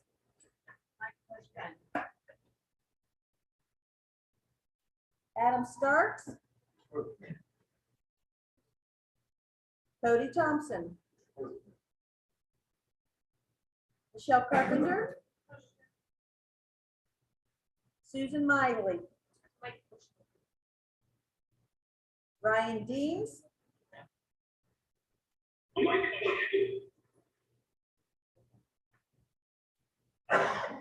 Danielle Walker. Delegate Mike Pushkin. Joey Garcia. Mike Pushkin. Mark Music. State.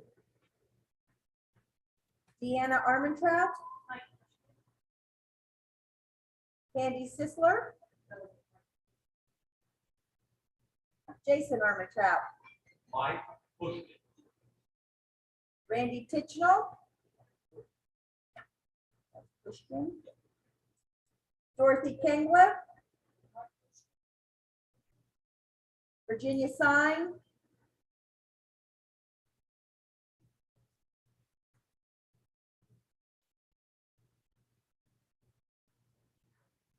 Virginia Sign.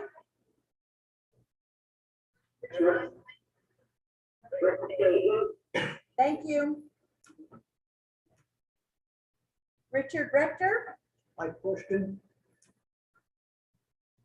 Charlie Streisel. Mike Pushkin. Carol Lawrence. Maria Russo. Ken Collinson. Mike Pushkin. Matt Halterman.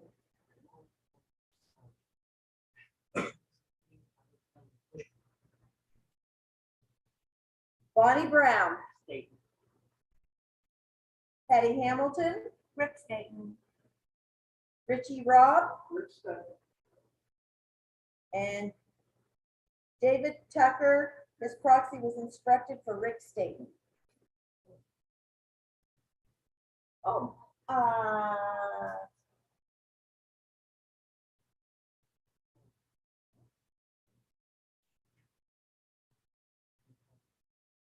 sorry.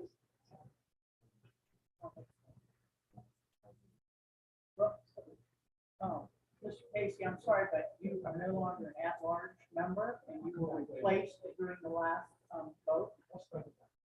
So, so do you want to change your mind and challenge these two for chair now? or- I'm here that right. That's the reason. We let you off the hook.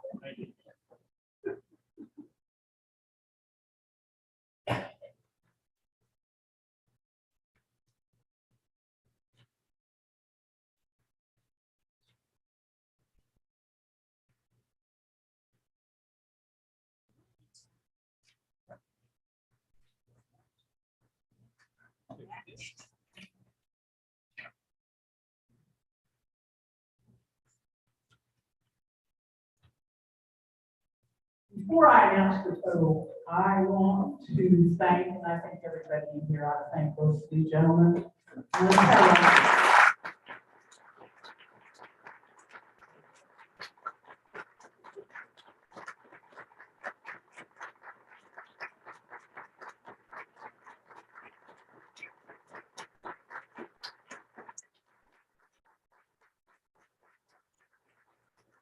Already a few of us, Nick, in this room, that can attest to it's not an easy job. It's a lot of hard work, volunteer effort, no pay. So I'm asking each and every one of you to stand united behind the next chair of this team and do everything you can to help make their life easier. So at this time, Delegate Pushkin, 67 votes, Rick Staten, 21, and 2 abstentions.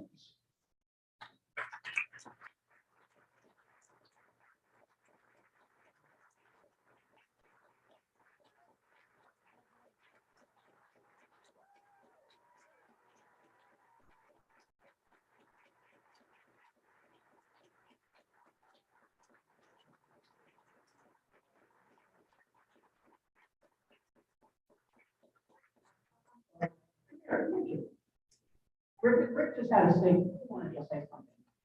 With respect to all of you who supported me, I would like to withdraw my nomination and move that we elect Mike Pushkin as chair of our party by acclamation. Second.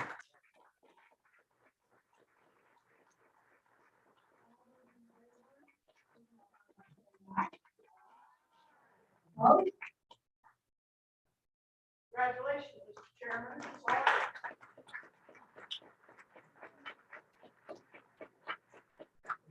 Get me over here before we get back to work. Don't go anywhere. I'm about to find out just how hard this job really is. And, we've had a very honorable and hardworking chair. Yeah. Yeah, almost as long as I've been in the house, almost 8 years. And I just wanted to, get this book. It's a biography of Mother Jones. I think it's fitting. And, I want to thank you for your service to this party, to the state. Please give them here.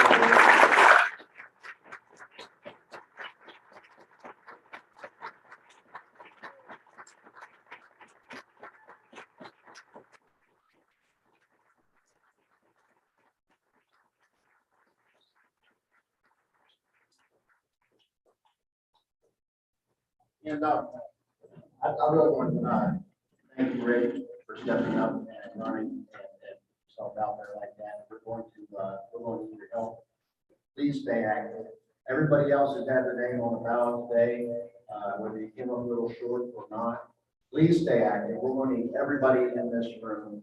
We're going to need to. I'm going to quote a great American, Teddy Grogan, who told me that we might not always see eye to eye, but we're going to have to walk out of here arm in arm. we're gonna have to take the fight for Republicans this November. So please put all the division behind us. Let's work together. We got much more work to do. And with that being said, I'll be back to work.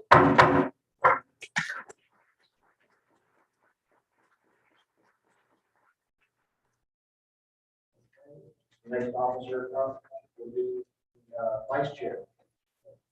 And to open the nominations for vice chair.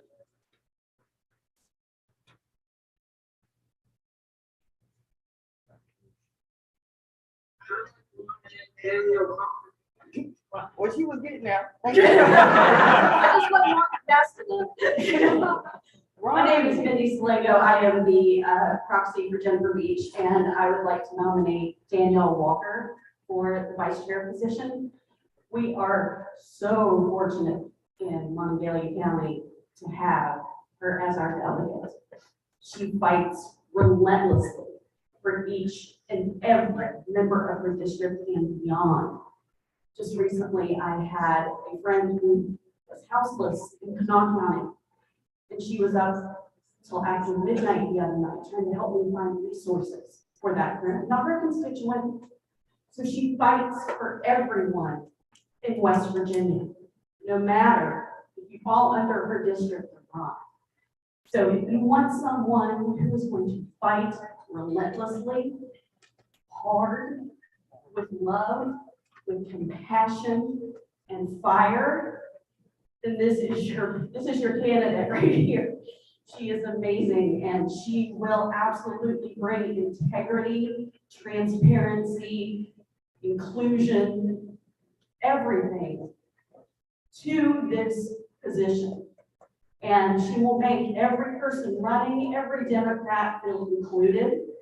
She will make them feel a part of the process, and she will fight relentlessly for the Democratic vision and what West Virginia Democrats are and what we bring to the table and what our values are. So it is with absolute dignity, respect, and everything I've got for you, Danielle, that I nominate you for this position. Thank you.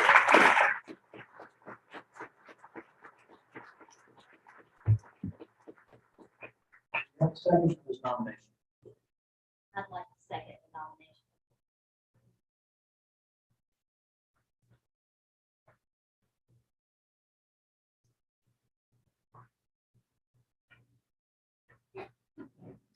Thank you. I'd like to second the nomination of Danielle Walker for vice chair. As I said earlier, I would follow this woman anywhere. I bet she got the least sleep of anybody in this room last night because she was tirelessly at 4:30 a.m. working for her community, still doing her job. And in the words of Danielle Walker, every one of you that's been elected to something today or are here today as a result of the election, remember to do your job in her honor. We will be behind you. Thank you.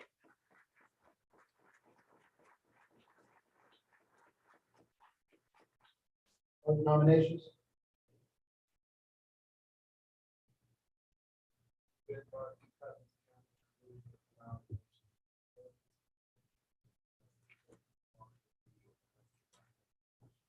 Second. Second.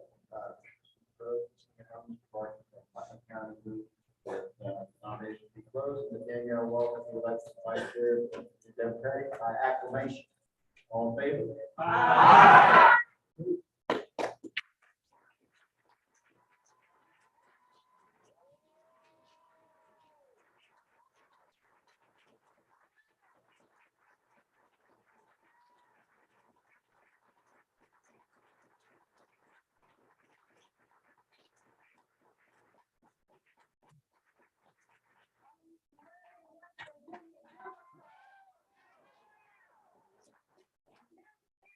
Here at the time that we reign as being true blue. From the north to the south to the eastern panhandle, the time is right now. We are one. We are Mountaineers.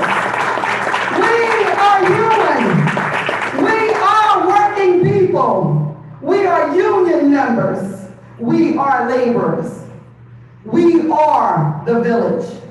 We are seniors, children, and families. We are grandfamilies.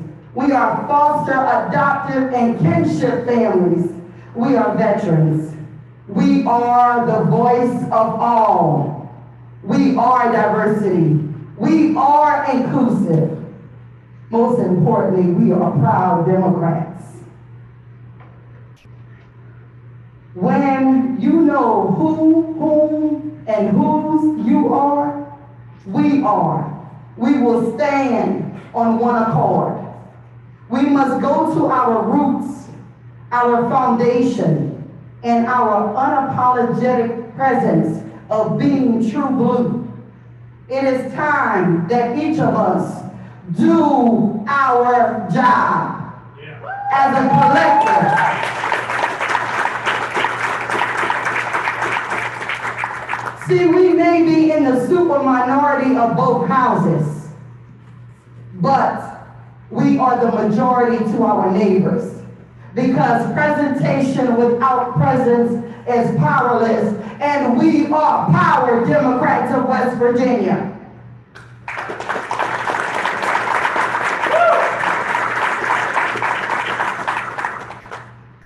True blue is all around because we always answer the calls, the texts, and the knocks on the door. So we're not going to talk about it, we're going to be about it.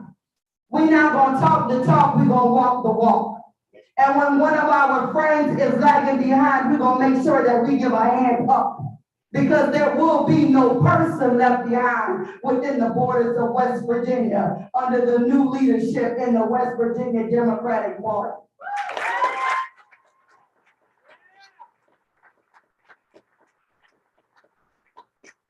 And whether you go to a 9 to 5 or 11 to 7, or you work a 12-hour shift, or you are retired, we are still working people.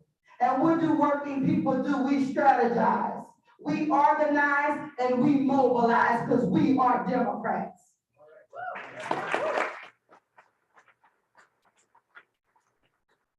Do your job. Is inclusive, diverse, and equitable. We want equity, not equality. Equality is 2,000 late.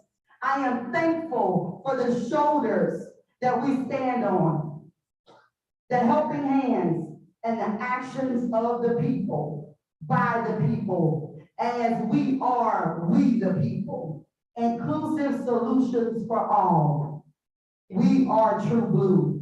Yesterday, today, and for all the tomorrows. I am Delegate Danielle Walker, your first Vice Chair of the West Virginia Democratic Party. Thank you.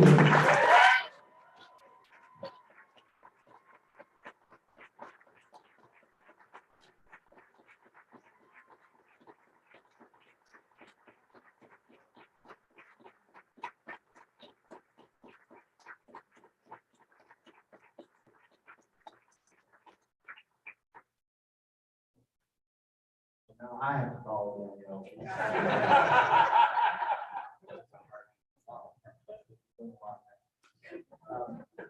Okay, our next office.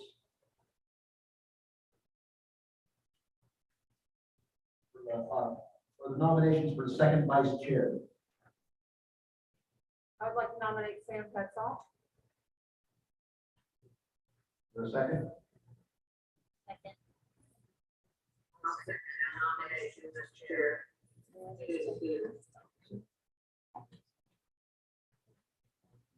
Further nominations?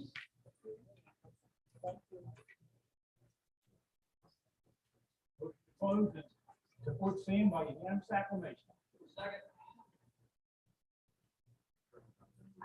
Never mind. I'll make that motion. Okay, we got a motion. Is that Ben? Same motion to close the nominations. I like Sam Petzong, second vice chair by acclamation. All in favor? Aye. Sam? Say it once.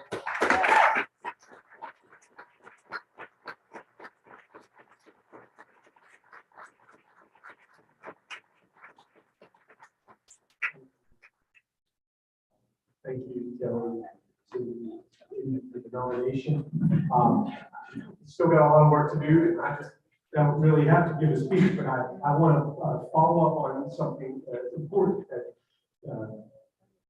Danielle just mentioned. And she was talking about our jobs as Democrats. You know, I view the job of the second vice chair to be a translator, an extension agent, so to speak, for the executive board of the officers of the party. So I'm going to try to, of course, be available to everyone. You've got, most of you have my number. I'm really thrilled that I feel as though I know virtually every person in this room. And I hope to leave here today knowing, if I don't already know something about at least one of your family members, I want to get to that level because we owe that to our party and each other. And we have a lot of strength in this room, and we owe the people to stick that strength. So it means a great deal to be together with you. And thank you all for being and getting us to this point. So I want to share what I say when I travel around to a lot of counties already, which is our job as Democrats. Our goal is to strengthen and diversify the party. I believe what I have learned in my years now about being around politics is the job of committees is what I call the 3 C's. Candidates, cash, what we sometimes call competence. Candidates, competence, and communications. The 3 C's: candidates, competence, and communications. What's that? Yeah, and chutzpah. That's the, okay, I'll give you that. So in everything that you do and you're working in this party, candidates, cash, and communications. I want you to bear those 3 C's in mind. All right, we need to recruit candidates. We've all been working on that. And our success breeds success in that regard. We want to work on communications, and I think that is driven best by the regional level. There's a lot of great planning at the senatorial district level, led by in many respects, by the Greenbrier County women to coalesce talking points and common communication strategies in our Senate districts. That makes a lot of sense because we have common economic interests and values. Let's keep communicating at the Senate district level.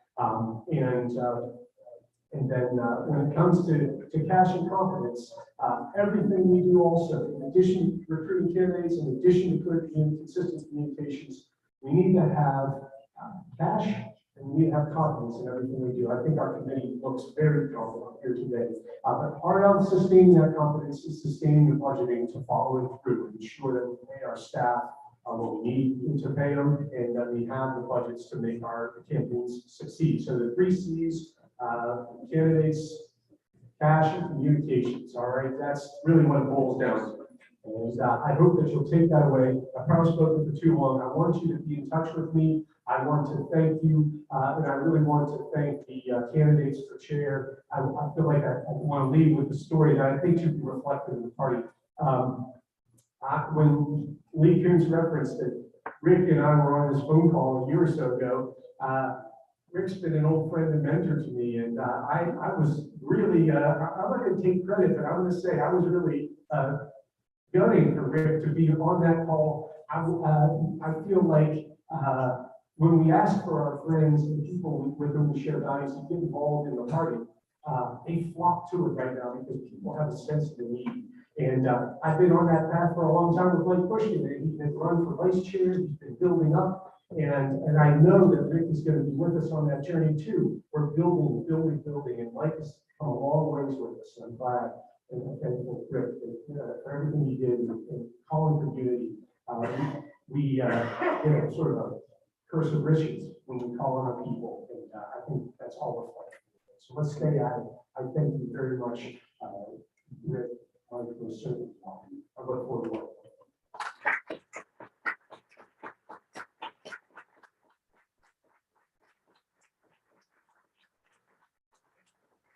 I would say at this late hour, I'll add another seat, that's coffee. Okay.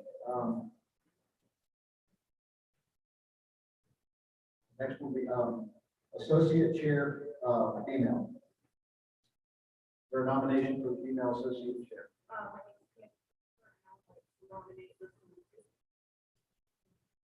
Is there a second?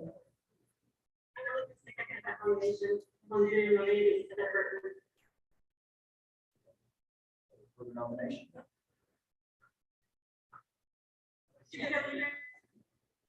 Yes. We are doing Amanda. Yeah, I'll do Kenny's sister nominate and Amanda used that work to second that. Delegate staff nominate Laura Walker. Is there a second?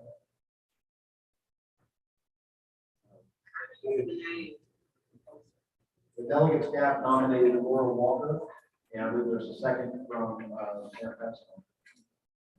Are there further nominations?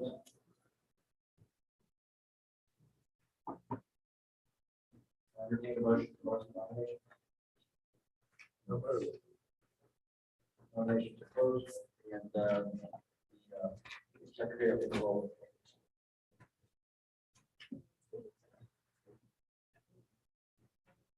We have to change the list a little bit, right? Yes, Yeah. yes. You can bring them up to speak.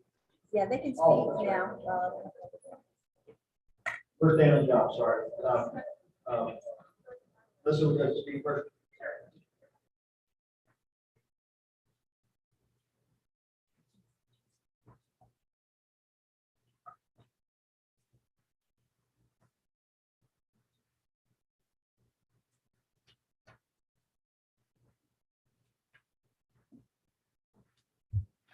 Not only is his first day on the job, it's his first hour on the job.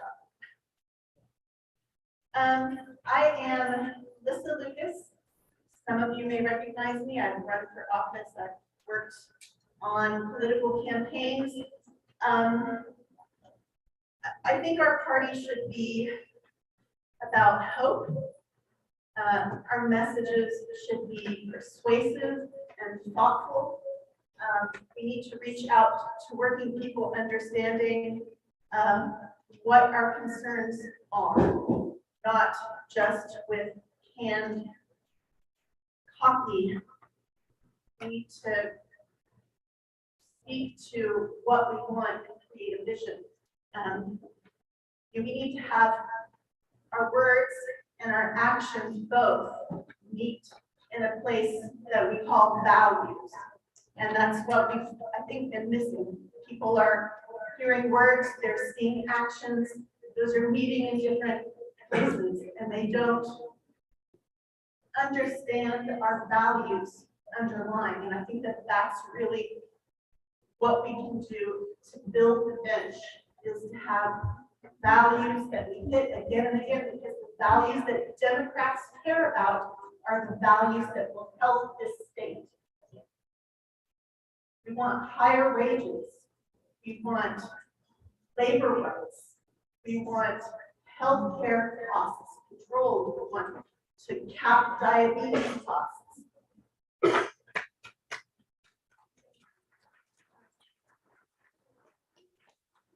and we make our messages about values. I think that's where we build the bench, and that's where we build back a majority.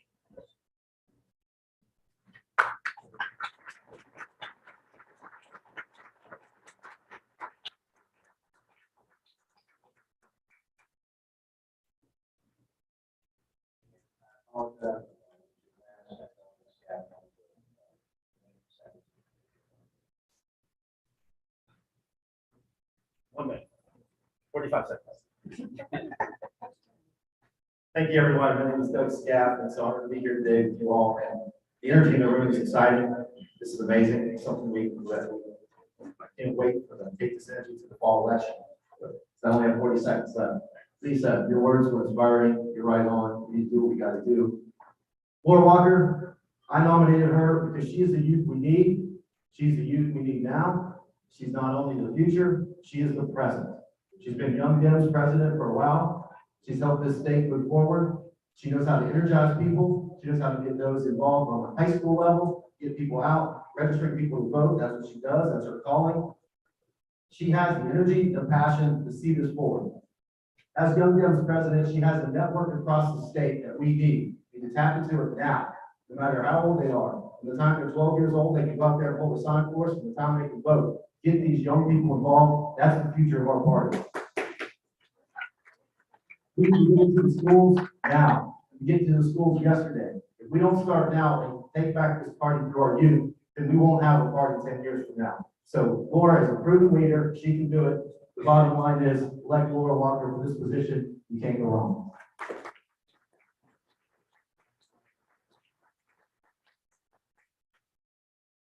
Thank you, delegate staff. I certainly can't make myself sound better. That was very nice. I'm gonna move really fast, but here's why I'm running for this role. You all knew I already have a vote on the committee as nominating president. I won't have that forever, not much longer in fact. I want to make sure that our next generation is prepared, and I need your help to do that.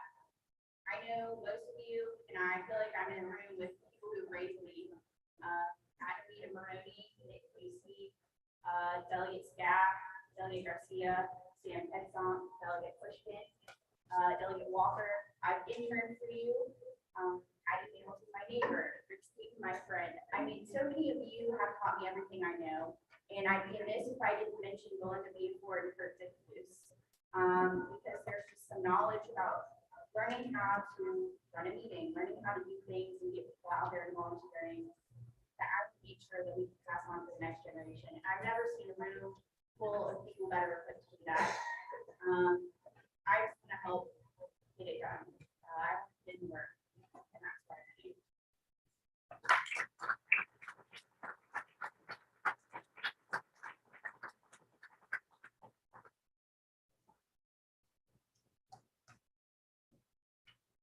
Yeah, ready. Okay. Danielle Walker.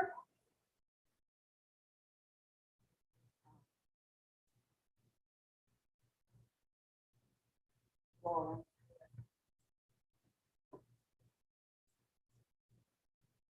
Sam Petzon.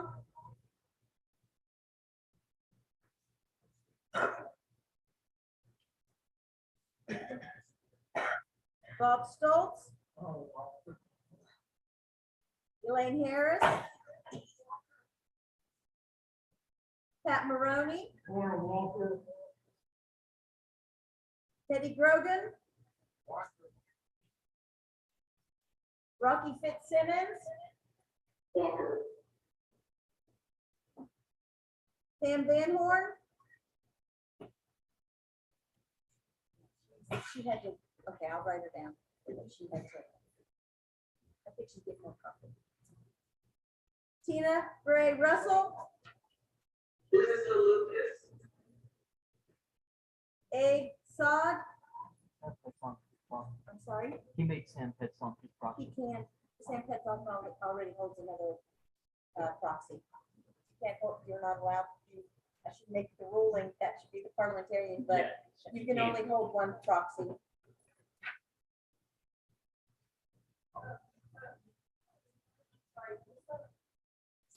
Abe wanted to give his proxy to Sam Petzon, and Sam Petzon already has the proxy of another person. And you're only allowed to hold one additional vote as an elected member of the committee. And that's how our bylaws state.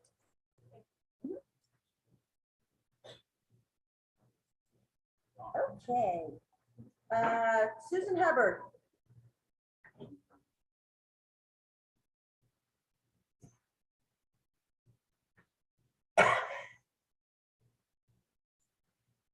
Susan Hubbard.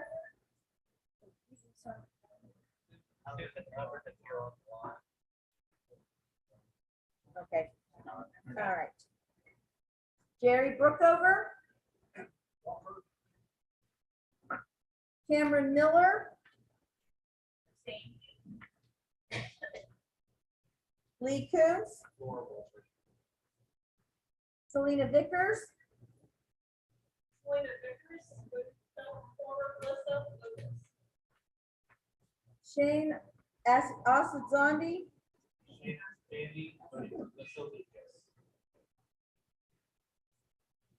James Griffin. My proxy, Lucas. Ariana Islam. Exie Vega, By proxy, Lissa Lucas. Josiah Sword, Wilma Steele, Ray Whitting, Whiting, sorry. I think I say it different every time. Thank you. Anna Gillespie. Laura Walker. Laura Walker. Troy Miller. Lissa Lucas. Gabe Pena.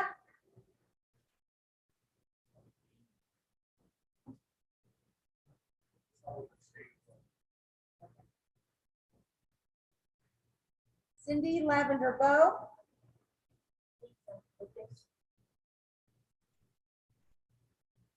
Stephen Baldwin. He's off the phone. He's off. Off the phone. Okay. Doug Scaff. Natalie Klein. Lissa Lucas.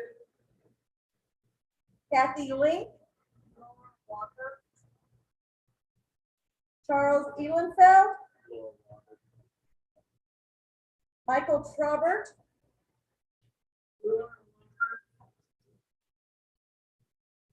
Jennifer Beach. Lissa Lucas. Donnie. I looked over there. Kim Frum. Laura Walker. Ronald McCoy. Sunny Oakland. Laura Walker. Lissa Lucas.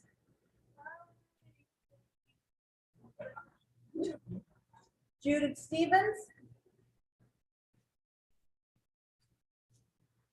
Laura Walker. Simon Hargis. Bonnie Fruth. Tess Jackson. Ben Barkey. Laura Walker. Floyd Sayre. Laura Walker. Stephanie Heck. Lucas. Tammy Pritt.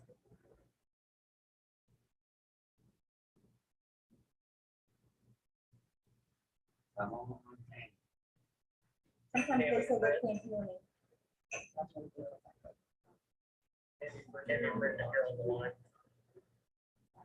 She's not there? Okay. Tim Bias. Matt Spurlock.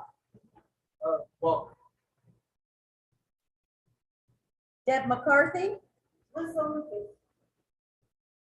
Phyllis White. Lissa Lucas. Robert Ofsa. Lissa Lucas. Marcus Wilkes. Mary Ann Clater.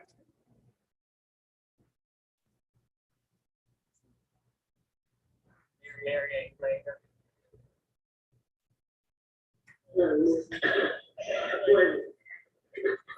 She could just type it in the chat if she doesn't want to. Heather Hayes. Laura Walker. Sharon Williamson. Lucas. Amanda E. Step Burton.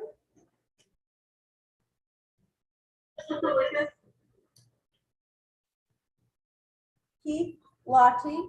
Lissa Lucas. Christy Cardwell. Lissa Lucas. Kelly Elkins. Lucas. Bob Baker. Abstain. David Thompson. Lissa Lucas, my proxy. Diane Browning. Walters. Margaret Staggers. Walker. Sam Petzong.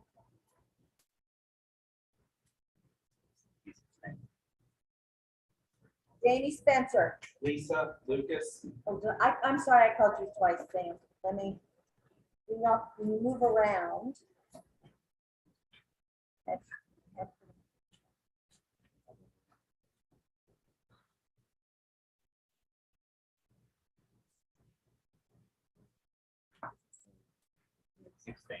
But he already explained.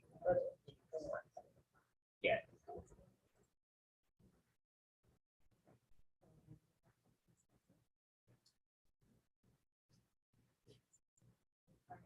And I called it, I'm sorry, Jamie, I didn't write your vote down. Lisa Lucas.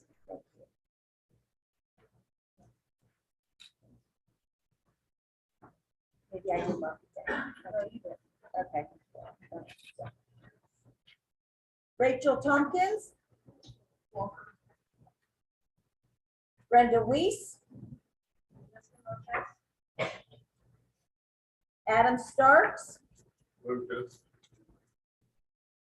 Cody Thompson. Michelle Carpenter. Susan Miley.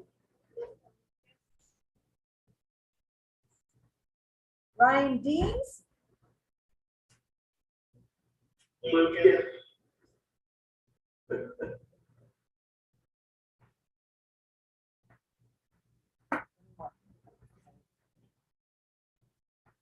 Joey Garcia. And Mark Music. Deanna Armentrout. Candy Sisler. Jason Armentrout. Melissa Lucas. Randy Titchnell. Dorothy Pingla. Virginia Sign. Oh. Thank you. Richard Rector. Melissa Lucas. Charlie Streisel. Lisa Lucas. Cheryl Lawrence. Maria Russo.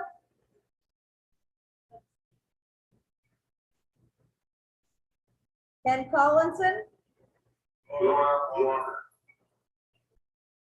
Matt Halterman.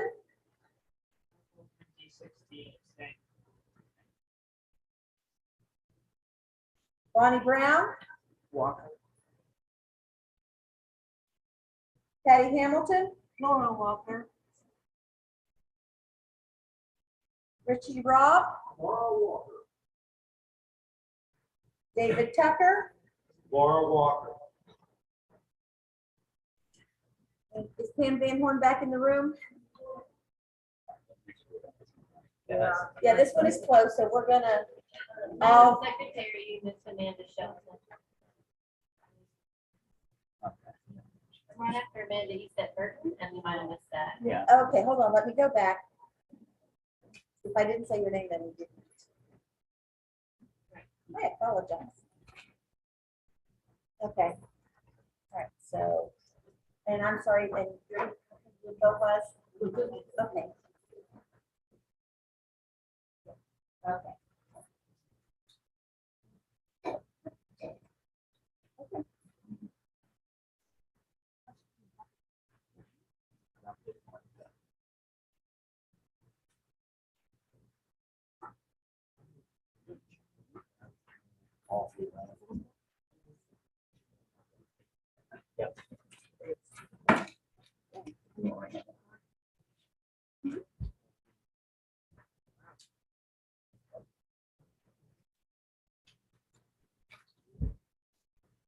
Okay, can you wait for associate chair email? 41 votes for Alyssa Lucas, 39 votes for Laura Walker, 6 abstaining.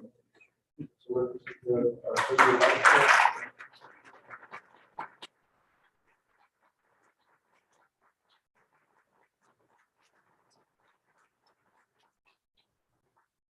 Okay, announcement, I was told we have fresh coffee and fresh tea in the back. I tried some of the stale coffee, it was for the day. Okay, for the male associate chair, we'll open up the nominations. Shane has Dandy, I nominate Benny Longwell. Should nominate Ted Longwell, do we have a second?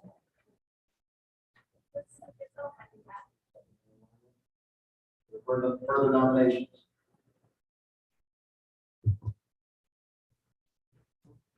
Will be closed. Who moved that be closed? I'm sorry. Randy Sheldon moves to close. I just can't give you a regular, can I? Amanda Shaw. There's a motion to close nominations, all in favor? Aye. Motion to, for Danny Longwell acclamation. And we'll get that motion. Okay. I vote, or I move to approve Benny Longwell as associate chair and by acclamation. All in favor?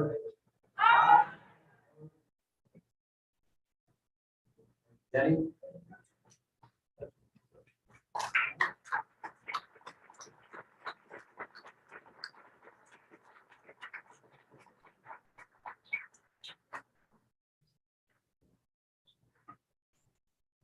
I didn't have you speak as a candidate.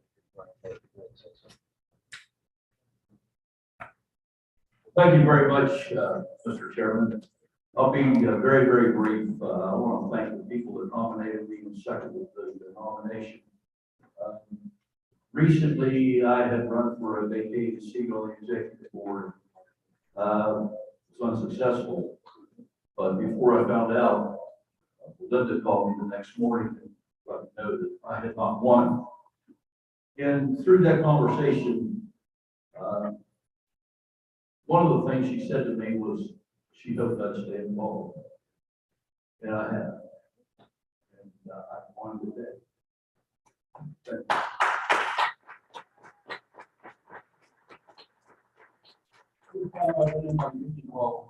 There was a placard on the wall that said, if you're not part of the solution, you're part of the problem. I'm here today and every day going forward with the intent of being a part of the solution. One thing that I want to say before I relinquish the mic, that Mike mentioned it earlier, it's a bold favor saying mine. We don't have to see eye to eye so long as we walk arm in arm. I didn't know who said that vote from. I've heard that for years. And I truly hope that when we leave here today, we leave with one body. There's much work to do, we all know that. And as I said, I want to be a part of the solution. Thank you very much for your confidence in me, and I will work tirelessly to make this party what we all want to do.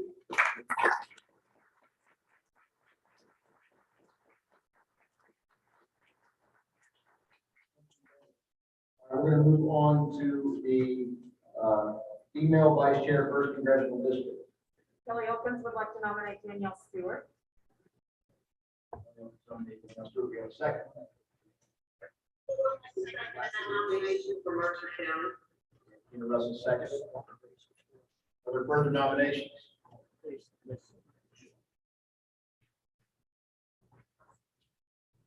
Entertain a motion to close nominations and to Danielle Stewart by acclamation. Anybody want to? Matt Alderman moves that we close the nominations. So we have second. We could close the nominations and Danielle Stewart for female vice chair, first congressional district by acclamation. All in favor? Aye. Opposed? Danielle Stewart.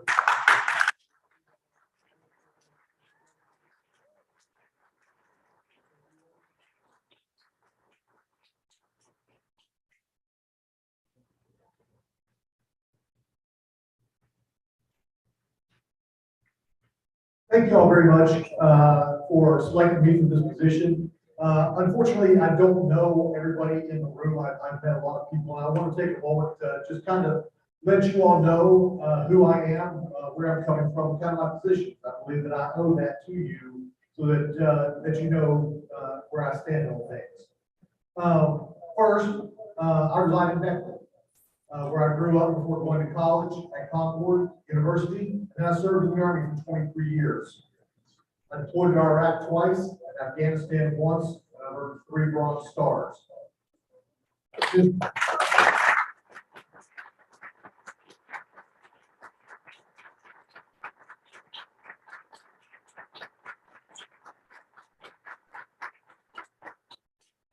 Since I retired, I've worked on a number of Democratic Party priorities.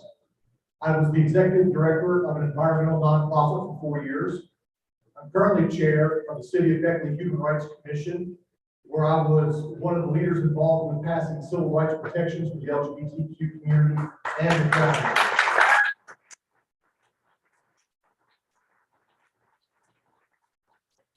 I currently serve on numerous boards where I work with Head Start, emergency housing, and public transportation programs, and I was just elected as the chair of the Raleigh County Democratic Executive Committee.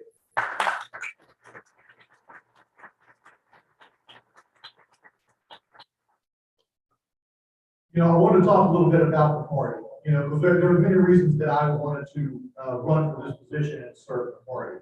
One of those is that we do have a problem in our party. That is the 100% problem. To state it simply, there are members in our party who believe you either believe the same as they do on 100% of the issues where you are wrong, bad, and must be removed and silenced. This all or nothing approach is not only killing our party from within, but providing opportunities for the Republican Party to pick us apart in election after election.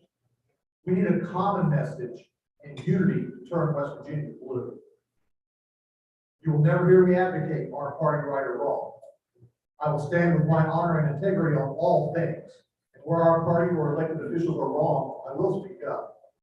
Where I see unethical or illegal activity, I will shout for all to hear. Beyond this, I will strive to work together with everyone. I am a strongly left-leaning moderate. I am willing to listen to everyone, negotiate, and reach consensus, while simultaneously keeping our long-term progressive goals a priority. I am proud to be a bridge builder where bridges need built, and a warrior where a warrior is needed.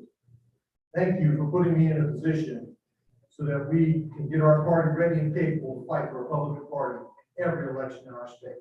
Thank you.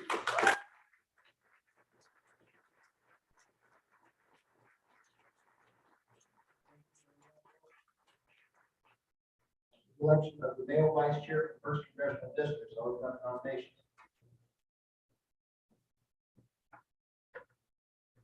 I'd like to nominate Chris Pennington. Selena Vickers nominated Chris Pennington. Is there a second? I'd like to second that nomination. We also second. Are there further nominations?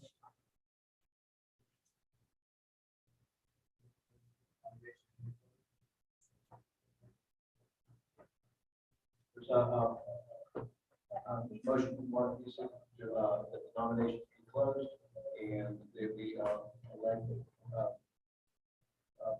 by acclamation. Second. All in favor? Aye. Chris. Been elected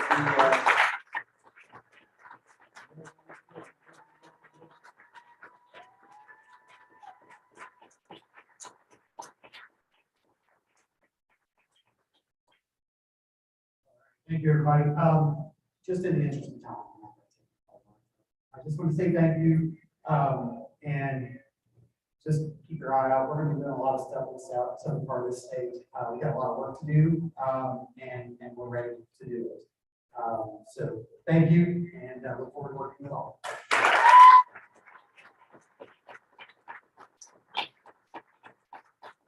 Move on to the female vice chair, second congressional district. Kelly Elkins would like to nominate Red Greer. Kelly Elkins nominated Greg Greer. Is there a second? Simon Marcus seconded. For further nominations?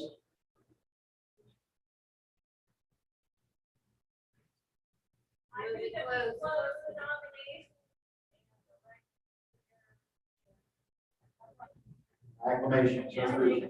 So moved. I'm sorry, I don't know your name. That's Pastor Jackson, the next delegate from Putnam County. Thank you. For a second. Yeah. All in favor? Aye. Opposed?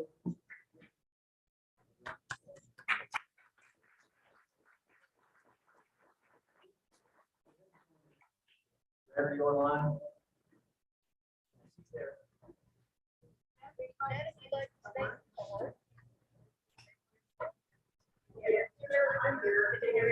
Yes. Looking forward to working with everybody here. Looking forward with the West Virginia Democratic Party. I really believe that we need to be not only viable, but preferable in all 55 counties. And there's a lot of heavy lifting that we're going to have to do to make sure that that happens. But I believe that we can do it. Right now, I'm running for the 13th House District.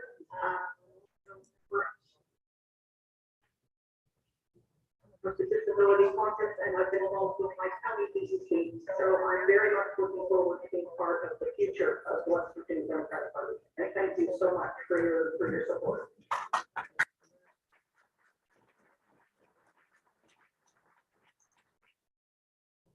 Thank you. And I'll now open up the nomination, Mayor, Vice Chair, and Secretary of the District.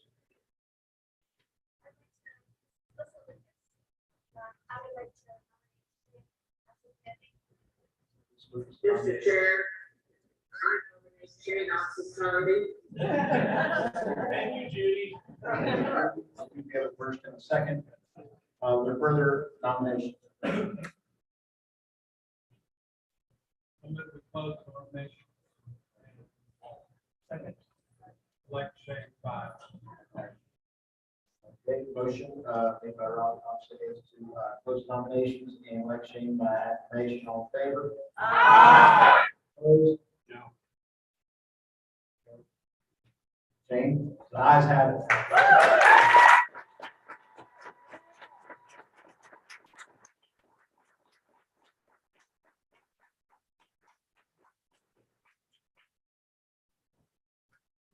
So I will make things very brief in the interest of time here and out of respect to Juneteenth, but I do want to take this moment because I first got involved in politics in this state about 6 or 7 years ago. And let's say I had a little bit of growing to do, you know, kind of burned some bridges, ruffled some feathers, all in the name of principles, but it happened.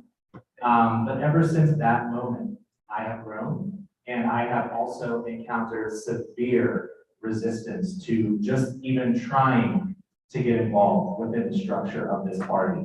But I became the vice chair of the Mon County Dems in 2018. I became chair of the County Democratic Party in 2020, about 2 months before the general election. That was a lot of fun. And my pledge in both this role as the congressional district vice chair and in my county chair role, I pledge that when anybody works with me, they will never have to fight to get involved the way that I and so many people in this room did. Clean slate.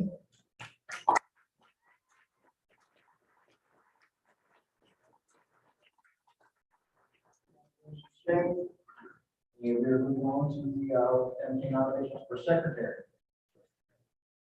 Mr. Chairman, I would like to put forward a nomination for Jane Craig, Secretary. Who was that? Natalie Klein. Natalie Klein. Nomination. You beat me to it. Would you accept or do the second? Natalie Klein nominated. Greg. Further nominations?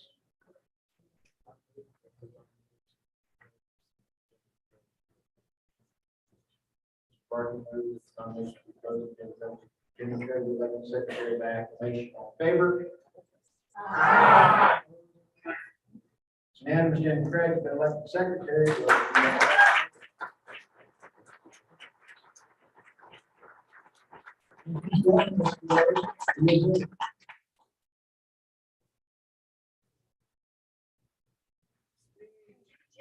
Ready? Sorry,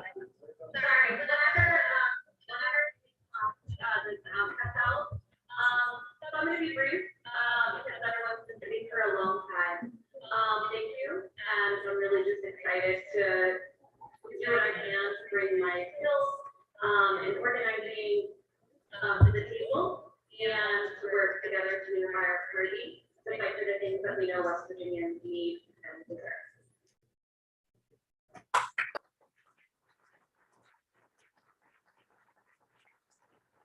Apologize for clapping and making the sound go out again. Congratulations. Point of order, Mr. Chairman. As the outgoing secretary, how would you like to handle the rest of the meeting? What is your pleasure? I would like, well, Jenny is not here today, you would be willing to stay on as the secretary for the end of the meeting. I would appreciate that. As of the end.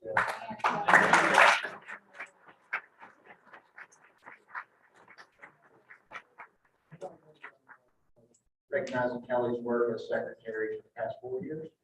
14. 14 years.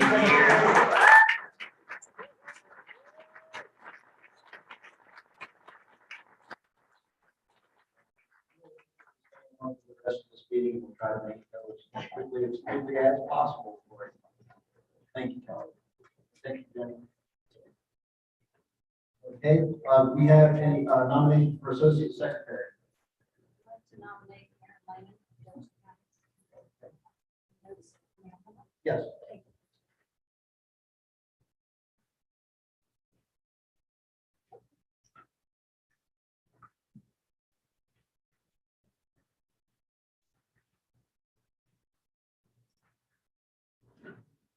I'm definitely not Aaron, and I've been on longer than you, but I'm here.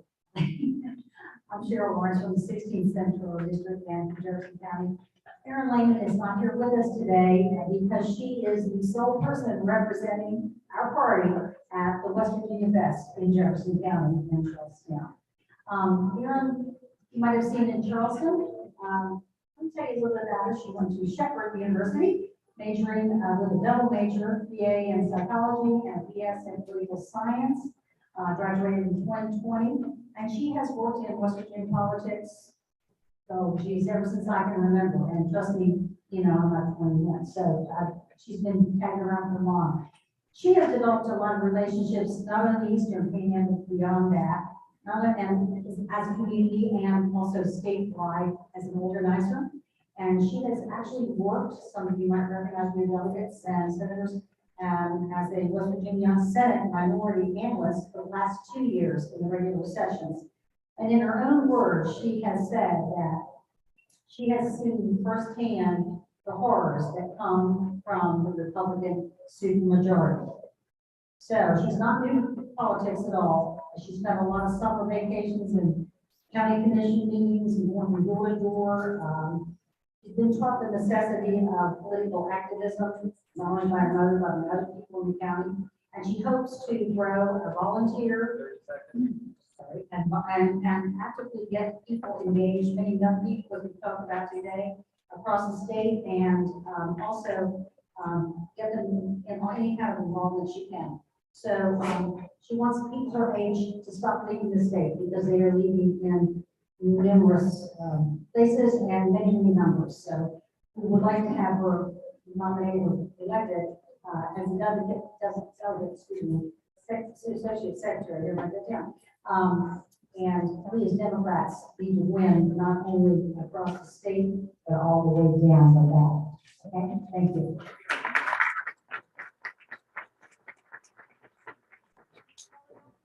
Kelly Elkins would like to nominate Christina Basin. 2 minutes. Absolutely.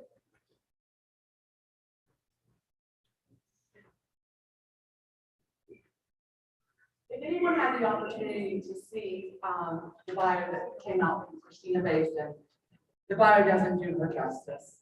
Christina Basin is that boots on the ground organizer, from her advocacy work with the LGBTQIA community to the disability community, with Beckley Pride, Fairness West Virginia, the West Virginia or the Raleigh County Prevention Coalition. The list goes on and on.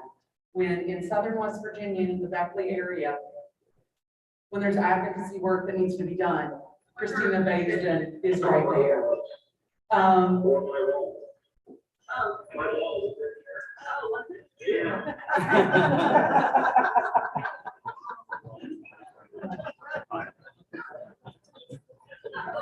I had the privilege of meeting Christina Basin at the Women's March in Beckley, West Virginia. And her efforts with working with the Human Rights Commission in the city of Beckley, with city ordinances, with like the Crown Act, our non-discrimination ordinance, it wouldn't have been possible without the soul and the spirit of Christina Basin. I'm always proud to work with Christina on community projects, and I would be excited to work with her on a state level as well. Christina Basin, girl, you're the boots on the ground, and we need more like you in West Virginia.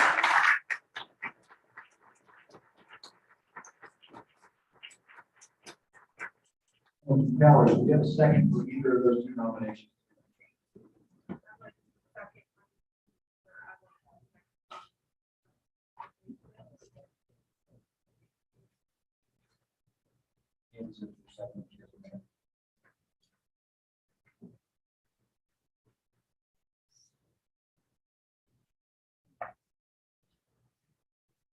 Some of you may know me, and probably most of you don't, but I'm a teacher in a middle school in a very red part of the state. And a few years ago, several parents aligned to try to get fired for supporting my LGBT students. Christina's found out, and I don't know how, this woman has response skills that I do not believe. And she contacted me on Facebook, and she connected me with the Western State COU and helped me state my case and help support my students. And I just know that she will serve us well. Thank you.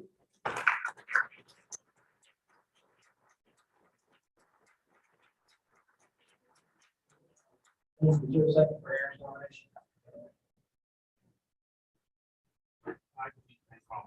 Oh, Ken, okay. Ken Collins, second. Are there further nominations?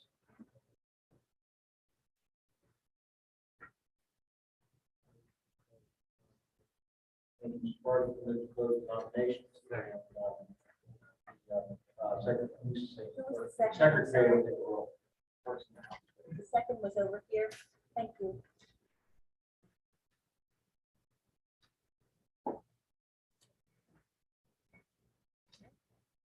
Bear with me because we've had to insert different names in different spots, so I think we're good.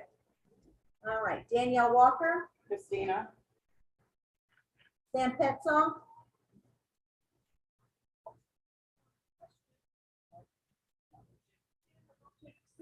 Oh, I'm sorry. I didn't know she was.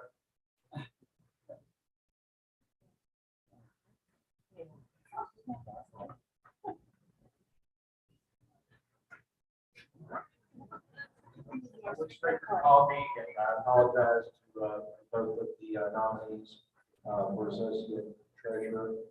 Each have Associate secretary. Associate secretary. I got you. And each have 4 minutes. Aaron, is Aaron on Zoom? Erin is not a point. She is at West Virginia She's there South. in the middle of Charlestown, Main Street. Sure. That's what it's the best. Christina?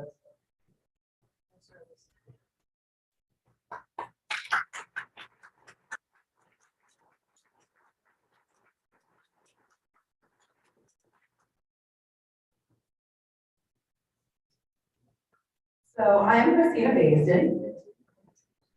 And I know some of you, and some of you don't look like your Facebook profile pictures. I haven't had the privilege of meeting some of you in person because of the pandemic, so I'm really excited to get to know every single one of you, however this election goes today.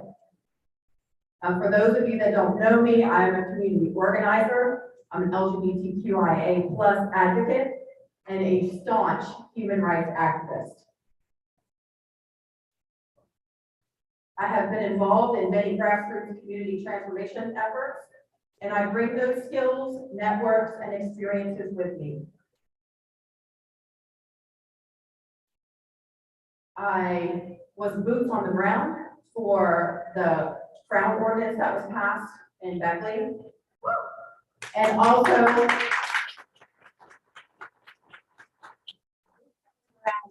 for our non-discrimination ordinance, which passed in January 2008. I have a passion for activism and a fire that burns in my belly for people, because I love and care for people. I'm also the founder and president of Bentley Pride, which has not been an easy task in Southern West Virginia. We host accepting and inclusive events and make sure that everyone is welcome. We have over 4,000 attendees annually with 70 vendors, and we give out free meals and clothes to anyone that attends. My latest endeavor was just yesterday with a march with our voices in Hinton, because we have discrimination happening in our community against gay business owners and gender diverse people here in West Virginia. And I'm tired, and I wanted to bring awareness to that issue. I am not one to sit in a seat. I am not one to let things slide by. I am a fighter, and I always will be.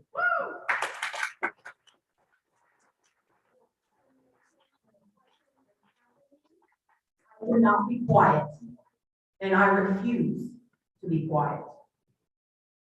I grew up as a military brat, mostly in Baltimore, Maryland, but I moved back here 7 years ago to reconnect with my family roots, which can be traced back hundreds of years. Most people know my long-term partner and fiance, Danielle Stewart.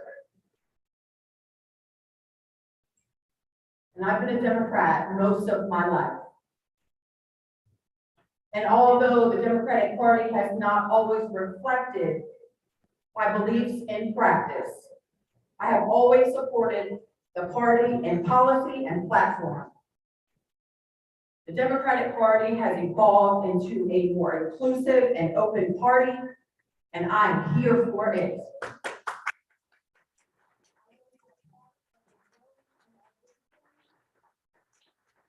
The Democrats are held to a high standard. And if we are falling short, we need to rise to the occasion. And I will rise to that occasion.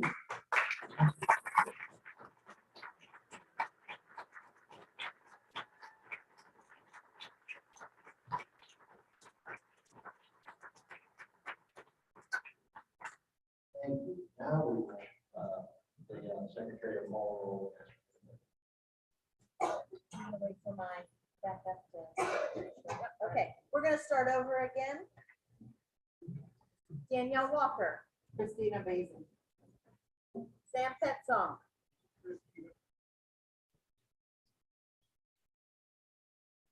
Lisa Lucas. Jenny Longwell. Elaine Harris. Pat Maroney. Danielle Stewart. Christina Basin. Chris Pennington. Red Greer. Christina. Shane Osadandi. Jenny Craig. Christina Mason. Susan Hubbard.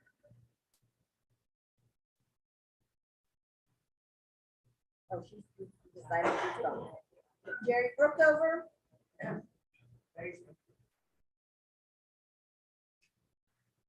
Cameron Miller.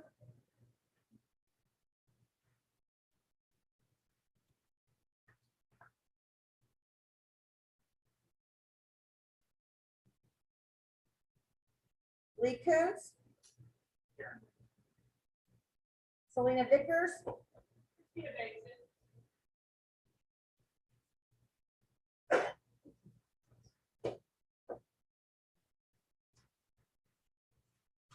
James Griffin.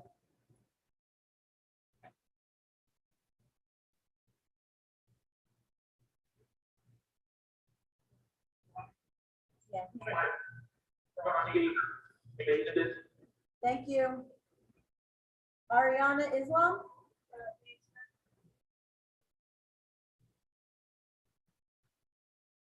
Exia Vega? By proxy, Christina Basin. Josiah Sorrent? Christina Basin. Wilma Steele? Christina Basin. Ray Whiting?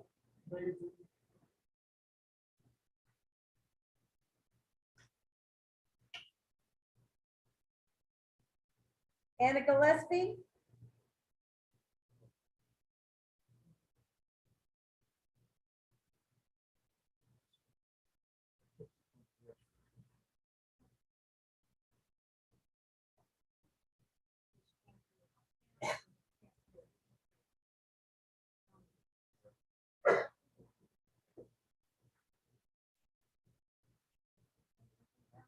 Okay, we'll move on then.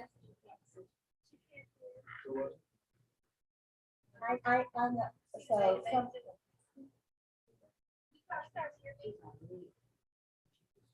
I can hear you. Yeah, I haven't been able to do the next one, so I have to do it. I might be more minutes of the internet.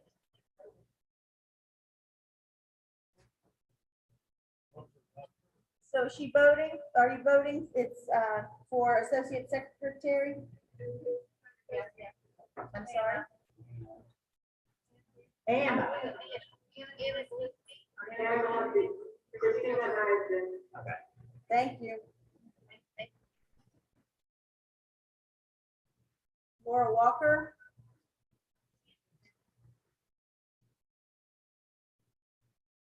Troy Miller? Stay. Gabe Pena? Cindy Lavender Bowe?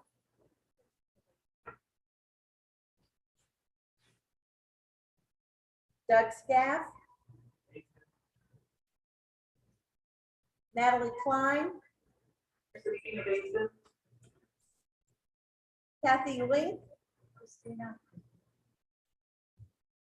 Charles Ehlenfeld? Michael Traubert?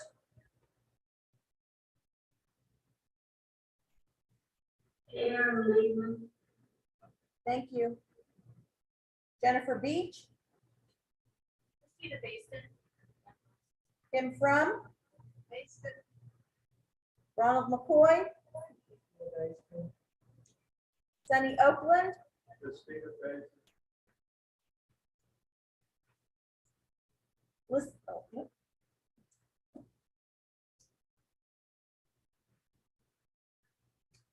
Judith Stevens?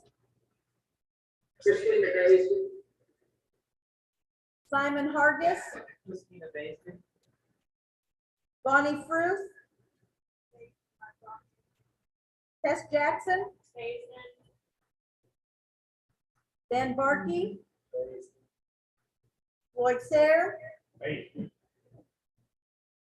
Stephanie Heck? Basin. Tammy Pritt? Oh, which side is she? She's gone now. Okay. Sorry, I forgot that. Matt Spurlock? Basin. Deb McCarthy? Christina Basin. Phyllis White? Christina Basin. Robert Ufsa? Christina Basin. Marcus Wilkes? Christina Basin. Mary Ann Clater?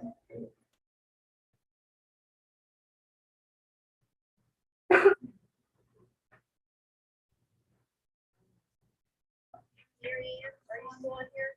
Oh, she can just type it.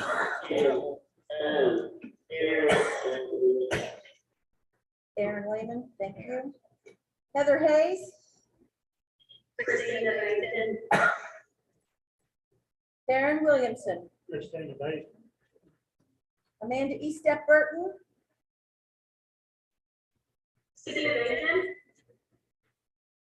Amanda Shelton? Basin. Keith Lottie? Basin. Christy Cardwell? Kelly Elkins? Bob Baker? Christina Mason. David Thompson, Basin by proxy. Diane Browning, Margaret Staggers, Jamie Spencer, Basin. Rachel Tompkins, Brenda Weiss, Adam Starks, Cody Thompson, Michelle Carpenter, Susan Miley, Ryan Deems, okay.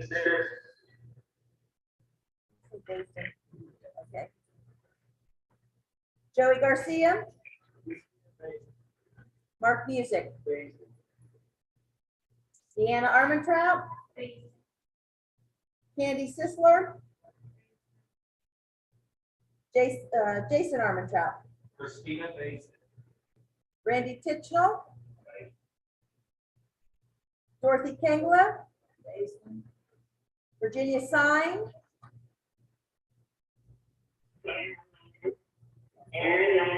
thank you. Richard Rector, Christina Basin, Charlie Streisel, Basin. Cheryl Lawrence, Maria Russo,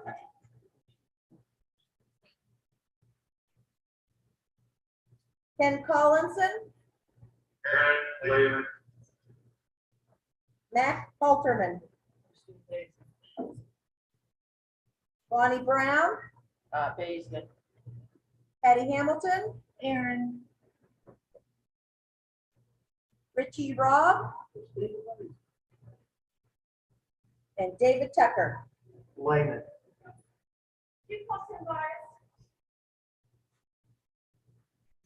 I'm sorry, who? Oh, I'm sorry. I did not. Sometimes if we're waiting. That's all you have to do is. There we go. I think it's when we were waiting for Tammy Pritt and then I might have skipped over you. So Tim Bias.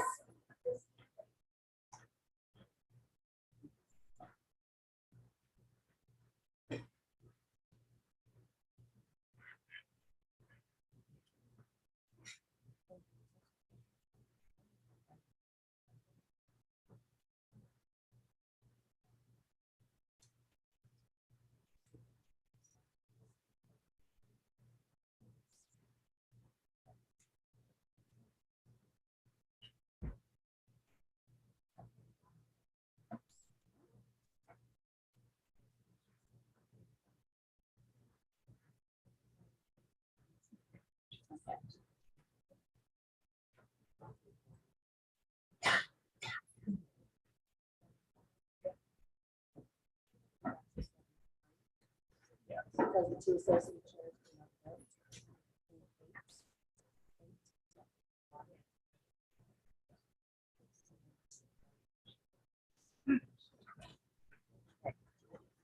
So you got the associate chair do not vote.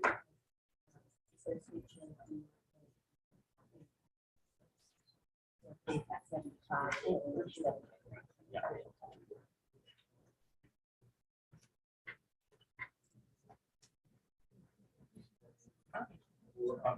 Oh, but she is.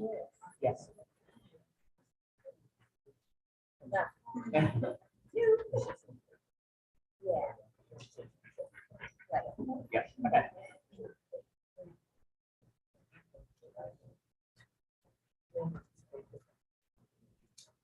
Yeah. Yeah. So that's, Yeah.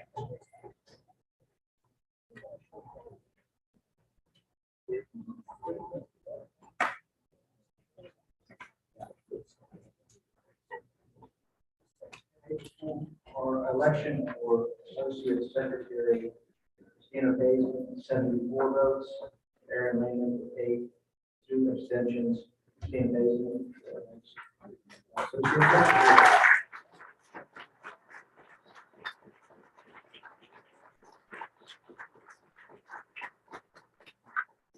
And now we will entertain nominations for the treasurer.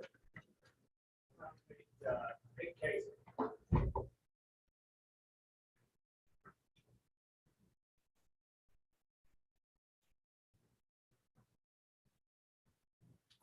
Hi, everybody. My name is Joey Garcia. I'm a member of the House of Delegates up in Marion County. And I've been very excited to see all the new leadership and people we have here today with one goal, which is to win, which is to get Democrats elected to every office from municipal to statewide. And I'm very honored to nominate my friend Nick Casey. Actually, Nick is one foot with my boss. I still refer to him as chief. But Nick has a storied career in being a former chairman of the party, being a congressional candidate, being somebody who's raised money for Democrats up and down the ballot. And that is one of the things that is most vital. We like to think that it's always a battle with just ideas.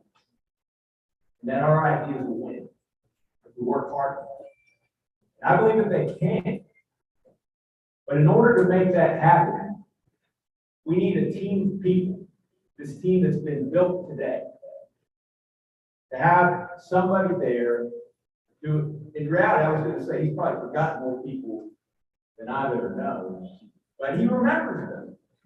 He remembers the things that are important about them. And that's going to be something that is very critical when we try to take the different parts of our party. I won't necessarily call them factions, but different people with different values in different parts of the state and bring them together. Nick Casey is somebody I trust. Nick Casey is somebody who has done work and shown up for a lot of different people, including myself as a candidate. And we have to win. So with that, I nominate my friend Nick Casey to be treasurer of the Democratic Party of West Virginia. Thank you.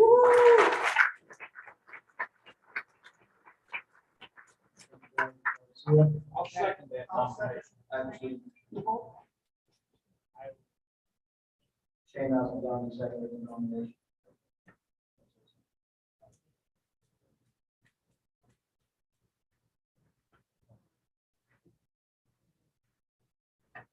Got my belt today, so if like you see me doing this, that's why. I packed in a hurry.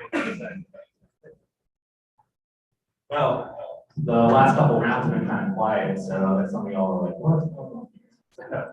I second the nomination for Nick Casey, simply because I think Nick brings a lot to the table, and Joey Garcia listed, his accomplishments as a CPA, an attorney, a former party chair, and a congressional candidate. There's nothing I can add because Joe's worked with him for years, and he and I have not known each other that long. But I will say that I spoke to him prior to making this nomination, and I asked him, I said, there are three things I have in mind. I said, will you commit to being transparent? Will you commit to providing this committee with regular itemized reports? And will you commit to publicly supporting an independent audit for the previous 4 years so that the new treasurer can begin with a clean slate and full understanding of the financials? And he did say yes to that. So I second the nomination.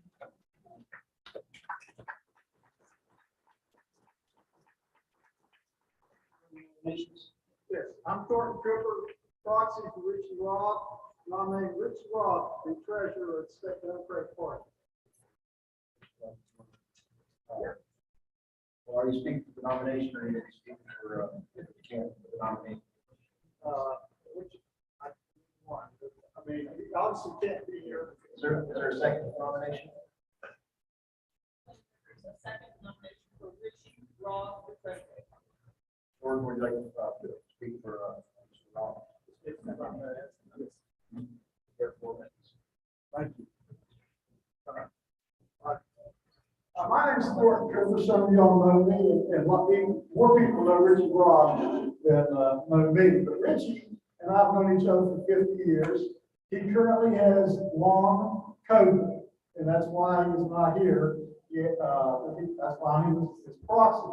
Few things y'all know about Richie Robb. He attended South Charleston High School. He played football for Marshall University and graduated there. He went to Vietnam and earned a Bronze Star. He was elected the clerk of South Charleston in 1971. Then took off from that, had graduate school in California, came back and was elected mayor of South Charleston 8 times in a row, 32 years.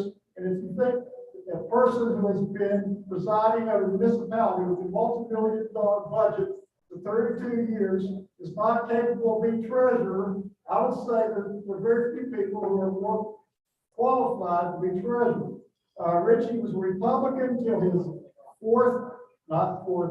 his 8th four-year term, and was organizing veterans against the war in Iraq. And I read the paper and switched parties. And I said, Richie, if you left the Republican Party, he said, no, one, the Republican Party has left me. And since then, Richie has been an ardent Democrat. He's run for Senate. He's run for Congress. He's run for mayor. He's run for many things. And he has an incredible amount of energy for a person his age. And one of the most recent things he's doing was coaching a track team at Westside Middle School. But nevertheless, because of long-term COVID, he's not able to be here. And therefore, I just wanted to explain something about him. I believe he sent a typewritten or emailed message. I haven't seen it myself because we've gone different directions. But I want you to know that he would certainly be qualified. You will not find a person more independent than Richie Robb, and I commend his nomination. Thank you.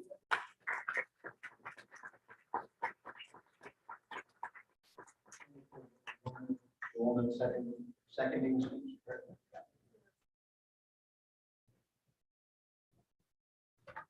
My name is Selena Vickers, and I'm seconding this nomination for Richie Robb.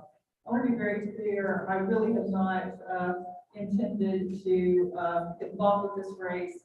However, there were circumstances that led to me and Shane, who worked very, very closely together, doing different nominating speeches.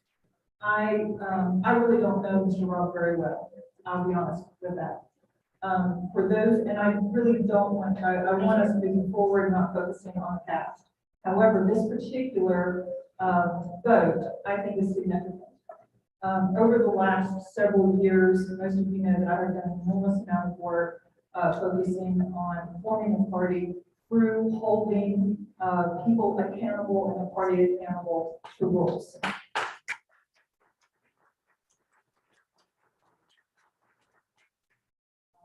I filed several challenges that the state executive committee had the opportunity when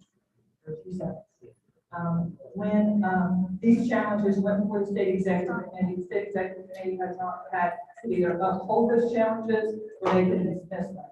And Mr. Robb, who did not know me at all, read through all the evidence, and he, without knowing me, he supported what, in my opinion, was right. He supported the rules over politics.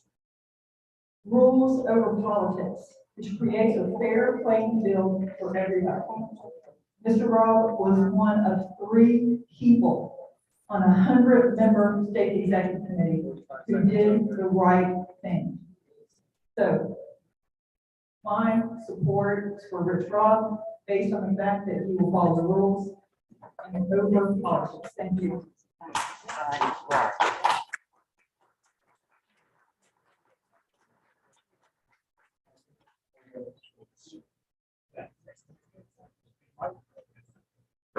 I'm Nick Casey. I used to lead every cheer.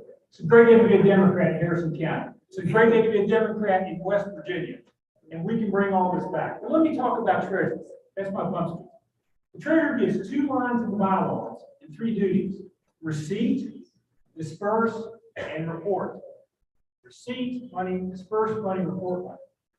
I'm a CPA. I'm a 40-year attorney.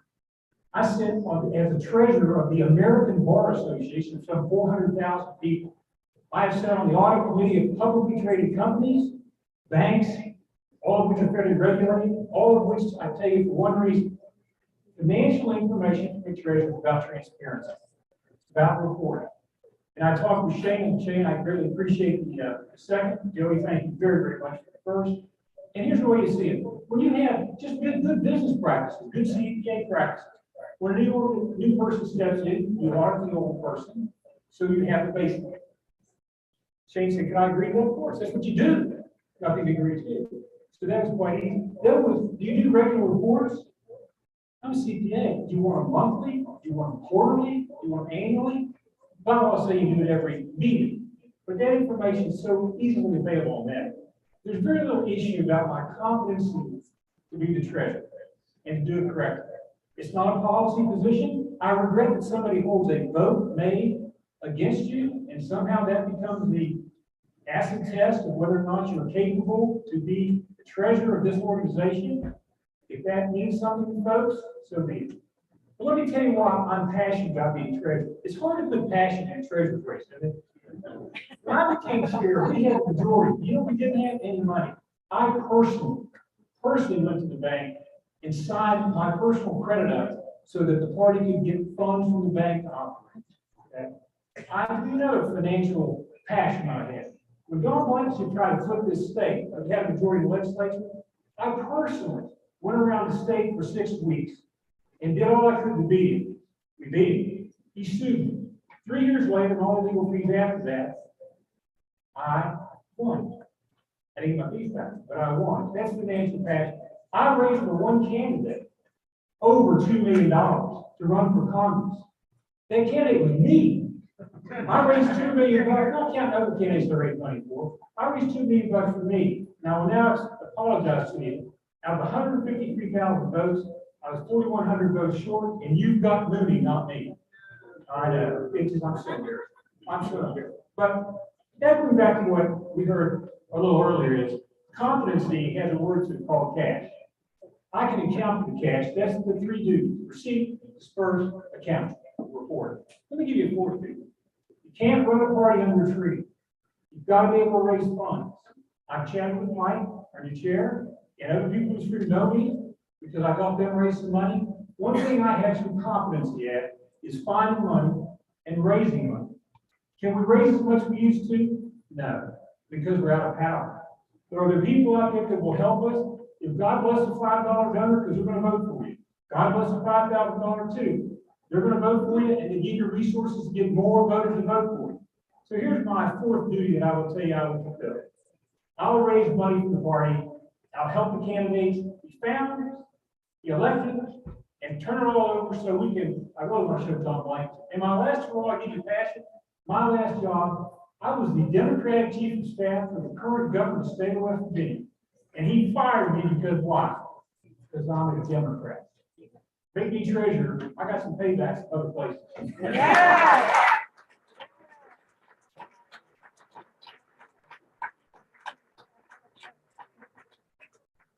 I think motion to close nominations. Oh, there's the other, wait.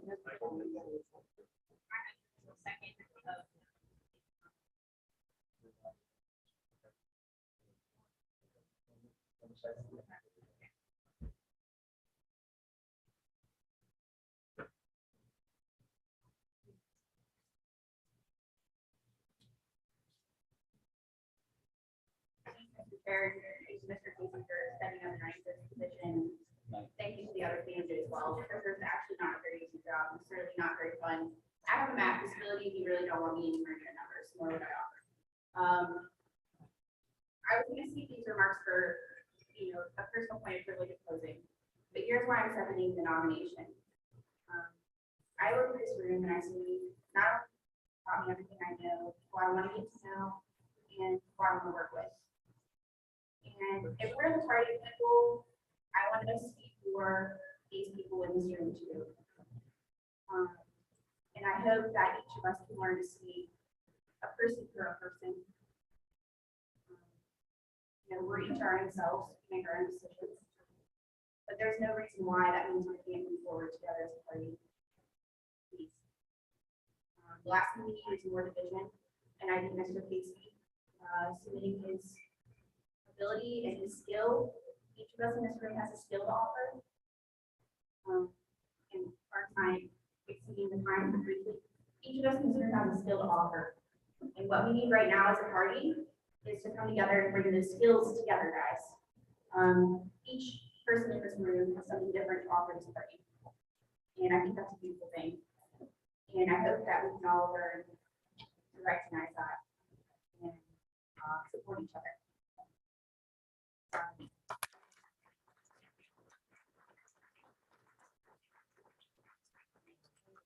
Privilege or whatever I have to call it. As somebody who already seconded the nomination, I want to point out that 3 people have spoken in favor, and in Casey, only 2 have spoken in favor. In fairness, I think it's an opportunity for one more person to speak to one nomination. Is there anyone else who would like to speak in favor of?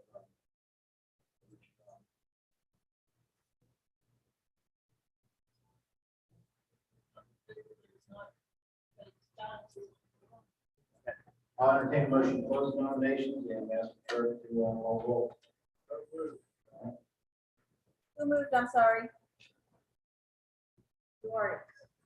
I can't see you. Sonny. Sonny. Thank you, Close Sonny. nominations, all in favor? Aye. And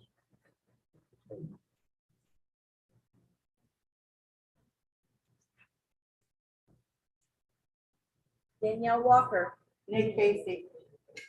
Sam Petzong. Lissa Lucas. Elaine Harris. Nick Casey. Pat Maroney. Nick Casey. Danielle Stewart. Richie Rock. Chris Pennington. Red Greer.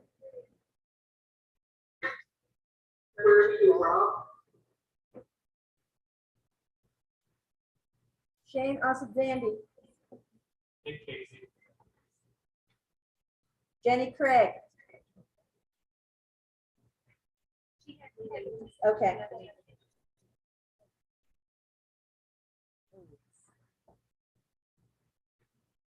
Sorry, Christina Baisden. Hold on just one second. I didn't insert your name.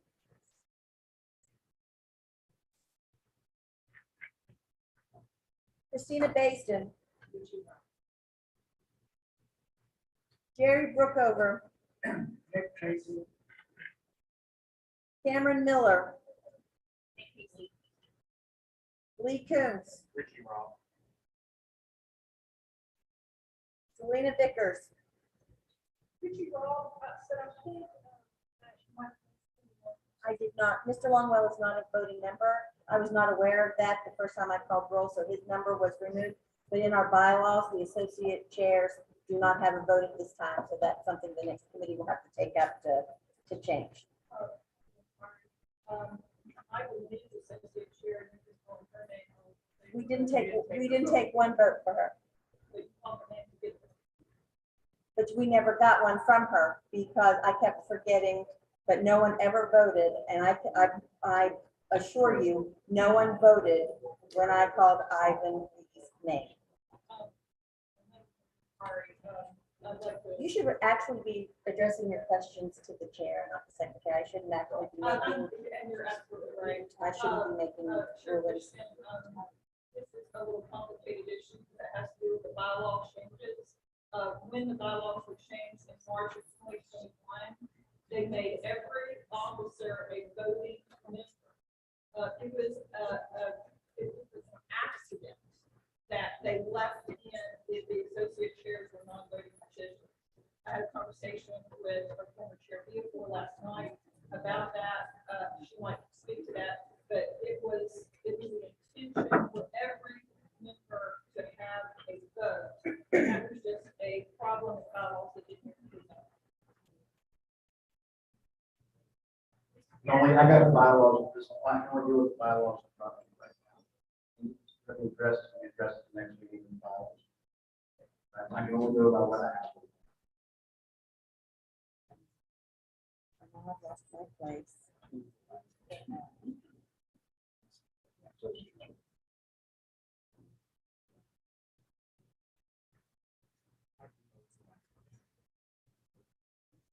No, I believe Selena Vickers did vote. Yes.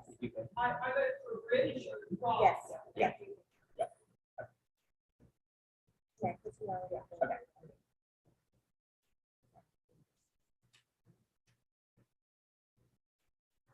And if there are any other questions like that, if you would please wait until until I've gone through the list, and then you can question it, then we can address those people that may have been overlooked. It's just, now I've lost my place and I lost my groove, so let me get back on track here.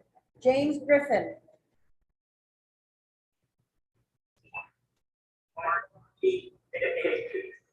Thank you. Ariana Islam. Exia Vega. My proxy was uninstructed, but Ixia and I have never discussed this race, so I would expect to my lack of knowledge about the vote. Okay. Josiah Soren. Wilma Steele. Ray Whitting. Whiting. Rob. Oh, because you gave me a hard time when you checked into that. Anna Gillespie. Yes, Casey.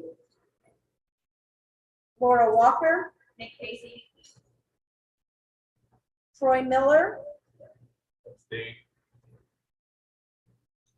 Gabe Pena.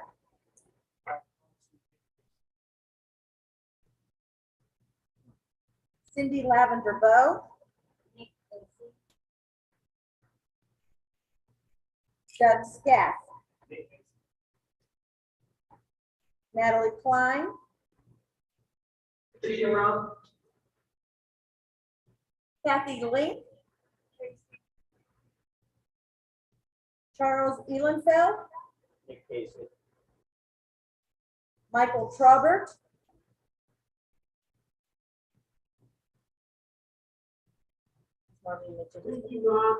Thank you. Jennifer Beach. Kim Frum. Ronald McCoy.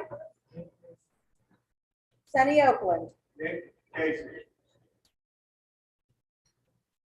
Judith Stevens. Nick Casey. Jerry Brookover. You already voted. Oh, I'm sorry, we are voting for treasurer. I'm sorry. Simon Hargis. Bonnie Fruth. Tess Jackson. Ben Barkey. Floyd Sayer. Nick Casey. Stephanie Heck. Rob. Tammy Pritt. Okay, she's gone. Yeah. Tim Bias. Matt Spurlock. Casey. Deb McCarthy. Abstain. Phyllis White. Abstain.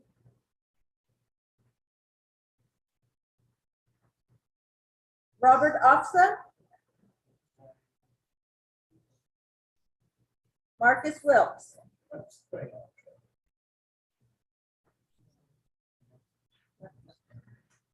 Marianne Clater.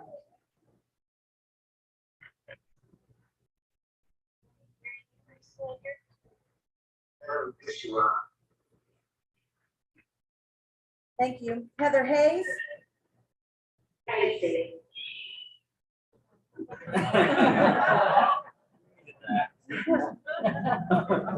Farron Williamson. Casey. Amanda Estep Burton. Amanda Shelton. Casey. Keith Lottie. Casey. Christy Cardwell. Casey. Kelly Elkins. Rob. Bob Baker. David Thompson. Casey. Bob Thompson. Diane Browning. Casey. Margaret Staggers. James Spencer, Nick Casey. Rachel Tompkins. Brenda Weiss. Rob. Adam Starks. Cody Thompson.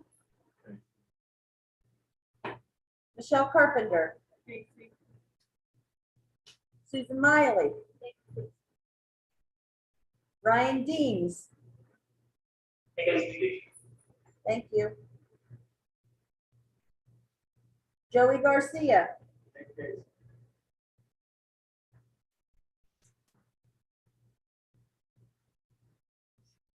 Mark Music. Deanna Armentrout.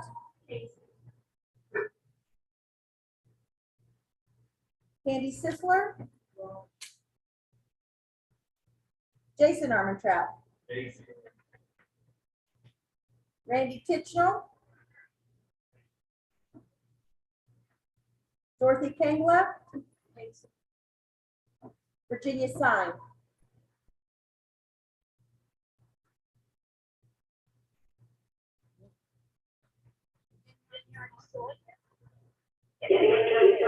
Thank you. Richard Rector. Rob. Charlie Streisel. Casey. Cheryl Lawrence. Maria Russo.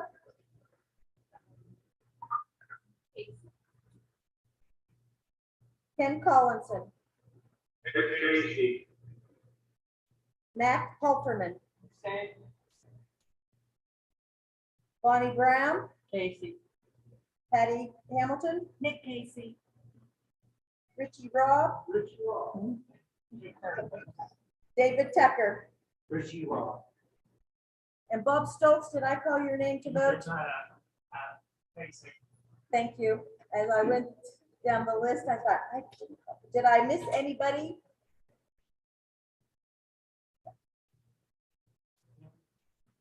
Yes. Okay.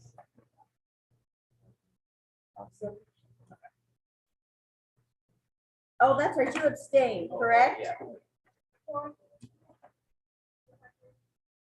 Wait, let me take care of Mr. Officer first. So I'm taking one away from abstain and adding one to Richie Robb.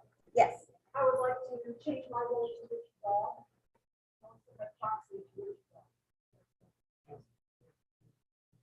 And were yours abstentions as well? And you're changing them to Richie Robb? Two of them? Okay. I was just actually saying it for the, I'm recording it so that when I go and look at this. All right. Is that all? Yes, sir.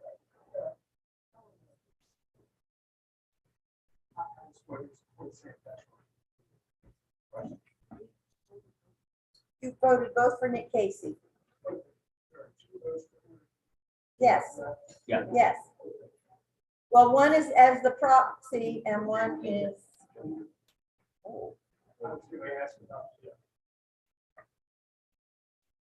One, I'm sorry? My capacity is the representative of the Senate. You don't get that vote. You only receive, it's one vote, wait, one person, one vote. So once you become an officer, then you don't vote as your district. Yes. Yeah. Okay. What was I doing? I'm counting.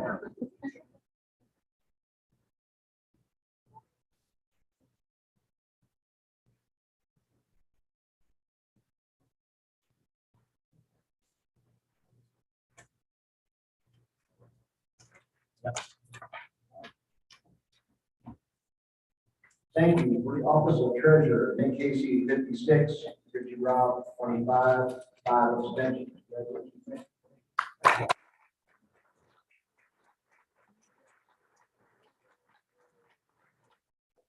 Now I'm gonna call your name. Briefly, before we go on to parliamentarian, vice chair, rest of the,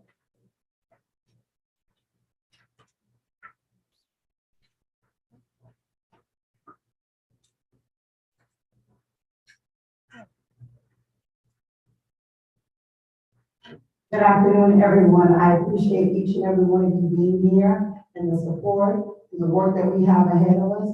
But I do have a prior commitment. I am organizing and one of the organizers for the Juneteenth event in Fairmont, West Virginia, and I have a mammogram scheduled in about 20 minutes on either side of Fairmont. But I did want to extend an invite as we watch that video about Juneteenth. This is Jubilee Day. We welcome you to come to Windmill Park and see our culture to enhance and respect American history because it is. So please join me at Windmill Park, 920 Godwin Avenue. I will be there until 11 o'clock tonight. So you guys have a good day, and I appreciate each and every one of you. Remember, true blue, true blue.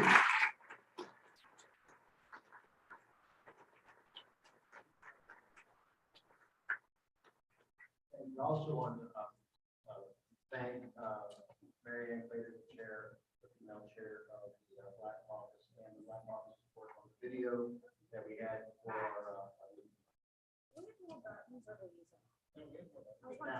Delegate Walker. Want any of these buttons to take with you? Related to Delegate Walker's comments, Jenny Craig, the new secretary, was participating via Zoom because she is at the Labor Coast Conference in Chicago and has a really long commitment. But she asked me to let everybody know that, and also Kelly, when she gets back, she will contact you to assist with the transition, and I'll make that.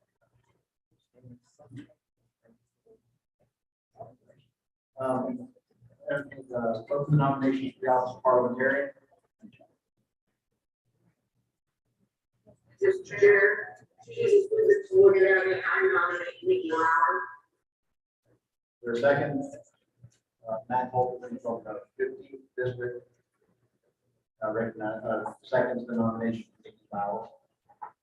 He's 16. 16?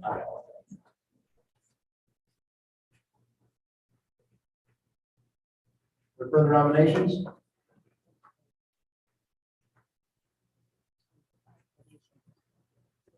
Chair, if it would please the committee, I would like to close nominations and send Nikki Lauer to the position of parliamentarian by acclamation. So moved, all in favor? Aye. Congratulations, thank you guys, have it.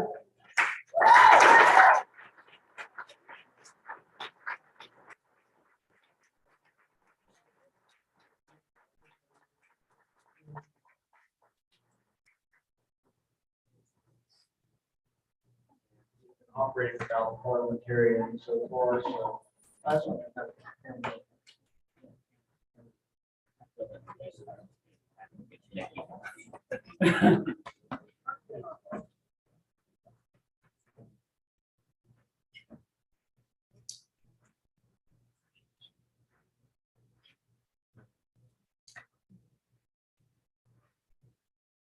I just want to say thank you to everyone for allowing me this position and for supporting me along the way. A parliamentarian's job is to inform the members of their rights, to smooth processes and for advancing their goals for representatives, and to provide a referee and neutral opinion on the goals as they are. The Assembly's rights have to be parliamentarians' priority. Talking to a few of you over the last few days, I recognize a lot of you are uncomfortable with your abilities to comprehend parliamentary procedure as a whole. It is a large book. 700 pages. I want to build a culture of open discussion in the parties. I want folks to feel comfortable coming to me to ask questions, how to make a motion, how to make points of inquiry, points of order, the processes of getting a motion passed. Elected members of organizations should not be put in a position of keeping their voices silent because they aren't sure of the process. It is a means of oppression, and knowledge is power. Everyone should have an equal opportunity to learn how to make motions and to do business during the organization.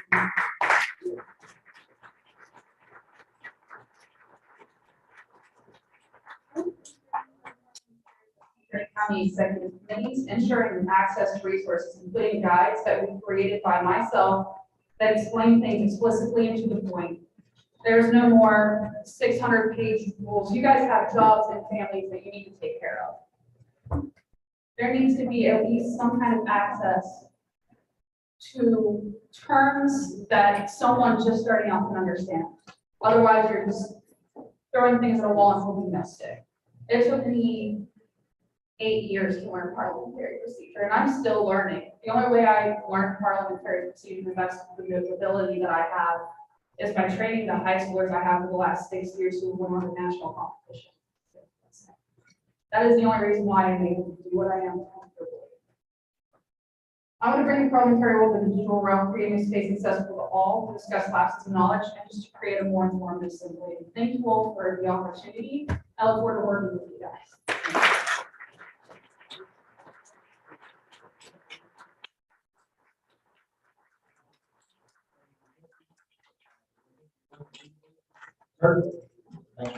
Yeah, you're welcome.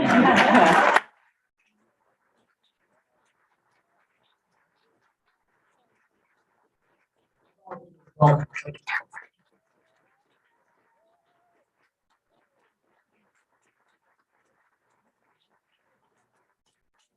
want to thank everybody who ran, everybody who showed up here, voted, everybody who's been hanging out this long. Give yourself a round of applause real quick.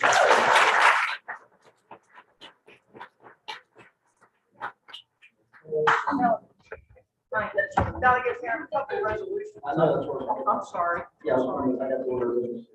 I'll get to hang. All right, we are on the order of resolutions. Are there any resolutions?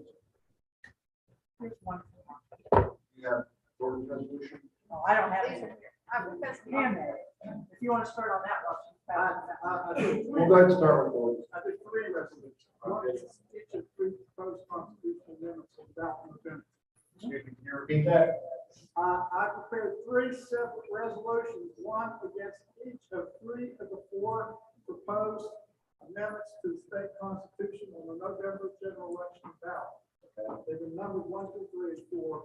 I'm not taking a position on incorporation of churches. The other 3, I think, that one I don't care about. The other 3 are things that are like involve democratic principles. We'll take up the resolution. You have to see a copy of the resolution.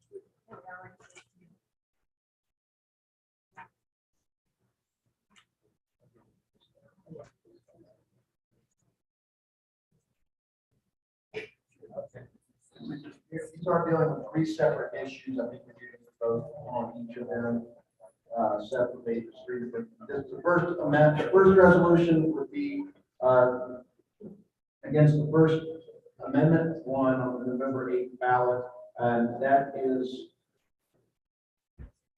yes. I would agree. Might we allow members of the committee time to review amendments to the Constitution and vote on the resolution later? And that way. You moving the table? No, certainly not table them, but I guess alter how we have the opportunity to review them, because I think this is something that's very important. And a statement that we should be making as a party, because certainly when you're making a state constitution experience, but I'm concerned all of us in the room are a little bit tired. Well, there is will we be meeting? We have to meet before November.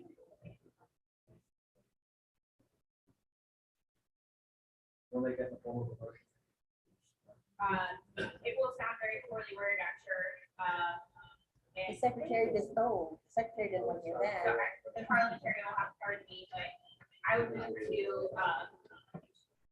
allow the committee more time to review by visual distribution of the important amendments. As we want to make the statement as already very clear. As I said, it's an amendment to our state constitution. That's a really big deal. I would like this to be visually distributed, including copies of the amendments that are being proposed on the ballot in November, as well as copies of the resolution, so that the committee will have access to them.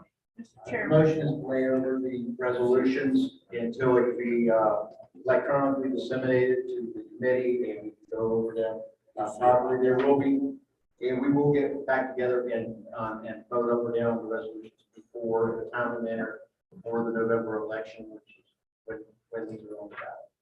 In addition to that, we can send them out, have them review it, and send a ballot, Yes. Google ballot to vote up or down. That way, if it's something we want to be out there pushing during the campaign cycle, we can do that. Yeah, and to clarify that was fine. Is there discussion on the motion? I need a second. I'll second it. I don't know if you need a second, but there could be debate on it. Members of the assembly, I believe the delegate is correct in saying that this is going to take time to review. It doesn't hurt us to table this for the time being, postpone it to the next meeting, and to review it digitally and propose discussion and debate at the next meeting. I actually would encourage the assembly to vote for this, not just to expedite time, but because it is a wise decision to make. So I urge you to vote in favor of the motion to postpone to the next meeting pending digital review. Just a point of clarification, my motion was not to table the amendments, certainly not to table the amendments, I want to emphasize that. Yeah, postpone to the next meeting. I want to suspend the immediate vote and review of the resolutions, so that we can have adequate time and vote visually and get it done faster. It's just postponed to a specific. Correct. The motion is postponed to a specific time, and will be done in a timely fashion, so we can, so every member of the committee will be able to read it and have an informed. I've no objection. I just didn't want to be accused of waiting too late, because a lot of times people don't make, even find out what's on the ballot until like a day or two before. So I want to make sure that I had things prepared. I didn't know if you want to get it. I want to have it ready if people are ready, because I do lay out what is it, the full text of the amendment and how it's written on the ballot. That's already in the resolution, but fine. I just want to make sure I'm right out there, and so that's what I'm gonna do. Thank you. Further discussion? I just have a question probably for the sponsor for Sponsor, you. Are you, is your motion to table, not table, postpone to the next meeting or to vote electronically? My motion is to, I don't know if we're going to need a motion to suspend the rules also and, jump to an agenda item. So we're skipping essentially resolutions now, but my motion would be to suspend immediate vote and review these important resolutions. Distribute it electronically, including copies of the proposed amendments that will be on the ballot in November, in order to give more thorough time and an expeditious digital review of these amendments. And that way everyone can kind of look at them on their own time, edit them in the way that they're comfortable with and what feels best. But there will be, I'm assuming a deadline for this, that'll be sooner rather than later. I mean, it certainly doesn't have to wait until it's late in the meeting, since it's business of the day. Yeah, that's my confusion because. Yeah, I don't think we want to hold off until the committee meets, so I'll clarify that my motion does not include that. Okay. I'd like it to be urgent. Thanks.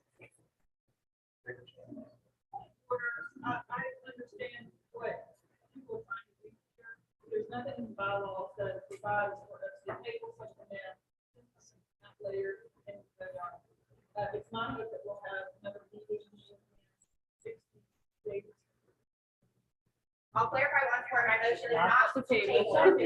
Yeah, I'm sorry, but to have like a virtual meeting, everybody on Zoom, before in general, play a time for the general election. I'm sure the chair will get a meeting to vote on this in that kind of point of order, but I do support tabling this until the next meeting. Not table. Mr. Motion. Chair, Motion to postpone to a date certain. We'll get a chance to read it, and we'll be able to vote on it in a timely fashion, well before the general election. Right, and I'll Is even there further amend my discussion? motion to say, I'll even amend my motion to say, so long as the committee reviews and votes on this within a reasonable time, as declared by the secretary. Further discussion on the motion? Question of the chair. Could we just, there are 3 resolutions here. Could we just have the topics? One I know is the property tax, right? Actually, one which I thought was tax house, so that's Amendment 1. but then the resolutions are not correct.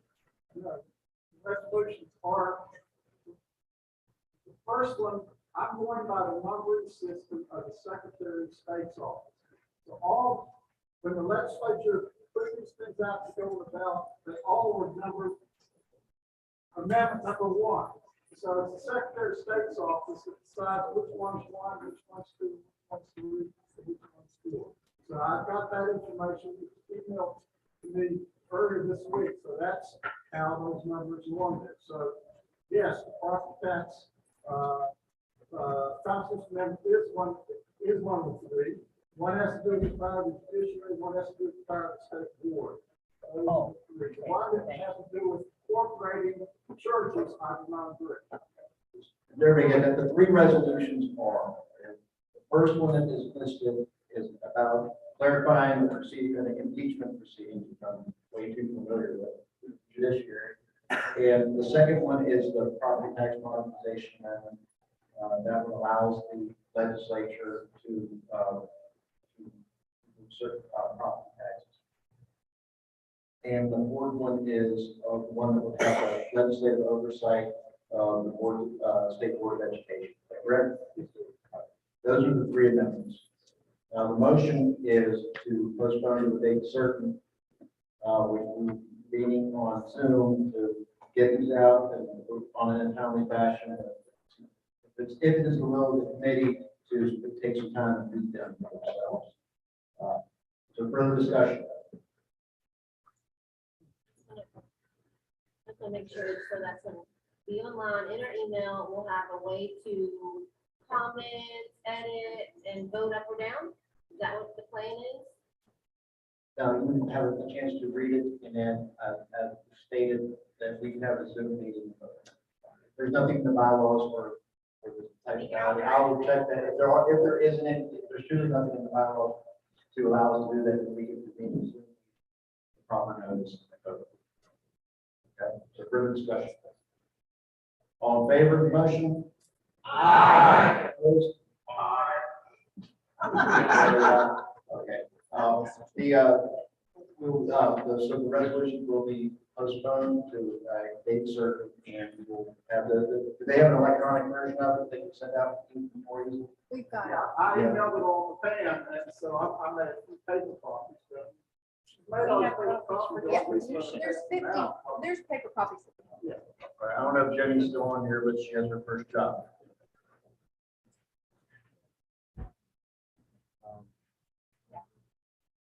Yes, sir. We can send them out. Are there further resolutions? Point of inquiry, Chair. We have a treasurer's report to be submitted at this meeting. Did not. Okay, thank you.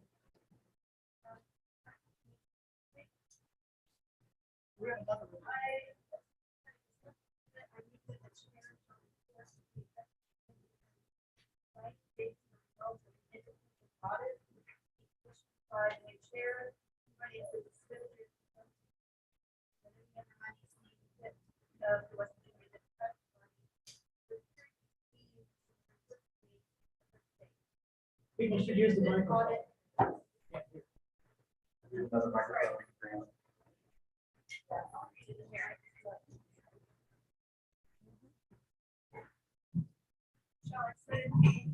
Yes. Please. I move that the chair shall report to the executive committee within 90 days the results of an independent audit to be commissioned by the new chair into the finances, expenditures, incomes, receipts, and any other monies deemed fit of the West Virginia Democratic Party for the period between January 1st, 2018 and the present day. The independent audit so commissioned shall not be conducted by a party with personal or financial ties to any member of the executive committee. Okay. Second motion. Did everybody hear the motion? Yes. Discussion? Laura? Yeah, in terms of the selection of the independent person who would conduct the audit, who determines that? And may I ask also the origin of the committee? Sure, I would say that the chair in consultation perhaps with the committee, essentially, I think what was discussed previously is that kind of want to here in this meeting, we kind of want a clean slate. Nick Casey on the election. This is a former person. And that's, no, I'm clarifying to get my question fully out. I can also speak. So you don't have to keep repeating yourself. Sure. So we're asking for this independent audit because Mr. Casey has one position and he's formerly on this committee. Is that correct? And we want No. an independent of the committee to review the. That's not correct. Sure, yeah, no problem.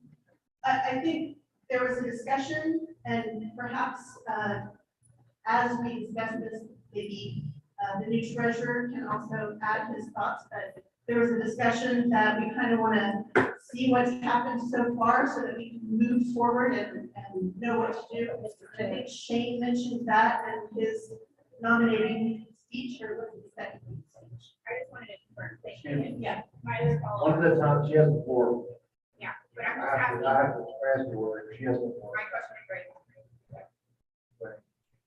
Yeah, so, he and Nick Casey discussed doing this. I think there was a discussion perhaps with you as well, but I think that we want to simply have an audit so we know where we are, independent, and we can start again with a clean slate.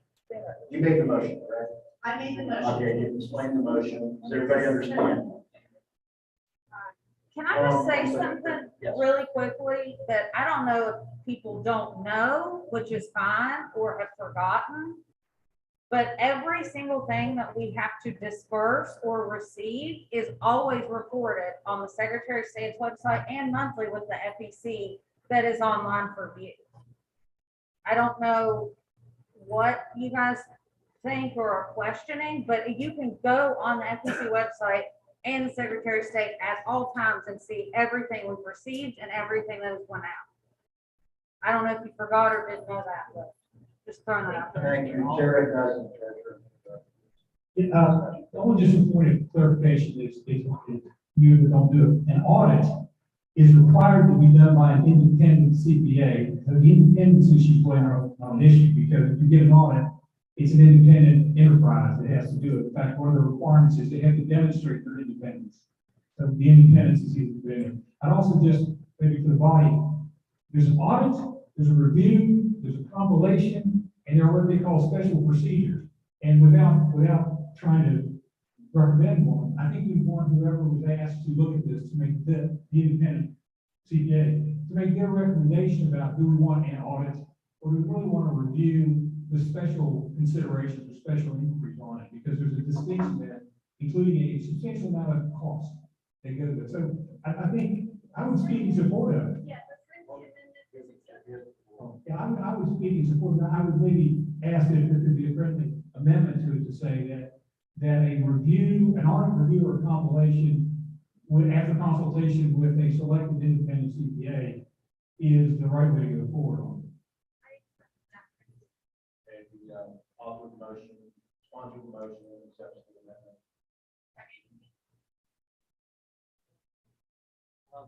I don't know how to do this, but I kind of have a question of the treasurer too. Pass on to you. Yield? Yeah, I remember that. I'm just wondering if, based on your experience, if 90 days is sufficient time to do one of those reviews for a 4-year period. It's not even close, but nonetheless, it is, I think, sufficient time to get an engagement proposal from an independent CPA firm, and which I think they could give us whatever their timeline is. Okay. To do that. And also, the other question might be seeking a recommendation from them as to what's the appropriate time period. I know there's some time period suggested. I've now forgotten when we open and close our books. You don't want to from January the 7th until something, or from January 1st, but that's just information. Further discussion? Vickers? Anyone else? Clarify that the motion now that saying it's not have removed the time frame. 90 days.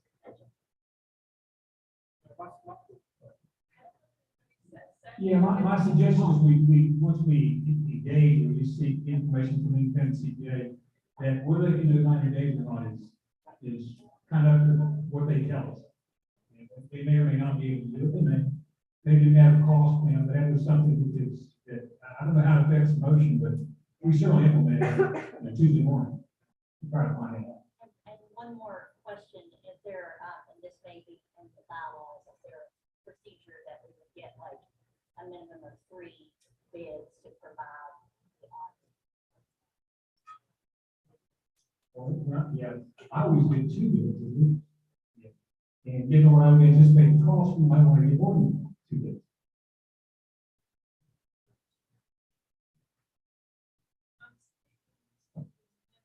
Right now, which we have not voted on, correct? No, we haven't voted. Okay. The sponsor agreed to a friendly amendment. But go ahead and speak to that. We're still voting on that.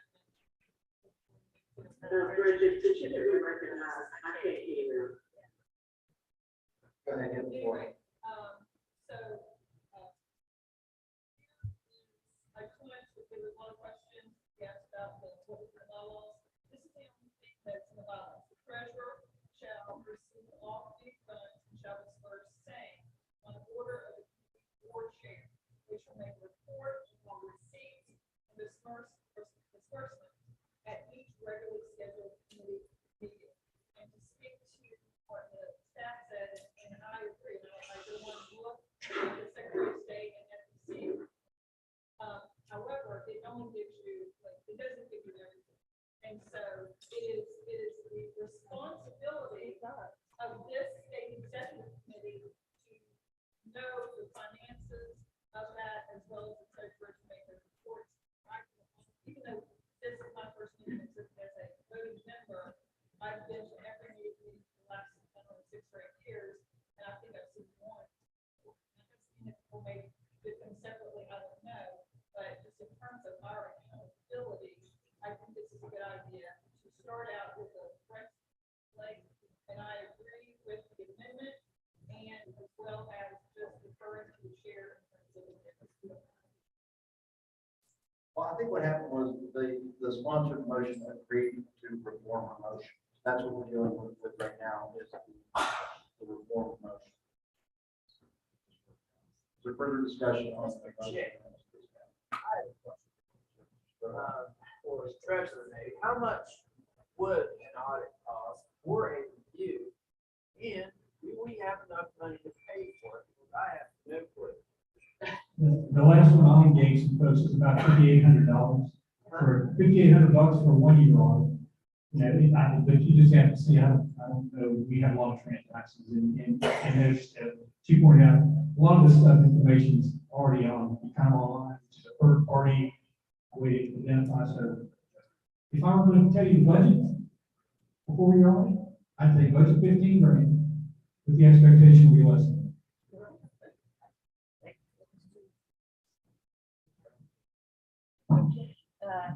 Mr. Chairman, could we have the exact language of that amendment, please? As it stands now. Repeat the exact language of the reform motion.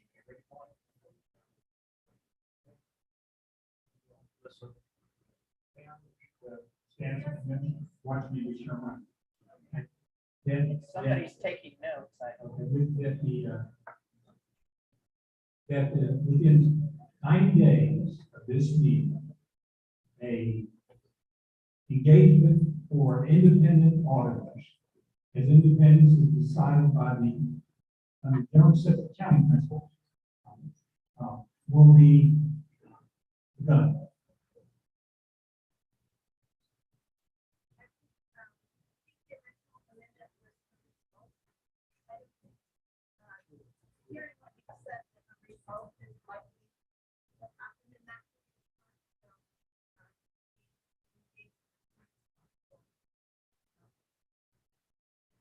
I used the word begun when I repeated that verse, not finished. We got all the CPA was big, we can circulate down to. Thank you. Secretary, have your language of motion. Please. Yep. Yes. Somebody let me know if you say yes. I can't hear. He said yes. Okay. Well, I want to say that this holiday period, I want to remind everyone that we are in the middle of an audit. And I have conducted conducted many audits, and that's what tied up the staff. So I would recommend that whoever made the motion, because in my chat it says 90 days, that this needs to wait till after the election. The executive director will be tied up, Bridget will be tied up, it would tie Mike up, everybody would be tied up. So this is something that just needs to be done after the election, so that we can concentrate on, utilizing our resources for the election. That's all I want to add. Further discussion on the motion? Understanding that an audit is a long-term process, there's absolutely no reason that somebody can't stand up there and say, we have this much money in this account. We can't even get that. That is why we need to have an audit. I can actually tell Is you there that. further discussion? What's the difference between an audit, sorry, I talked too soon. What's the difference between an audit and a review?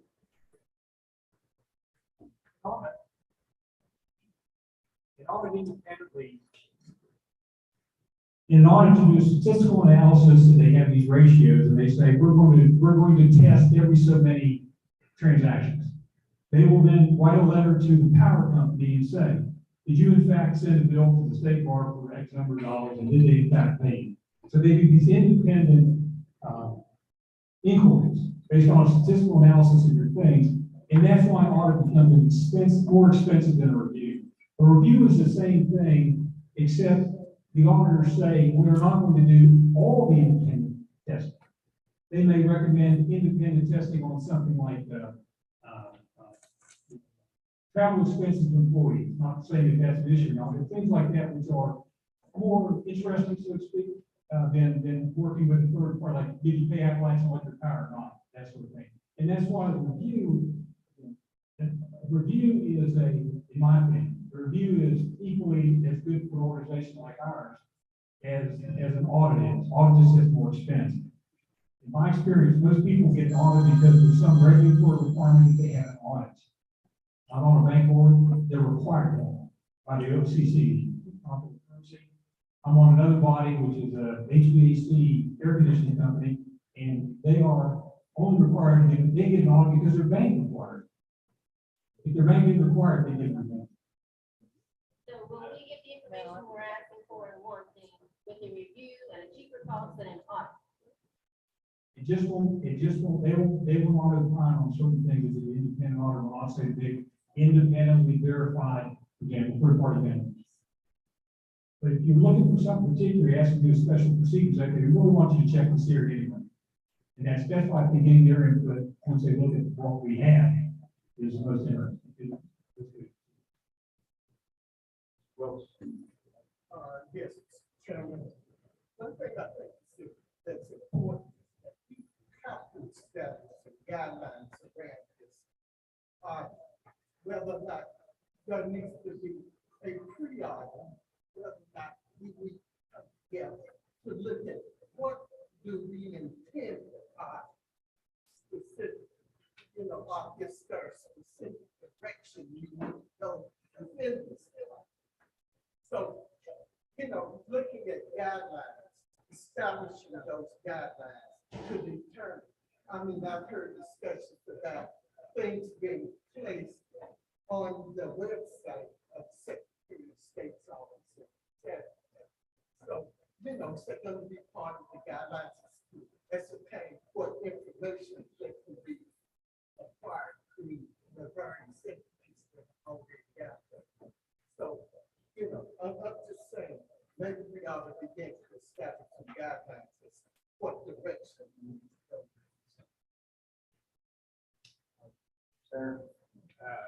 Mary Ann Taylor worked in the state auditor's office for many years. Therefore, I had great support for her comments. She knows what she's talking about. I move to postpone this discussion to the next meeting. Is that debatable? I'll second. Is that debatable?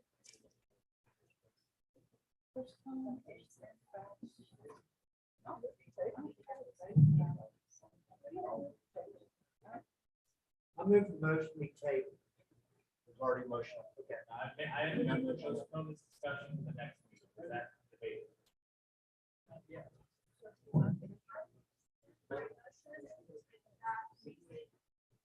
The motion on the floor right now is to postpone to the next meeting. Now, if you're making a motion to table, you table the motion to postpone. The motion on the floor is table. Discussion on the motion to postpone. Just ask, the deputy executive director has offered to give the balances, which is part of what we're discussing. So could not she give a balance, and that would clear up some of this right now? I believe she asked for correct. The motion on the floor is to postpone. Just keep the discussion to the motion to postpone. It kind of seems like we're going in circles right now. We're discussing like the possibility of reviewing an audit, especially if we're going this for so many hours. It seems logical that we should postpone this, just like we talk around resolution. Why I wasn't support this budget. For discussion on the motion to postpone.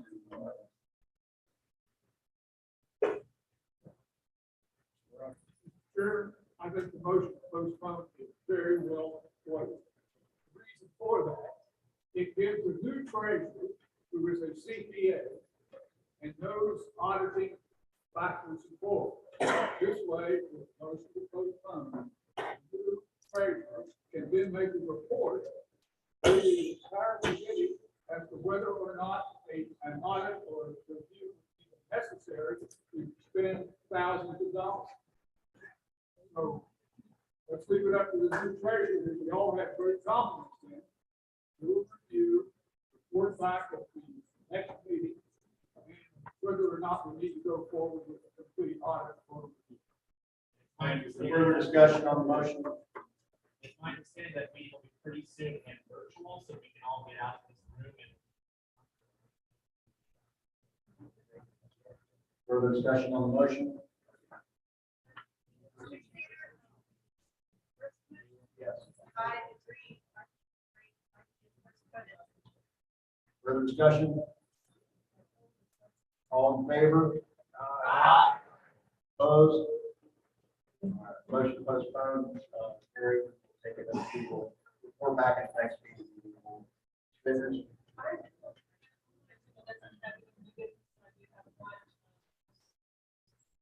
When we get to new business, are there more resolutions? There is a resolution for former chair, Joe Pancione. I don't know if Dorothy's still here or not.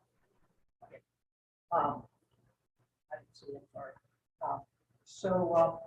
Joe was, you want to go ahead and speak? You go and speak to the resolution. You get her the microphone, please.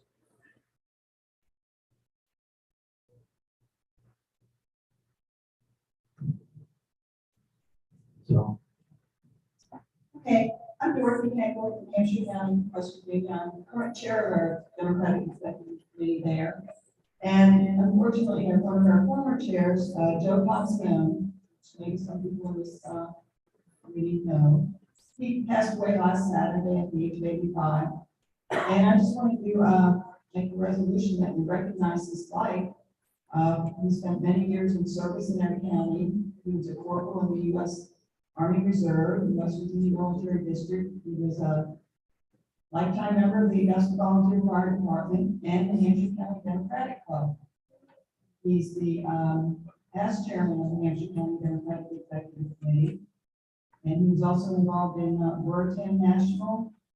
And in 2006 was elected as the Word 10 National President. And he was very active in our executive committee until within the last year. He's had health problems and we haven't been seeing him for a couple of months. And unfortunately, he passed away. So I just want to be recognized by this committee. Thank you for that resolution. Discussion.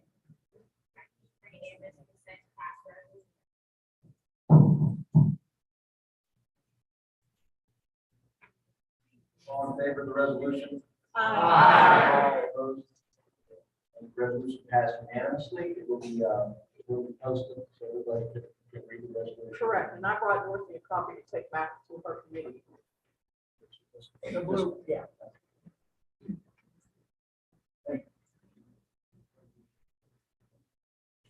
Any further resolutions?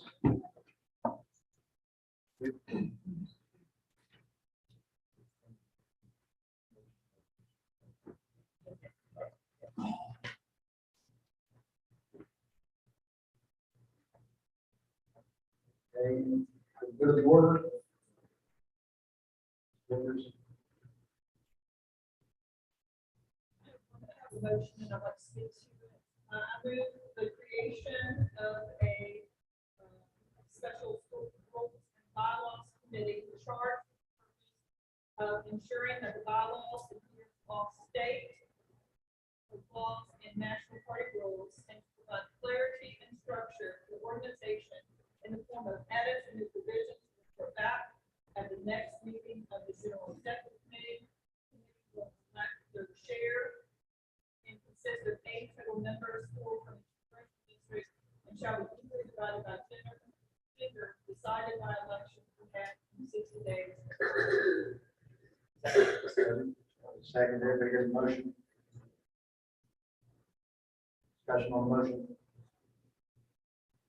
Yeah, we've already seen in this meeting, there are a few things that came up that, hey, the bylaws say this, or what does it mean? And there's a lot of cleanup. The new diversity caucuses that were created last year have no direction whatsoever in it. Their term limits, how they should meet. There's a lot of things within those diversity caucuses that I think we could do some cleanup on. There's some other things I would think about, and I kind of know, but I just think having a special rules and bylaws committee do that work and report back on recommendations. Would be good. Discussion on the motion?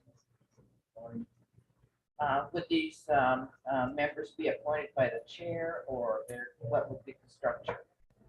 Yeah. Yes. By you. The motion is that we will convene within 60 days, and the state executive committee will elect them 4 from each congressional, from the 2 congressional districts. They will decide, and they will elect their chair. Chair has a question. Is there anything currently in the bylaws of how addressing how the current rules and bylaws committee is? There is no rules and bylaws committee in here. What there is a statement about subcommittees that the committee, the executive committee, shall have the power to create any subcommittees in all central and if the committee fails to make an appointment, the chairman is authorized to make such appointment. Subcommittee shall meet twice a year. The committee shall form. Anyway, there's other subcommittees, but that's the bottom line. But this is a specific motion for this committee to create a rules and bylaws committee and elect their members, and for that committee to elect their chair.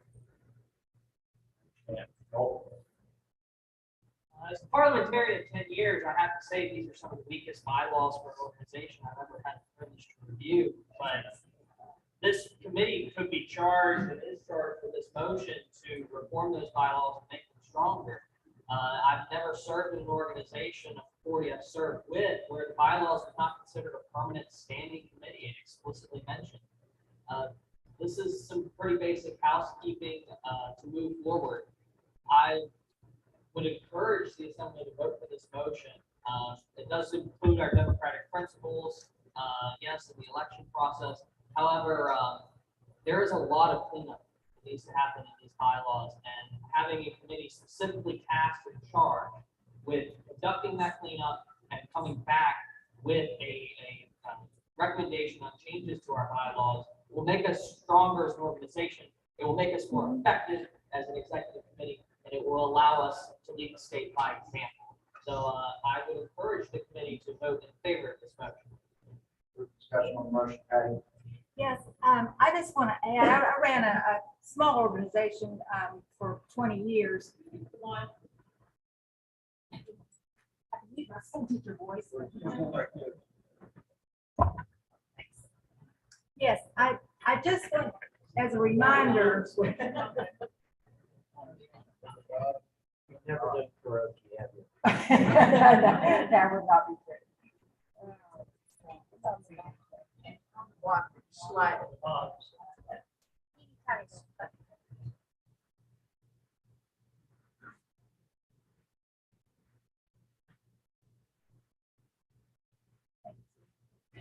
Thank you, I'm sorry. Don't be singing the Beatles. Oh, darn, I'm just gonna break out. Okay, but I know there's a lot of excitement and moving forward, making changes and stuff, and that is great. The enthusiasm is great. It is 4 months to a major election, general election. As someone pointed out, an audit, any kind of audit or review puts a lot of work on staff, and the chair and the officers. Bylaws should also include staff, the chair, officers, and so forth. That's also a lot of work. A nice thorough review of bylaws is a lot of work. And I absolutely agree that a bylaw standard committee is pretty standard in the bylaws. So, but I guess I don't see, these seem like things that we wait till after the November election. Because our chair's gonna have a lot to do, staff's gonna have a lot to do. Speaking as a person with experience with small staff, large organization, it's a lot of work. Make a motion. Make a motion. I move that we take this idea and implement it after the general election. Hold on a second. There's a motion on the floor. That wasn't, I'm not sure what the motion was. She has the floor. What's your motion? Postpone it to after the election. Motion on the floor to postpone, that motion to favor. Discussion. I would second the motion with some amendment. I agree with everything everyone in the room has said so far. I think it's a wonderful idea. However, as I said earlier, I think this is something that's very important. And it's important that we do it right. And I think that the opportunity for the committee to have more time to review the exact language and how we propose this exact scenario, and to discuss it further so we can be in a really efficient and effective committee to this bylaws. I think that's very important. So that would be my addition. Shane. I'm offering discussion to the motion that is already on the floor. That motion are not valid because you're making another motion. People in this room. We get the parliamentarian. There is, you can make a motion to postpone while the discussion's going on. Now the discussion is on the motion to postpone. That's what we have to take out. If there's 100 people, there have been 100 people in this room today. If we can't find 8 The people point to of sit down, inquiry, Shane has the floor. if we can't find 8 people to sit down or on a couple nights on Zoom while they're working on elections to clean up our bylaws and make us a stronger organization while we're working to elect Democrats, y'all, that's not even walking and chewing bubble gum. That's like the bare minimum. So I think we are really making that out of holding. Having a review of the bylaws while we work on elections is not a tough thing to do. Walk and chew bubble gum. That's important. I think it's the motion to. Thank you, Stephen. Everybody's hand. Yeah. What's that? Okay. Mary, any other point of inquiry? well, I think to know what the motion is, or what, we can't hear on the Zoom. The motion, can you hear me? Are we back on the line, or what? No. There was originally a motion to set up a rules and bylaws committee that would be elected by this committee. And there was a motion after that to postpone that motion. What we're discussing now is the motion to postpone the motion to set up the rules and bylaws. Okay, can I try to figure out chat, please? Ron. Where? Yeah, I respectfully disagree with postponing. The motion is simply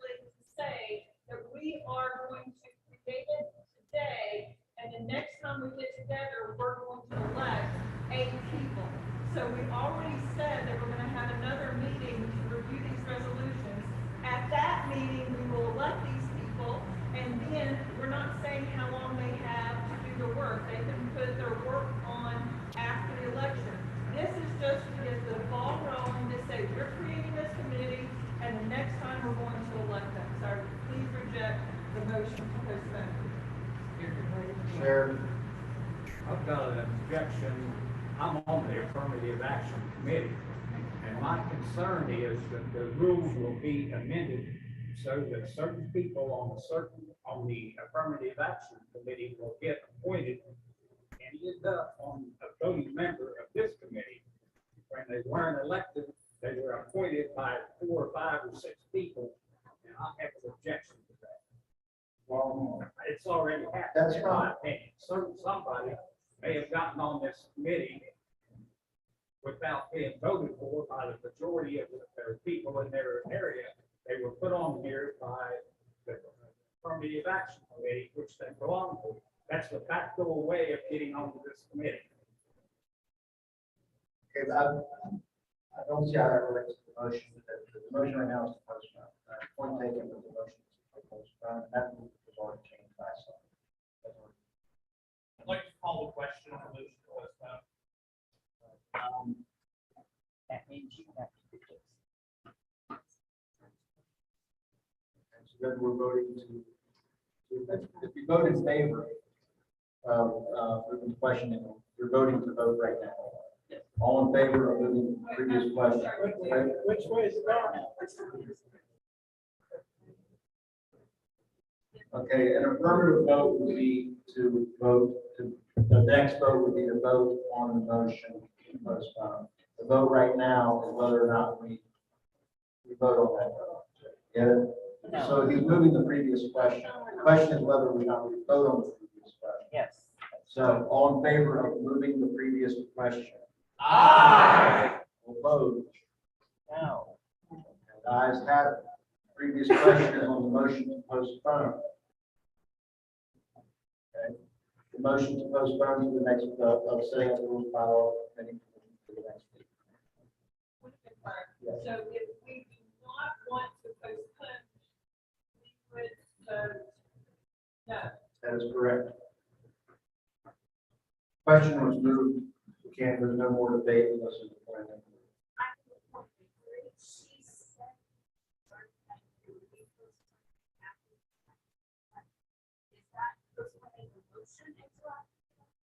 Or is she making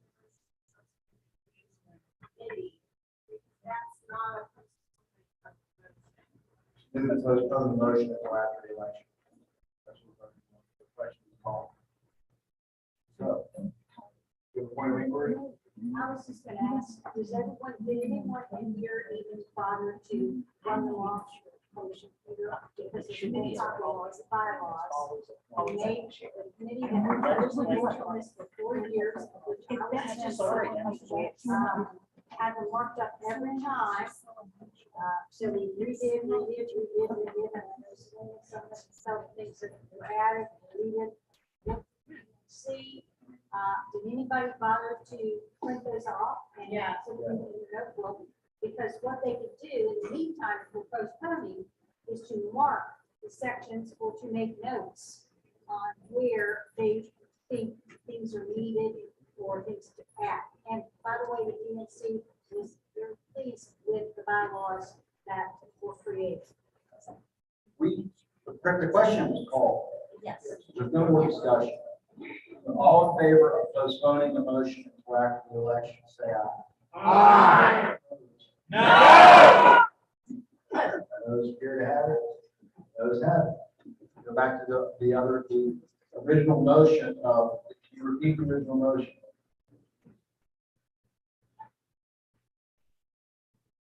Move to create a rules of bylaws committee charged with the purpose of ensuring that the bylaws adhere to all state laws and national party rules and provide clarity and structure to the organization in the form of edits and new provisions. Report back at the next meeting of the General Executive Committee. The committee will elect their chair and consists of 8 total members, 4 from each congressional district, and shall be equally divided by gender, decided by election to be had in the next 60 days. Mr. Chair, I call the question on the motion on the table. Well, now they will be voting on whether or not to vote. Once again, the question has been moved. Shall the question be put? My concern is Yes. that you voted on something this important that was wasn't on the agenda. This is the last one on. And I'm just not sure. Need a microphone. Ben Markey from Putnam County. My concern was procedural in that this item is not on the agenda that has to be put out before the meeting. And it seems to be a pretty important item. And I'm just wondering if it is something that we should be voting on when it wasn't on our agenda.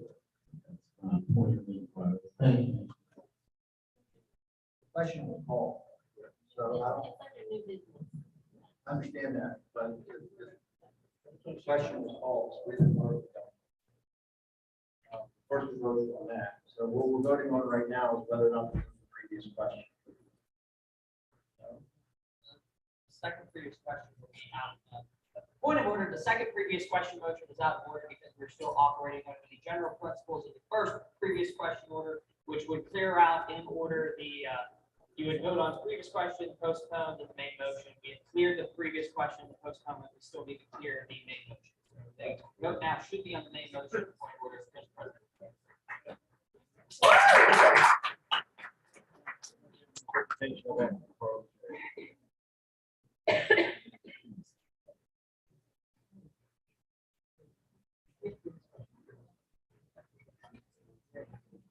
Original motion. I know, we need great way.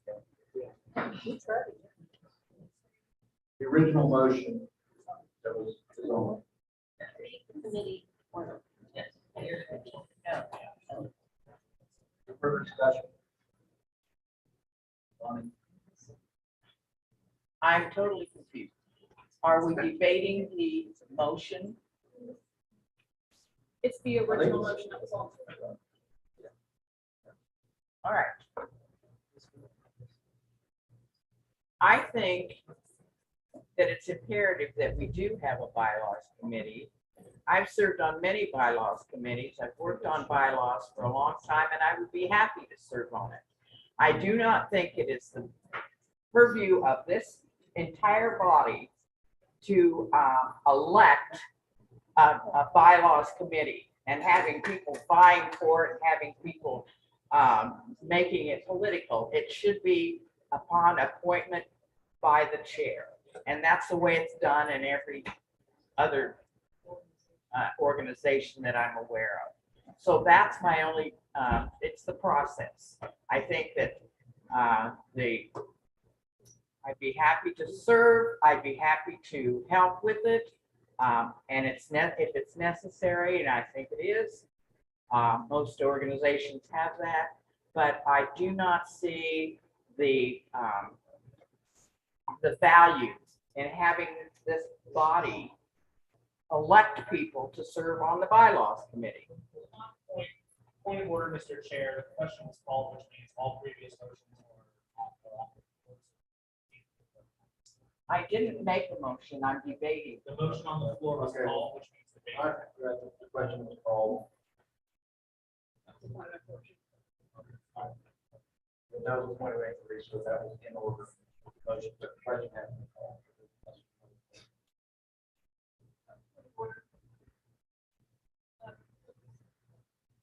As I mentioned earlier, the bylaws are clear that it is this committee's responsibility to create and appoint people to and the chair only does it, the bylaws provide the chair only does it if the committee fails to do it.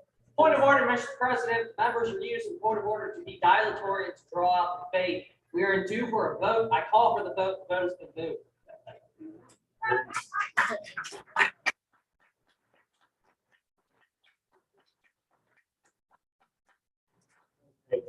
All in favor? Aye. No. I do that.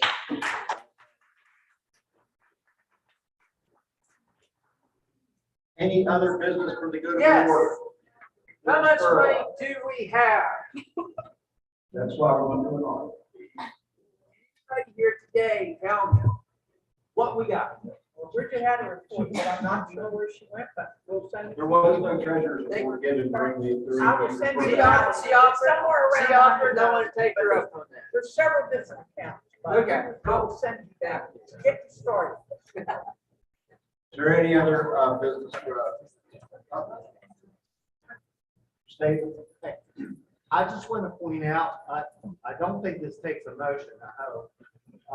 But today is Jay Rockefeller's birthday. And so I hope that the party can send its best wishes to him for his birthday. We actually posted a video. Yeah. Of that, and it's also Jake's birthday today. Well, happy birthday, Jay. Happy birthday.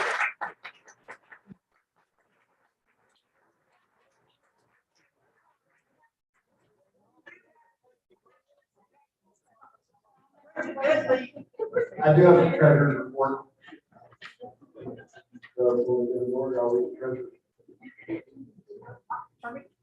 Actually,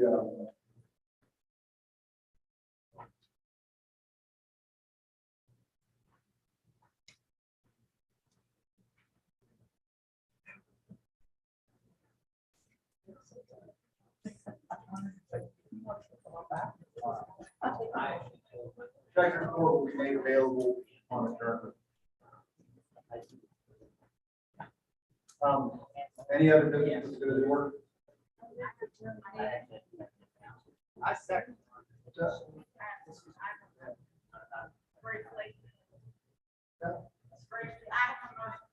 State it.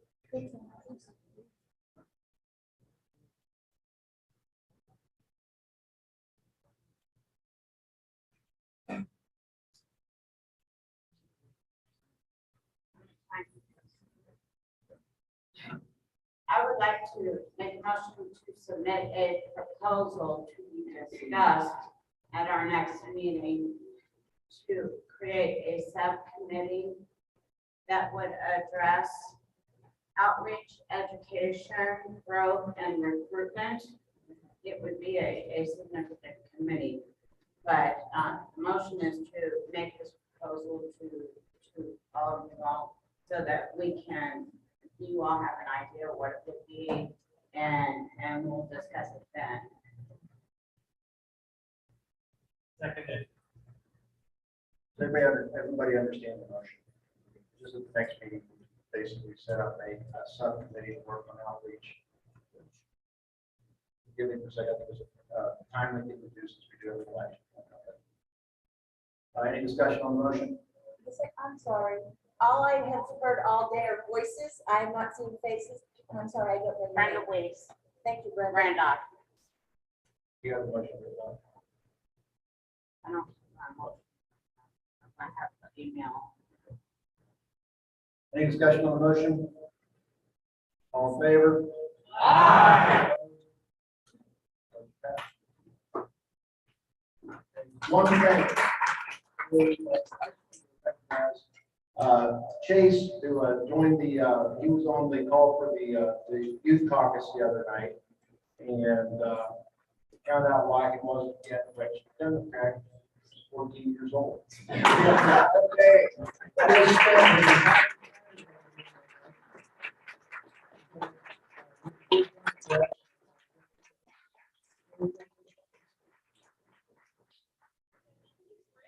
Yeah, I think the real thing was to her. Yeah, the grandmother. But, so, a couple months ago, so a little about me, I lived in Young County, go to school in Dutch County, and I always like to tell the story, and I haven't heard I had any cases, I'm going to tell, I'm sure I promise. But, I've been involved in politics all my life, I really got involved back in, it was 2018, it was teaching on street. Both my parents, well, my dad wasn't, just my mom still is a teacher, and I went out on picket lines a couple days, we live fairly close to where she works. And I was going to pay, we lived in Roger Henshaw's district, and of course that man wasn't speaker of the house, I was a respectful member.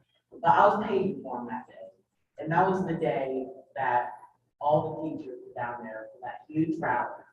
And I saw that, and then in the house that day, the baby and Bill, which is why they're having that rally. And I remember thinking, how can the people that we elected treat us like that. And that's what really got me involved in politics, because I think it's horrendous, to say the least. But yeah, I started a high school Democrats Club in high school in Dodge County, which if you don't know, Dodge County is very Republican.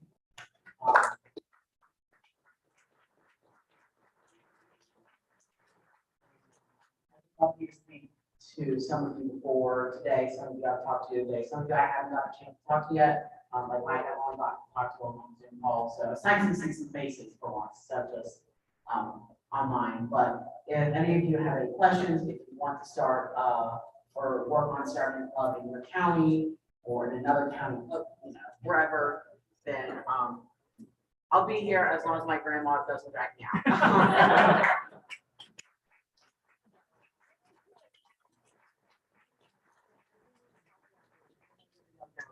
I just want to personally thank you for doing what you're doing. Today, I actually just talked with Delegate Shirley Martin. And it got me thinking about the impact of one person on your life. And your story reminds me a lot of times. And thank you, because you are the future. When I was 13 years old, I showed up at the AFL-CIO as president of my high school chapter. I was co-president. And Elaine Harris showed me how to canvass for the very first time. And that had such an impact on me, as did Delegate Marshall and the rest of the committee that selected the interns for the credit fellowship 1 year. And Chase, thank you for doing what you're doing. It means a lot, especially in a very Republican county. And as Chase said, anyone who knows someone who wants to start a high school chapter, a college chapter, or beyond, for ages 16 to 36, you have the support of all 3 crossbars. So, And I'm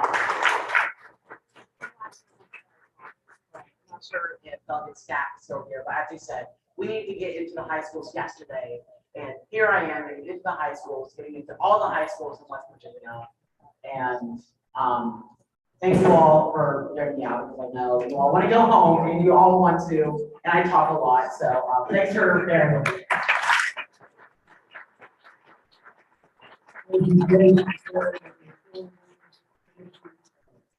Grandmother,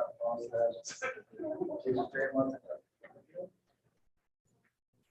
Maxine, thank you, Maxine, for bringing Chase here. It's been a whole day.